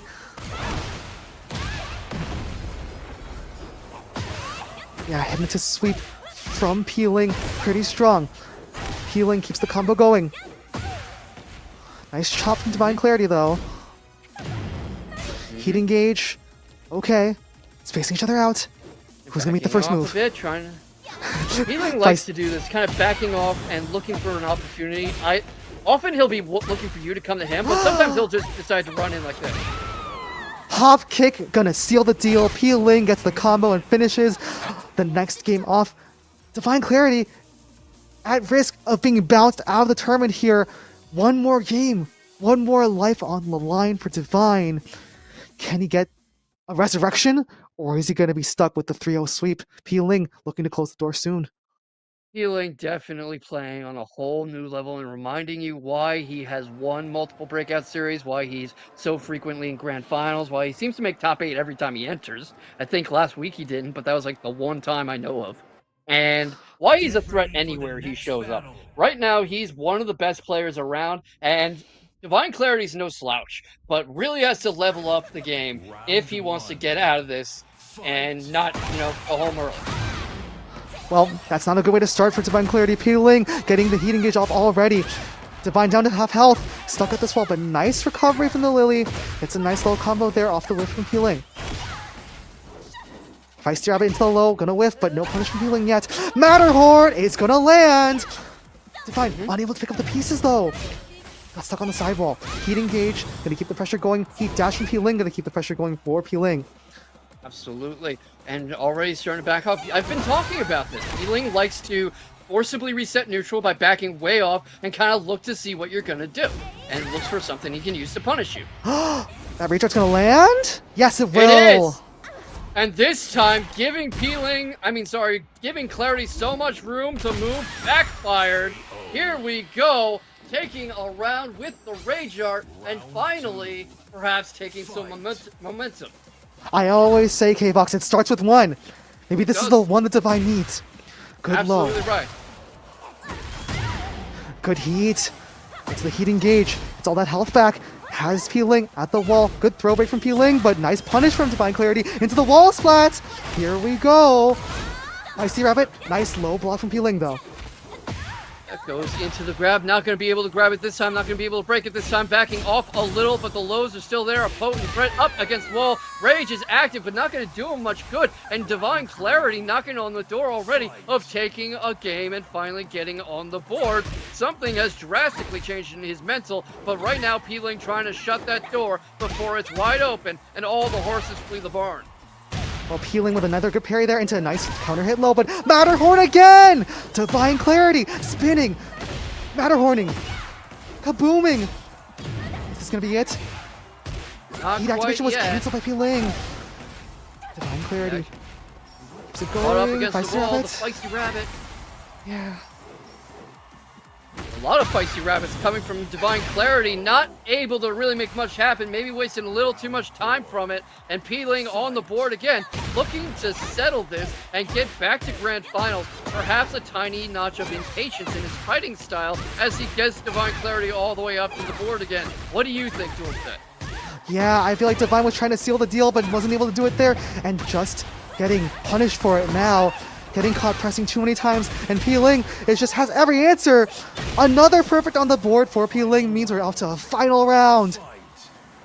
I mean, Peeling keeps making these perfects happen and just has this kind of defensive awareness that you hear that Tekken 8 is such an aggressive game, and then you see stuff like this, where they are just kind of staring at each other from across the octagon, waiting for their moment, playing footsies. Whoever says footsies is dead was lying to you, everybody. Counter hit crumble from Divine Clarity means that Lily has a chance to make this happen. Takes He Peeling to does. the wall. Good Divine quarter circle, Clarity. good mid. Oh, nice hop kick with the sidewall. Never mind. Peeling adjusts the sidewall pretty well. Gets a decent amount of damage off that. Heat activation from Divine. Peeling with the heat activation right back, but the counter heat dash from Divine Clarity into the combo. And this might be it. This might be all he needs to turn this to 2-1. A sliver of health for Peeling. We've seen 10 him come seconds. back from worse. The 9 back seconds. turn's there. 8 seconds. 10. Does he have enough time? He doesn't. We're seeing another game. Divine Clarity refusing to lose. Maybe the tea helps clear his mind. It could Getting right back be. into the action. I actually found myself with a nice little box of green tea, and I've been starting to drink that instead of soda to get my caffeine. Maybe it's helping me just like it's helping Divine Clarity. Whatever it is, Divine Clarity, keep going for it. Getting the crumple off the ground, but hop kick from the Peeling off the whiff. Keeping the combo going, using the Hypnotist. All the way to the wall. Wall splat, yes. Heat engage, yes. Sweep off the ground, yes. And all of a sudden, half health for both these players. Yeah, and that is just how fast these rounds can go. But already going up a round is Peeling. 2 rounds left to head back to Grand Finals. Wanting to slam this door shut and be done with Divine Clarity already and find another run back against Trizzy. Rolls out of AOP, gets the grab. Clarity can't grab it, forced onto the back foot, backing away, trying to find some space to find something to punish, but up against the wall for all his trouble. Here comes the heat. Cool set. If you are Clarity, what the hell do you think you can do? Gotta slow this game down because Peeling is running away with it. Peeling, no breaks, all aggression, making it happen right now. Nice hop kick though from the Lily. That's one way to stem the tides. Taking Peeling to the wall. Quarter circle forward kick off the ground. Nice low as well into the heat engage. Okay, momentum back on the side of Divine Clarity. Throw broken by Peeling though. This chance to break the wrap, gets back up, gets some more damage going, drives Clarity back, but that's a lot of trading up in the pocket. Gets the Hypnotist back turn, but the sweep didn't work out. Caught on the ground, not much health to work with. Back turns there, backs away, but caught on that poking left leg and knocked out. We are going into another round, and Peeling trying to maintain the momentum he has set through this entire match so far. Flip is there, and right now he has to figure out how he can keep this from getting out of hand. Yeah. Oh, that grab's gonna land. That means the combo's coming for Peeling. This could be it. Has the heat as well to finish. There it is. Sweep off the ground. Perfect on the board. Peeling is your grand finalist. And what a way to do it. Almost like he was trying to make a point with that perfect KO. It almost felt like he could have done that at any time and just broke it out for style points. Yeah, it was non-stop action from Peeling. I mean, early on, Peeling looked quite dominant, right? And we thought, okay, this is going to be quick for Peeling. For a second there, Divine was turning the tide, and I think, it looked like Divine was getting some timing, but man, when Peeling has things going, has momentum rolling, it's just so hard to stop. So many of these rounds ended in perfects where it was just like Ling mix-up after Ling mix-up after Ling mix-up, where you're just like, look, Hypnotist sweep, perfect, oh, never mind, this time it's the grab, perfect, over and over again. Yeah, and so many perfects. I feel like you don't usually see that in a competitive set, but Peeling was just so good defensively. And of course, Divine Clarity, no slouch either. You can see the use of the Feisty Rabbit, the stomps, the lows, often able to keep Peeling on the back foot. The problem is that he would write some good opening sentences, but he couldn't finish the whole paragraph, let alone the page, let alone the book. Yeah, the story that he tried to write, not going to be a happy one here. The ending, not quite the one he was looking for. Third place is not a terrible performance. In fact, that's his best performance yet, so fantastic job. But Peeling is going to be the one who's the victor this time around, who looks for the happy ever after. Yeah, and there is no shame in losing to Peeling of all people. I mean, one of the best around in online Tekken, in general, and certainly one of the best to hang his hat up here in the Breakout series. Look at this aggression as he sends Divine Clarity into shadow.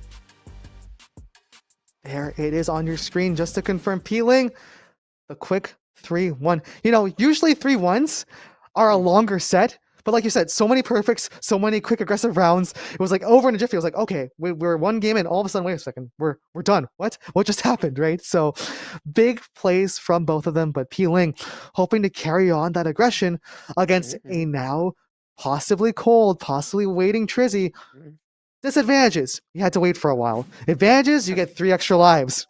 We're going to see how it goes. And yeah, just getting a little info on the stats for Trizzy.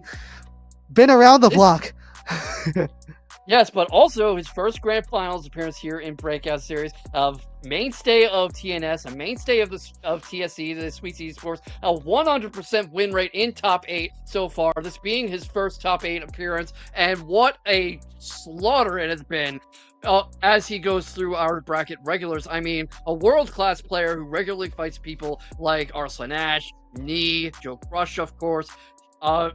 Wonderful to see him here, and just masterful Yoshimitsu play. But obviously, the big question to ask is, how can Peeling handle this?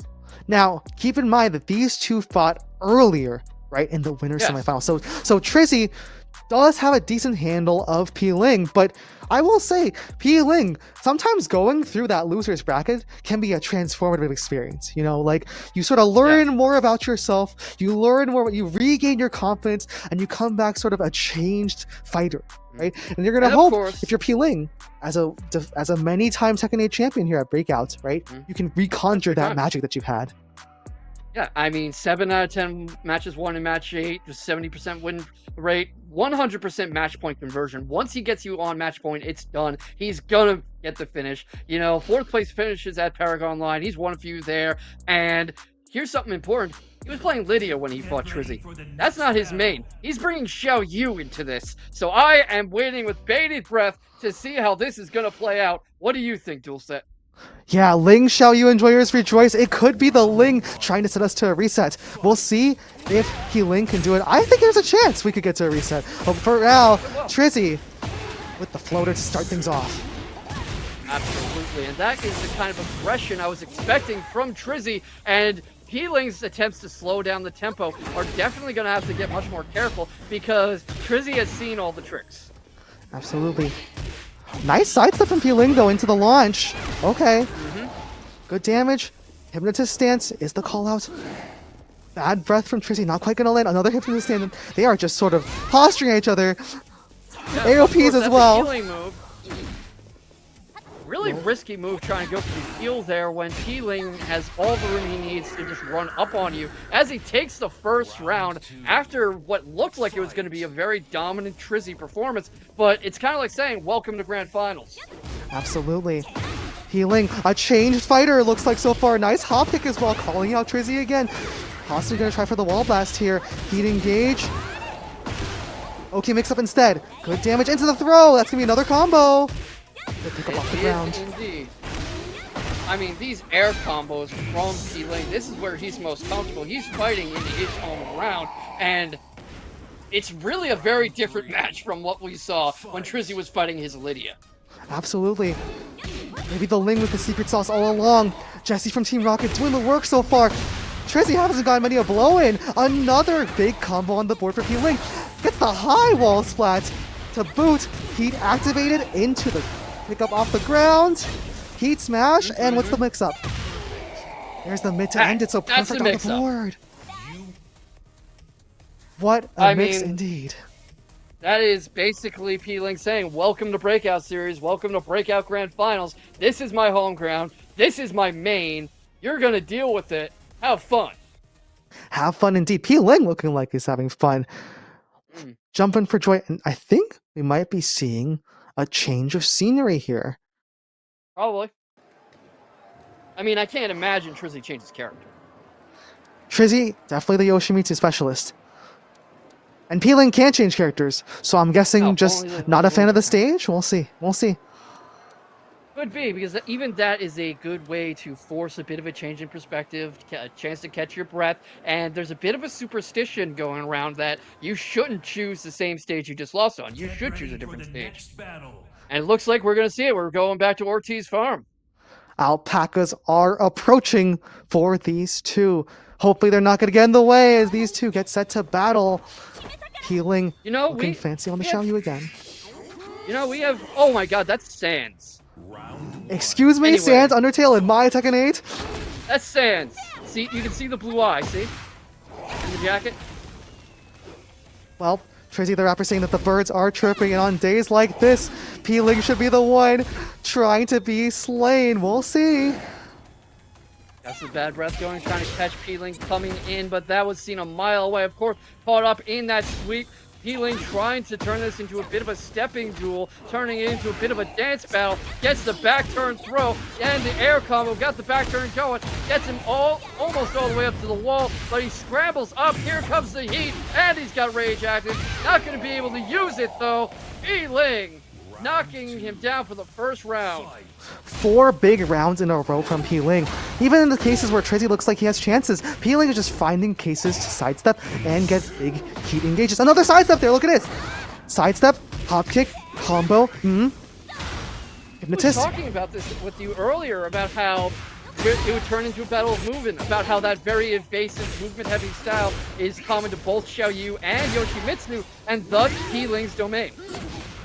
Well, right now, P-Ling, only a bit of health left, but gets the float. Here we go. Could spend the rage here or the heat. Opts for neither. Uses the heat this time. Hypnotist sweep. There it is. One more pixel and that's it. P-Ling. 2 more rounds. 1 more round will seal it. That's 5 rounds in a row. And then it will just be 3 more to the reset. Of course, then he has to win 9 more rounds after that. So, 1 step at a time. Nice whiff punish from P-Ling. And you can definitely see that he is willing to take that journey of 1,000,000 miles, starting with the single step, taking the fight to Sans Undertale himself, and saying, sorry about Papyrus, here's the dust for you. Yeah, P-Ling saying, Trizzy, you're gonna be the one who's having a bad time. Oh my goodness. Has this Yoshimitsu at a wall, gonna get wall blasted into the combo, and that's gonna do it. P-Ling with 6 straight. He just beat Trizzy 6 rounds straight and is going into reset game. I had a feeling he would switch back to Xiaoyu, understandably, but I didn't expect it to be this decisive a change. Well, so far it's been all these counter hit confirmed that P-Ling is pulled out. Good Hypnotist mix up as well. With the AOP going to be interrupted. Trizzy with a lot of sweeps in a row. The wall attack from P-Ling to get out of this spicy situation. Hard break from Trizzy though, into the confirm. Heat dash combo. Taking P-Ling to the other side of the wall, but sidewall prevents the finish. Grab break though. Could interrupt Trizzy. Finally getting around on the board. Finally on the board, and that is very important. We've been talking about mental state and momentum for a lot of the night, and that's going to bring Trizzy back into this a little. He's going to have a chance to catch his breath, and he's going to say, you know, I'm in this game. I am still playing. It's not like I could unplug my controller. Hypnotist stance has been catching all these opponents over and over again. Yes, definitely. Good punish by Trizzy. Oh my god, what a sidewalk.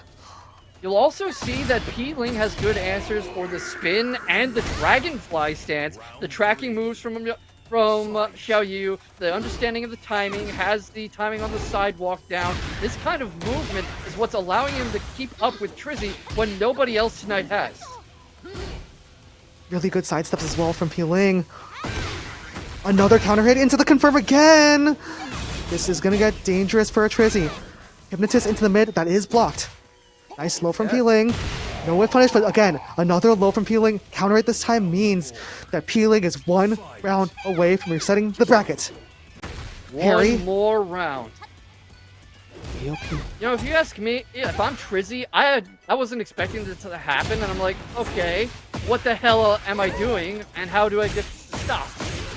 We're trying to make it stop right now with the high wall splat. Activates the heat, into the corner. Has a chance to wall break, not going to get it any further, though. That was a fleeting opportunity, and he has no luck against these grabs, these throws, these shifts in position and scenery. Delays to get up a little, but catches Peeling in ALP. Takes a round, and we're going into a final round. Finally, Trizzy's starting to wake up. Final round for these two. Who's gonna take it? Trizzy enters that Dragonfly stance, tries to get the launch, but doesn't quite get it. Nice launcher from Peeling on the counter hit.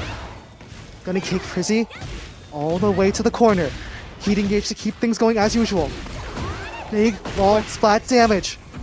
Good low block. Very good at fighting out of the corner. What a sidewalk into the sweep! Perfect on the board. Peeling resets the bracket. Reset. Resets with a perfect. Peeling. Peeling looks like he's made out of gold. Oh my goodness. 3-0 Peeling. Okay. Yeah, not for lack of trying. That looked for a moment like Trizzy was going to put one up on the board. And in this reset, you got to wonder what adjustments Trizzy can make, because Trizzy was doing so well all night, including against Peeling when he was playing Lydia, and now it all feels like it's slipping through his fingers. Yeah, I think part of it was Trizzy sort of had to wait for a little while, but also part of it is just Peeling looks so strong with this aggressive foot on the gas, like Xiaoyu mix-up game. And I think that, Trizzy's gonna have to find a way to slow things down, take some space, force Peeling to sort of whiff on some of these moves, because otherwise, it's not gonna be pretty for Trizzy. Yeah, and so far it definitely isn't. I mean, Peeling's fighting like he's got something to prove. Peeling's fighting like he maybe took that last loss a little personally. And, I had a feeling, like I said, that once he abandoned the Lydia experiment for a moment and went back to Xiaoyu, things would change. I just wasn't expecting it to be this dramatic a change. Yep, a changed fighter indeed is Peeling. That lower bracket run, making all the difference with the momentum, basically feels like a freight train is running in as this Ling Xiaoyu. Trizzy saying maybe I need a costume changing, that's what's gonna help. Yeah, already trying to force that freight train onto the wrong rail, already getting a bit of a solid life lead, but caught in another air combo. That bit attempt was badly judged, I think. Not quite able to catch Peeling and leaving himself wide open. He's been going back to that well, but so far tonight I haven't really seen it work, to be honest. Heat activator from Trizzy into the Dragonfly, into the Heat Dash. Nice low sweep. Yeah, slowing down the pace so far, and that's gonna make a big difference, because I think Peeling was taking advantage of the fast-paced gameplay earlier. Hypnotist into the mid, saying if you're gonna duck the sweep, I'm gonna get you at the mid. 1 round the board again for Peeling. Yeah, I mean, he's really just kind of doing it right in Trizzy's face too, so it's not his fault that Trizzy can't stop him. Trizzy though, getting a bit of health this time. Nice health lead here, has the lane down to half. Yeah, slowing down the pace. DF1s, just playing it safe, playing it chill, and suddenly this game feels a little bit of a different tempo than before. It does, doesn't it? And he's getting more openings, as you suggested he would. He's getting more chances with the sword. He's getting more chances with a bit of the soul steal. That's a lot of great health to get back, but he catches Peeling coming up and catches him on the back foot. Peeling not able to recover, and Trizzy on the way to potentially taking the first game. But of course, I could be speaking too soon. That was only his first round. Yep, the guard break was a good call. Trizzy has the heat this time as well. But yeah, just a great move. Just backing off and waiting it out. Nice low block patience from the Peeling. Yeah, speaking of waiting it out, Peeling on that sweep, incredible work. Peeling has very good defensive awareness and knowing when he needs to block, when he needs to take his foot off the gas. It's just that nobody gets it right every time. Unblockable setup was so fiery there from Peeling. Trizzy's life is at risk here. Peeling's has a chance to get 4 games in a row at this rate. Yeah, I mean, you dropped 4 games in a row in Grand Finals when you came up in winner's side and hadn't lost a single game to that point. What does that do to your mental? I have to imagine even if you're Trizzy, who's fought Arslan Ash before and brought him to the brink, you start doubting yourself. Well, that's a good way to get some momentum back. Bad breath can be ducked by Peeling. Heat dash from Trizzy. Heat activated from Peeling though. Okay, final round incoming. Trizzy managing to stem the bleeding. Good heat engage from Peeling. Into the grab, but Trizzy breaks the grab this time. Definitely. That sweep's not blocked this time. You know, Peeling caught on the back foot. You can see, as you've been saying, Trizzy trying to slow this down a bit, going for these long pokes with the sword, trying to catch Peeling, trying to make something happen. Goes for the heel, doesn't really need it. Spins, catches Peeling in the back, but that dragonfly kick not working out for him. Peeling gets the flip, gets the ground pressure, gets the back turn, and forces a return to neutral. The Grey Health's coming back, Hypnotist is coming out, and I think what Trizzy's trying to do is he's trying to bait Peeling into running in, and Peeling's wise to it. You can see Peeling not taking the bait. Yeah, Trizzy just trying to find an opportunity. That slash is gonna do it. Trizzy finally gets a game on the board. So slowing down the pace, making it all happen, controlling Peeling's aggression, starting to make the adjustments happen. One game on the board for Trizzy the Rapper. And what a game that was. I mean, a vital time to do it. If you're going to win any game in this set ever, it has to be when you're staring down the barrel of dropping 4 games in a row. Because just what would that have done to his mental? I have to imagine that even for Trizzy, that would have derailed the train. I think the stage change here makes sense for Peeling because I think that Trizzy was benefiting from backing away on a more infinite style stage. So trying to go for one that has walls makes sense even with the random stage selection. Hop kick from Trizzy though says, I don't care if there are walls or not, I'm gonna hit you. Keeps the combo going, puts Peeling at the wall, try to... Can't quite finish it. Oh my god. The sword hit still goes through with the spinning sword. Yeah, that was definitely one of the interactions ever, but Peeling does not seem deterred, getting most of that Grey Health back and forcing Trizzy onto the defensive, but up against the wall again and about to drop the round. And right now, Trizzy's looking like he's woken up. Yep. It took one game of slowdown, but okay, wait a second. Peeling with the launch right at the start of this round. Drops the end of the combo though. Ooh, they traded blows, otherwise that would have been deadly. Hop kick from Trizzy is gonna land. Takes Peeling to the wall. Heat engage, boom, slap. What a sword hit. That's half health already for Peeling. And now they just back off. Nice and quiet. This is the thing. This is common for both of them. They'll back off and they'll give their opponent enough room to come in and run themselves on the sword. Literal or metaphorical. They're looking for something they can punish, and that's why Trizzy likes to lead with the bad breath once he does. Nice slow there from Trizzy into the Dragonfly. Good duck though from Peeling. Commits to the duck all the way. Gets the KO reward for it.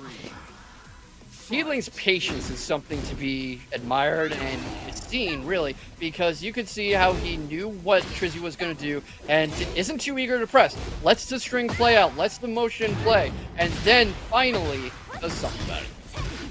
Nice float out of the heat engage from Peeling. Gonna keep that combo going, but drops the end of it. That means Trizzy gets a little bit back. What a sidewalk from Trizzy! Yeah, that's...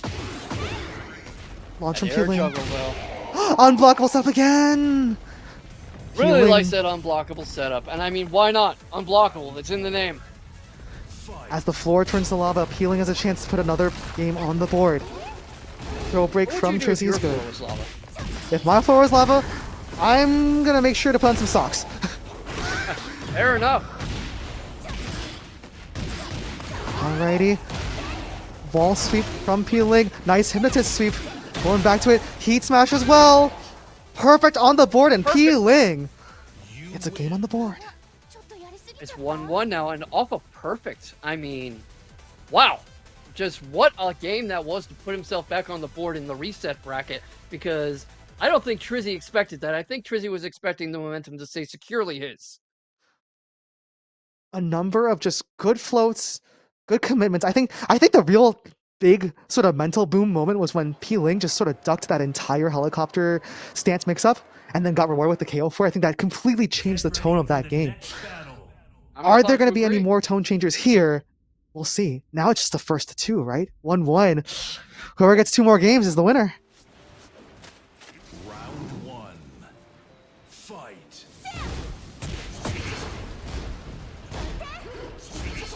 Bit of Right. Indecisive exchange. Trizzy with the early likely, but launched pretty painfully.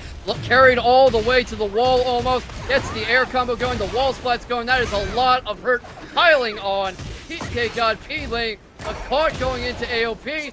That is just a block before that. Return attack gets too excessive. And now they're really just going at it back and forth. This is a very evenly matched start to the second game.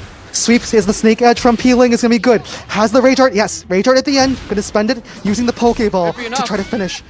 Well, got the big float though, so we'll see how much did this damage scale. You know, what kind of Pokemon would Yoshimitsu be if Xiaoyu caught him? That's a good question.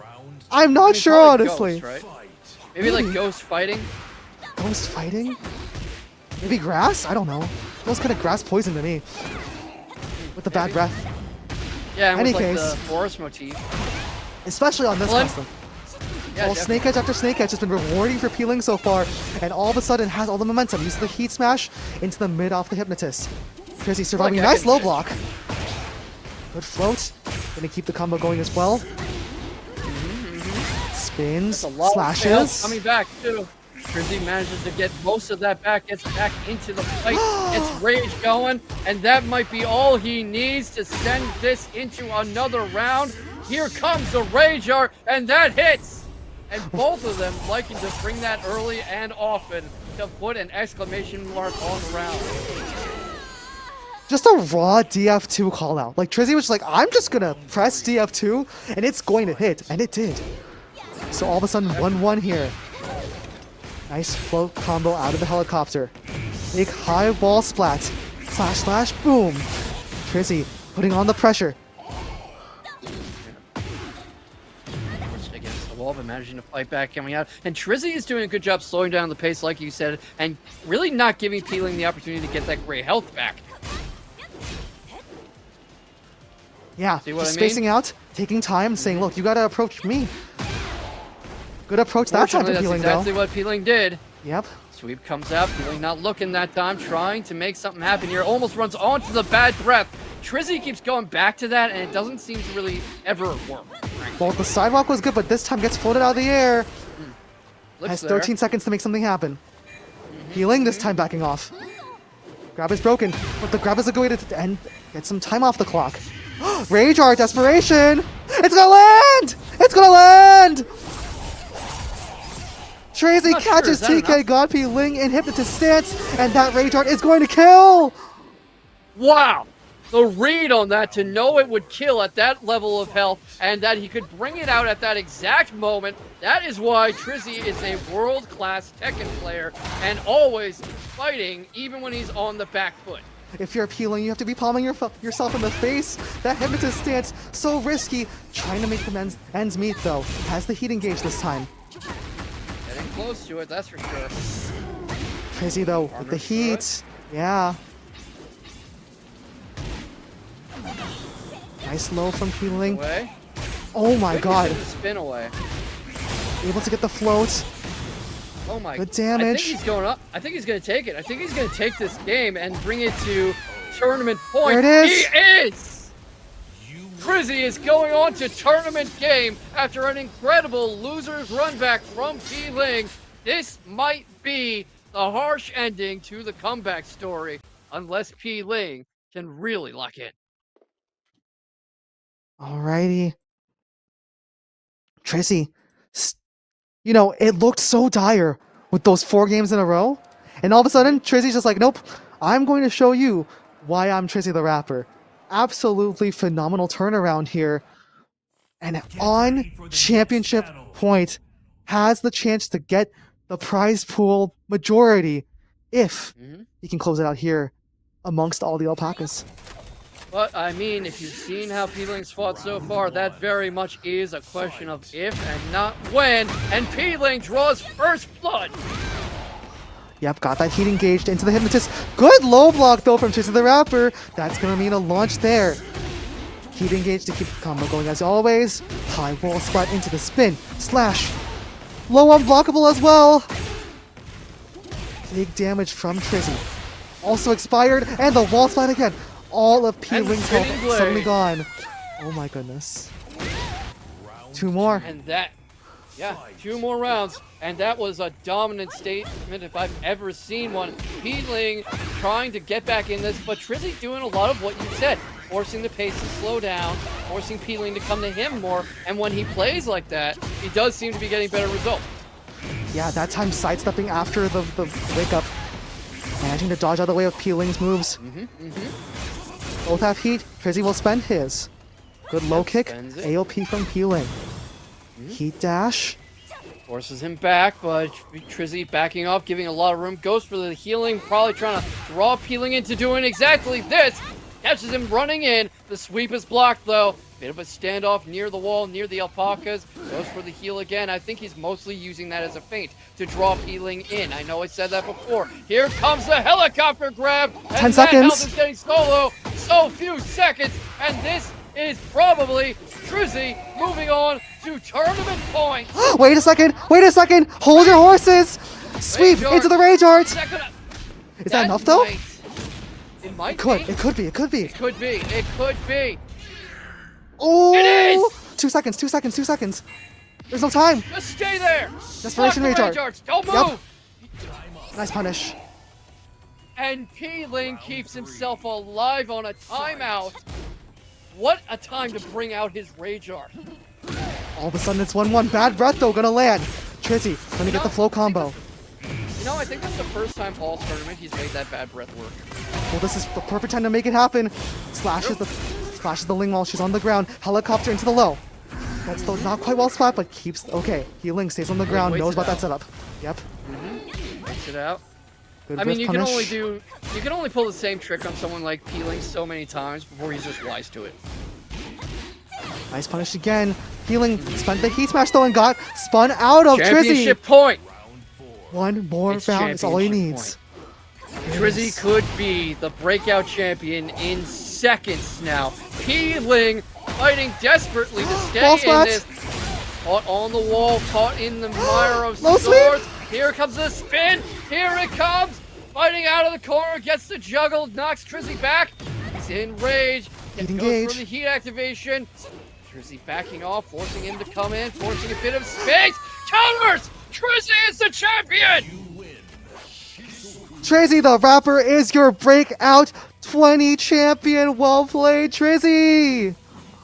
And what a comeback that was after what looked like it was going to be dominance from Peeling, who definitely is sitting there wondering how this could have gone so wrong so fast. The first part of this grand finals was one story. It was one act.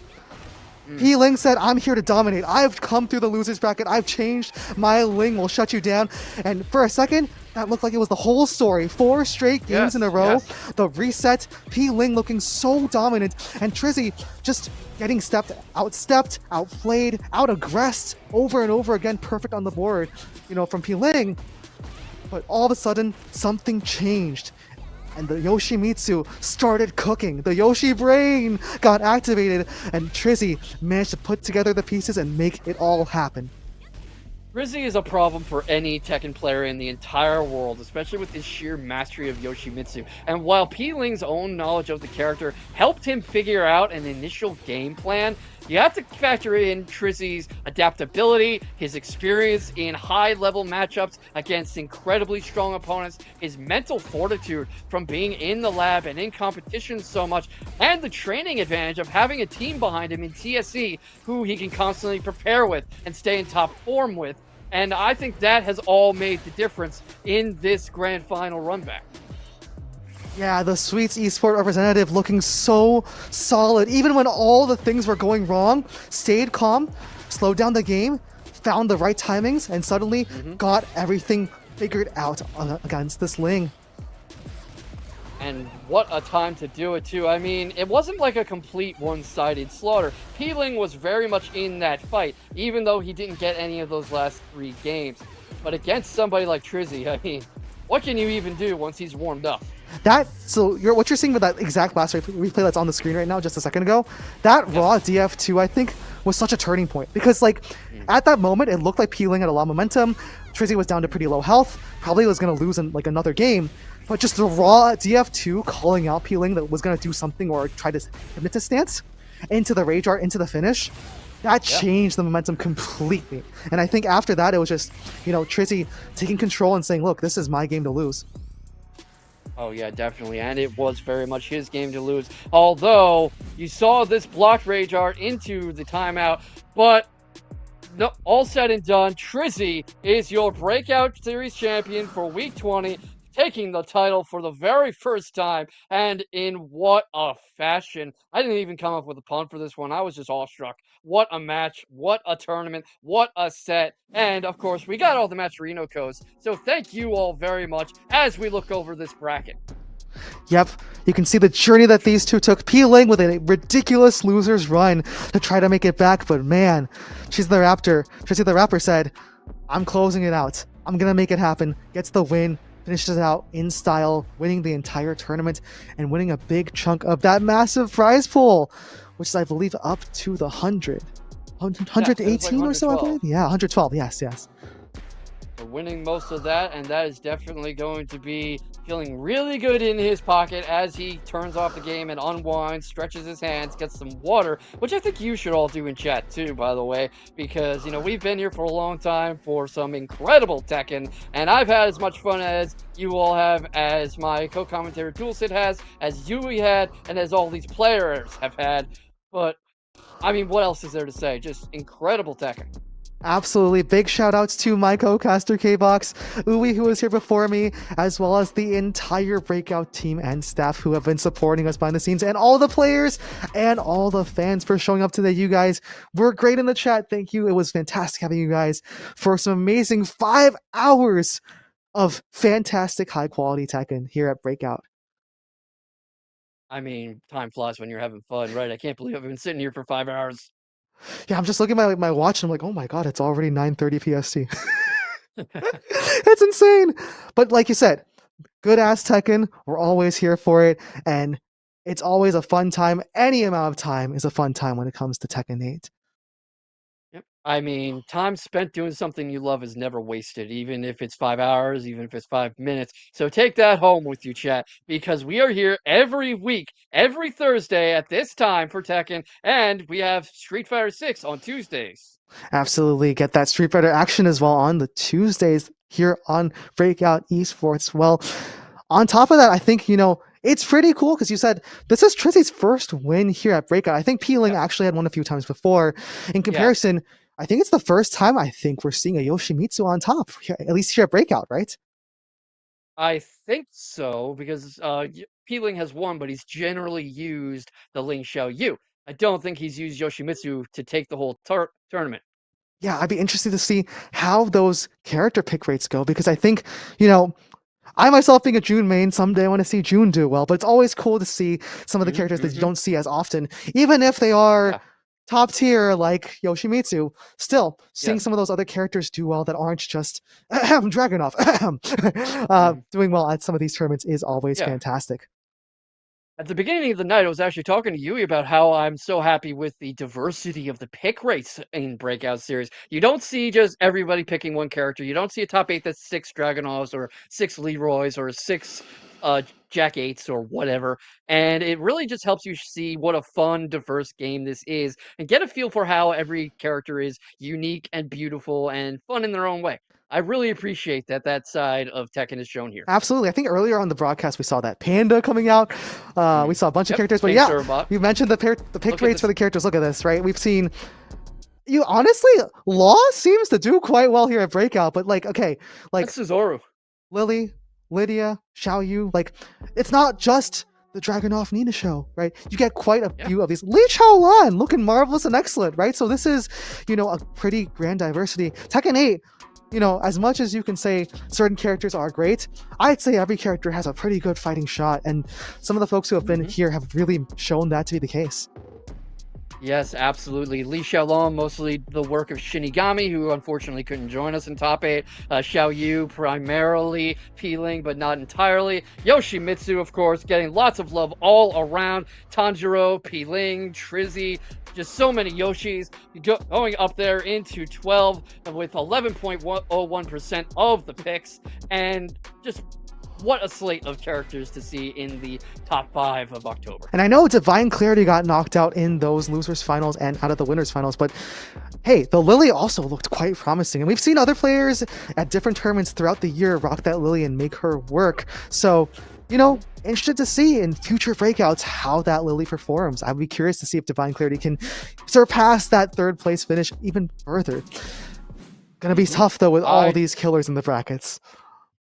Yeah, of course. Anytime you swim in the breakout series pool, you are swimming with sharks. And as the cliche goes, iron does sharpen iron, and we're all pretty sharp here. So thank you, everybody, for tuning in. See you next week. Take care, folks.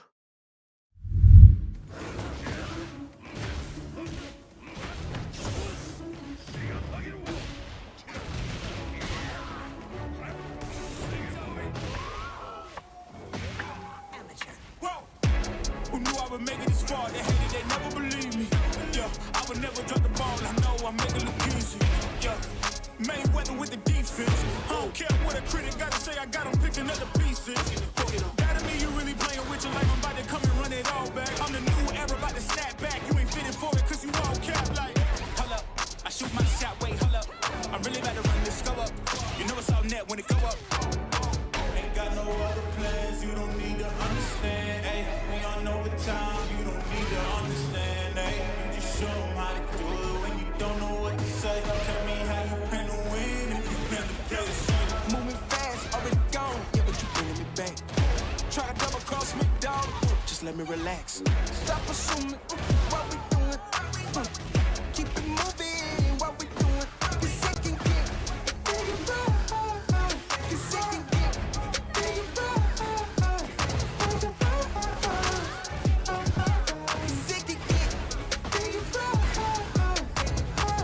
Hey, please don't play no games with me. I promise I'm too much. Hey, I can never let up even if you had enough. Hey, this ain't for the faint of heart. We always playing rough.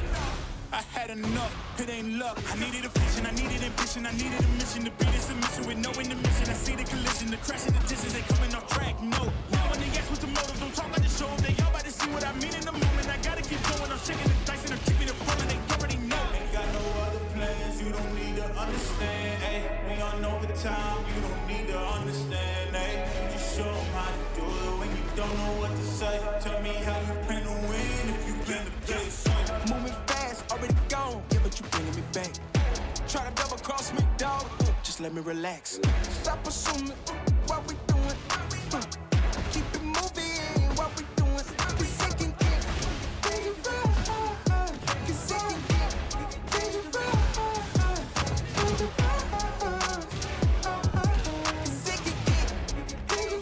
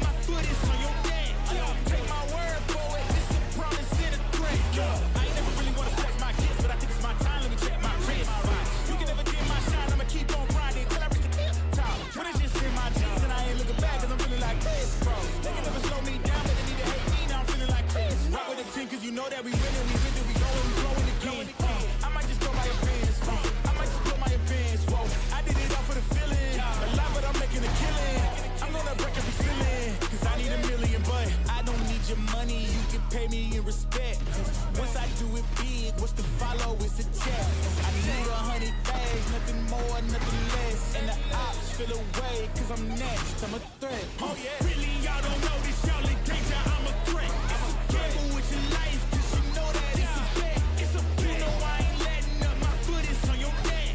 Take my word for it. This a promise and a threat. Really, y'all don't know this, y'all in danger. I'm a threat. It's a gamble with your life, 'cause you know that it's a bet. You know I ain't letting up. My foot is on your neck. Take my word for it. This a promise and a threat. I ain't been feeling spectacular. Flow so sick it's hazardous. Y'all still suck like Dracula.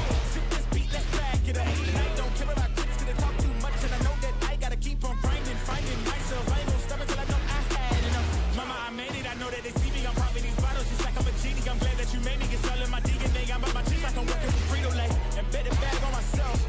I don't do it for my health. Every thread is a champion.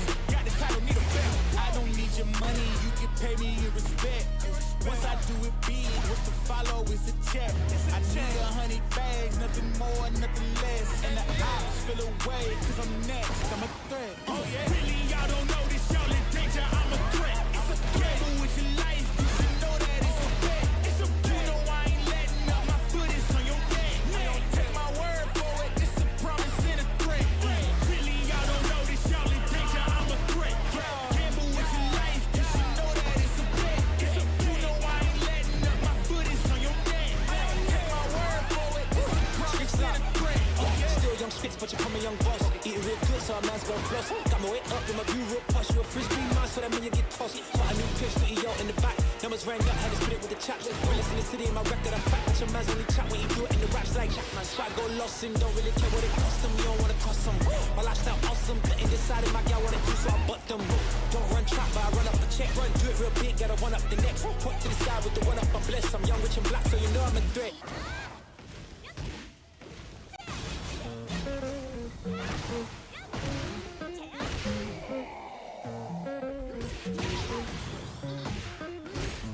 I've been on the road, I've been doing shows. Now we eating steak, remember sleeping on the floor.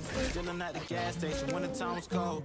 In the kitchen, hostile trying to flip it out the stove. Rocking fake J's, praying that nobody know. Watch them take my dog away, it was way too hard to stay composed. Fight to see the light of day, all this blood on my clothes. I was tired every day, green light, it's time to go. I don't wanna live life fast, just die too young. Die too young. 100 miles per hour, I might crash, 'cause a good die young. It a good die young. Push it to the limit, I can't go no more. Red light, no way, I'm coming back home. Long dirt road all on my own. I'ma be the greatest, write my name in the stone. Write my name in the stone. Yeah, I'm coming back home. Yeah, I'm coming back home. Write my name in the stone. 'Cause I'm coming back home. Sonic, one more conversion to Sonic, one more conversion to win this whole tournament. Healing, is he gonna do it? And he does it!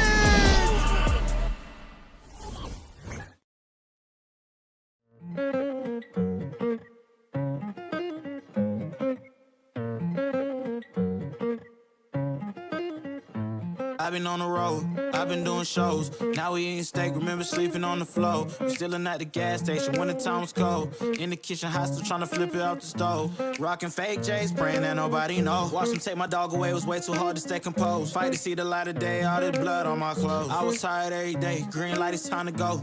I don't wanna live life fast or die too young.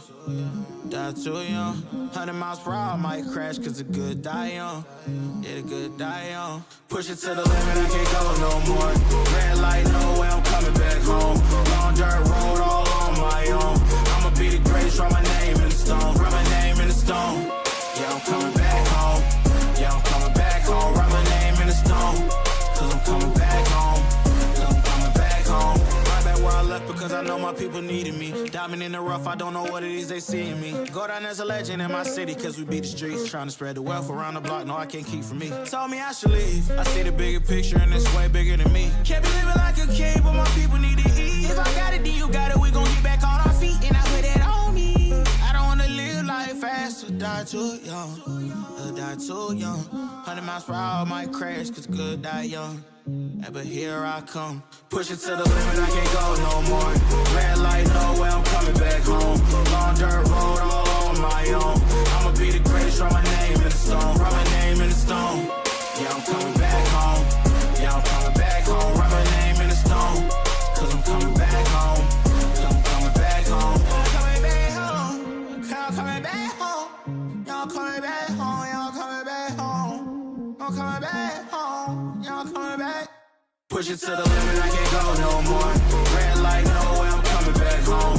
Long dirt road, all on my own. I'ma be the greatest, write my name in the stone. Write my name in the stone. Yeah, I'm coming back home. Yeah, I'm coming back home. Write my name in the stone. Cause I'm coming back home. Yeah, I'm coming back home. Write my name in the stone.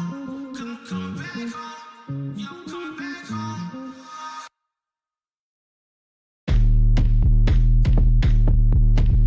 Stop that. Stop that. Stop that. Stop that. I hear him chat to the noise. Move too quick, can't stop for the talking. I hear him chat with the boys. Man's so tough, but man's keep walking. Just too sharp with the prize. White girls let it tell me I'm awesome. Yeah, hot like fire on the pan. If you wanna touch man, please use caution. Cold like 0 degrees. I'm out the cage, gotta let out the beast. Revolutionary, gotta let out the streets. Locked in a cage, I'ma let out the. Wake up, get out the sheets. We came for war, man, forget my peace. You take the west, I'll take on the east. I'ma put him in the cage, never let out the. Yeah, I hear him chat to the noise. Move too quick, can't stop for the talking. I hear him chat with the boys. Man's so tough, but man's keep walking. Yeah, just too sharp with the prize. White girls, let it tell me I'm awesome. Yeah, hot like fire on the pan. If you wanna touch man, please use caution. Beg, please get on your knees. Came from the jungle, up in the trees. I got a few tricks up in the sleeve. One wrong move, I'ma let out the. Big shoes, check out the crease. Blow like I'm Bigfoot, step on the beat. Make a man's run till he step out the cleats. When the whole place scream, gotta get out the. Yeah, I hear him chat to the noise. Move too quick, can't stop for the talking. I hear him chat with the boys. Man's so tough, but man's keep walking. Yeah, just too sharp with the prize. White girls, let it tell me I'm awesome. Yeah, hot like fire on the pan. If you wanna touch man, please use caution. Stop that. Stop that. Stop that. Stop that. Yeah, I hear him chat to the noise. Can't stop for the talking. I hear him chat with the boys. Man's keep walking, yeah. Just too sharp with the prize. Let them tell me I'm awesome, yeah. Hot like fire on the pan. If you wanna touch man, please use caution. We have creative. They try to take it, I'm getting it back. And if they hit me, they gotta get taxed. I'm making hit after hit after hit, and I promise you, boy, every one of them slap. Hop on a verse and I body it quick. They never work, and it's why we don't mix. I don't got time for the fake, and I swear that I'll always say real, something they never did. Oh, they saying that I'm up next. I told them that I'm up now. Promise I came for the next. I'm needing honeys on hundreds, cause that's what I'm worth. Show me the finish, I'm getting it first. Show me the best, and that's me and my worst. I need that money, I'm getting it now. I'm at the top, but I started way down. I told them hundreds of times that I'm really done waiting. I swear that I came for the crown.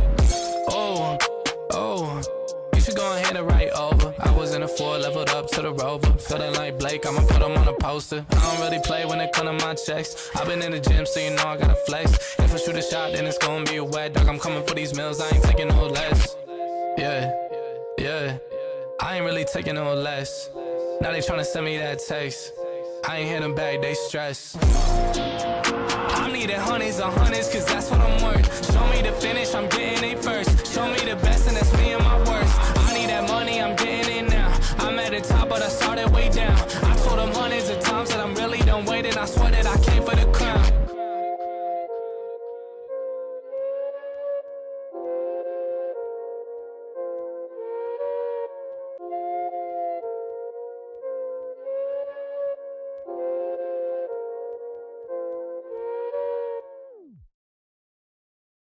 Nobody's safe.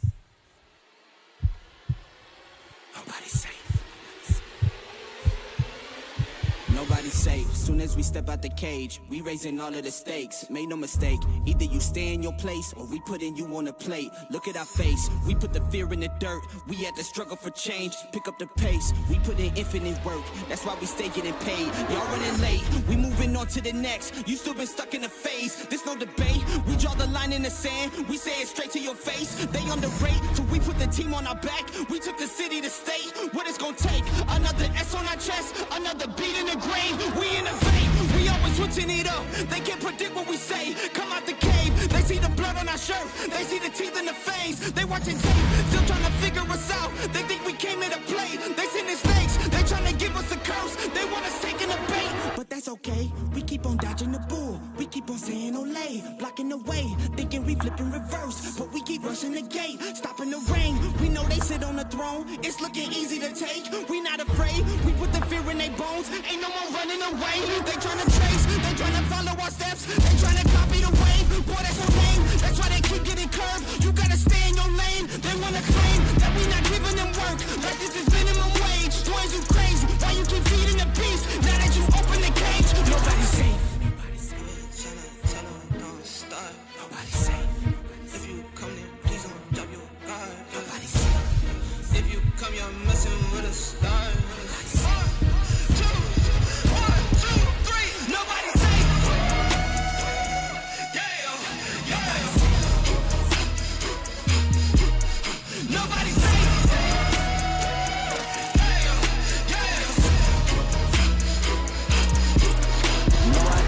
For my folks, for my mama and my pops. I don't care if you the cops, anybody could get boxed. If you aiming for my head, then you better take your shot. If you miss, then this fist gon' be cleansing your clock. I don't care if you the press or the feds or an op. If I stretch out these hands, they prepared to get rocked. If your friends said that you had a chance, understand that they probably was never for your friends. They my fans. I jumped in the ring and I started swinging. Came from the jungles of drunken demons, fighting them off in the Coliseum. Studied and learned how to target weakness. That's why your team would do better beefing with someone else who was probably vegan. Touch me and lose every single finger.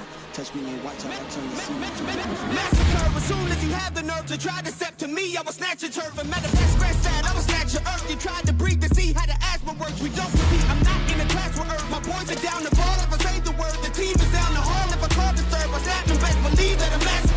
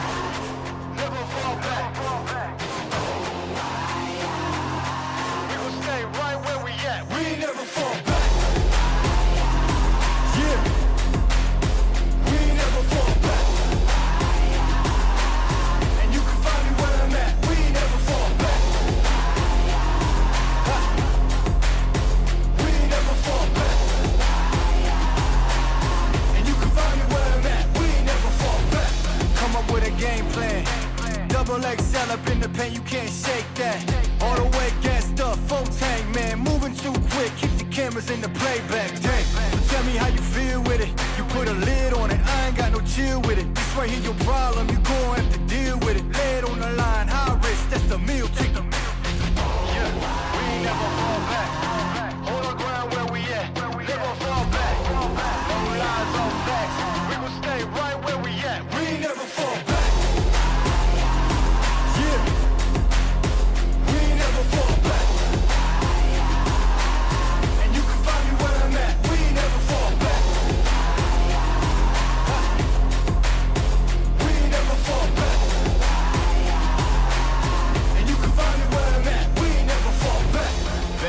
Down, never falter. Came with the hands out, get them off us. I'm 24/7 in the office. Pay attention cause I ain't repeating offers. Yeah, never met a man I've been scared of. Careful, you gon' get exactly what you asked for. Here for whatever you bring me, getting handled. I answer to no one, I don't need to hassle. Yeah, we ain't never fall back. Hold our ground where we at. We ain't never fall back.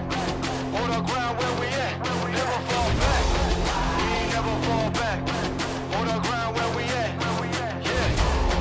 No lies or facts. You can find me right where I'm at. We ain't never fall back. We ain't never fall back. Yeah. We ain't never fall back. And you can find me where I'm at. We ain't never fall back. We ain't never fall back. And you can find me where I'm at. We ain't never fall back.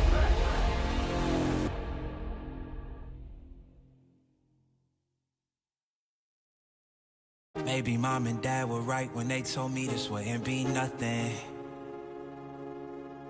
Maybe I should take their advice, go get a life, or maybe get a job or something. Pack it up and head back home, tell everybody I was bluffing. Or maybe I'll just get out my head and focus on what I know's coming. Yeah. Cause I can't fall asleep at night without seeing my dreams. Delusion and reality, I'm somewhere in between. These voices in my head get loud and they keep telling me that I'm a fool for trusting in these wings. But maybe, baby, this what flying feels like. Maybe, baby, this what flying feels like. Maybe, baby, this what flying feels like. Maybe, baby, this what flying feels like.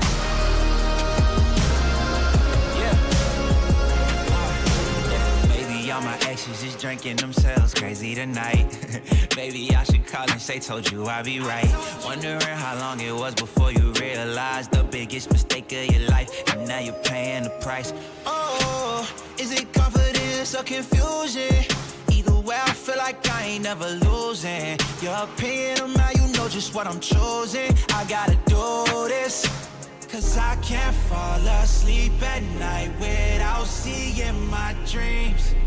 Delusion and reality, I'm somewhere in between. These voices in my head get loud and they keep telling me that I'm a fool for trusting in these wings. But maybe, baby, this what flying feels like. Maybe, baby, this what flying feels like. Maybe, baby, this what flying feels like. Maybe, baby, this what flying feels like.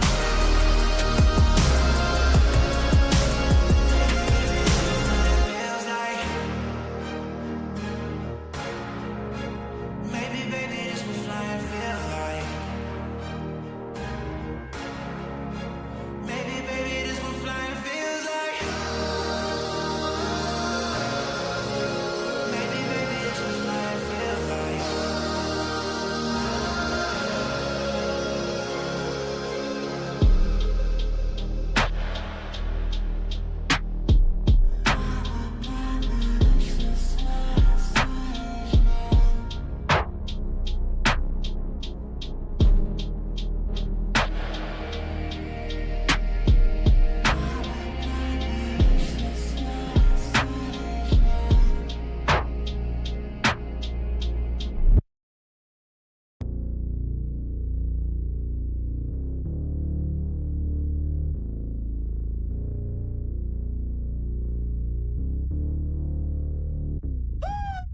Never wanted a king, I just wanted to leave. They wanted me to change, I just wanted to be me. Now they want me in chains, I just wanted to be free. And they turned a blind eye, well now I want them to see. I ain't here to make friends, I just need to make amends. Yeah, the odds stacked against me, I'm just here to break the trends. Bring them weapons in, since my melanin got them questioning what's best for them. When the record ends, I'll be reckoning. Wanna see us up, the system made to fail.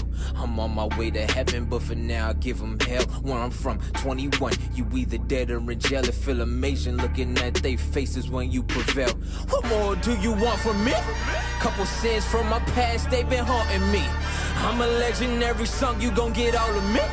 Load it up, you gon' get this work at market fee. Matter of fact, it's all for free. Calm down, nah, here I go. I've been shooting up the screen like I'm setting pick and rolls. They see me listed with the freshest. It's cool, they didn't know. Leave a seed outside, man, it's guaranteed to grow. I'm about to blow. Doc, hold on, wait a minute, now I'm strapped in. I done seen the light, so grab a camera for the action. Learn to play the hand, I was dealt in my advantage. When the cards in my hand, every move is a gambit. Understanding what's a king, he can't recognize his queen. As his equal, what's a king? Who don't really got love for the people? What's a king? Who ain't ready to go and fight against the evil? What's a king? He don't know another king is supposed to lead you. But we will be dead from this. They ain't know we bred for this. They sending apologies, tell us in that recompense. Everything seems fair, love and war. Thought they gave me all they had, we're telling them send some more. You got something you'll live for. Means more when it's something you'll die for. With this life I'ma give more, cause it's a lot of people I'ma ride for. Been fighting all my life for already. Prepared for the pain and the strife for already. You really want me, come and get me for already. Understand I got 1,000,000 soldiers with me for already. Some family in a box, other family members boxed up. But no matter the circumstances, promise that won't stop us. Life like Super Mario, from underground I popped up. Shoulda level up every time I make the block jump. Royal we paid for the royalty like ASCAP. Dividends invested in myself like I'm the NASDAQ. Never tripping, I'm setting traps for my demise. Do it all on Forrest Whitaker, I barely bat an eye. Yeah, push me to the limits, I made big.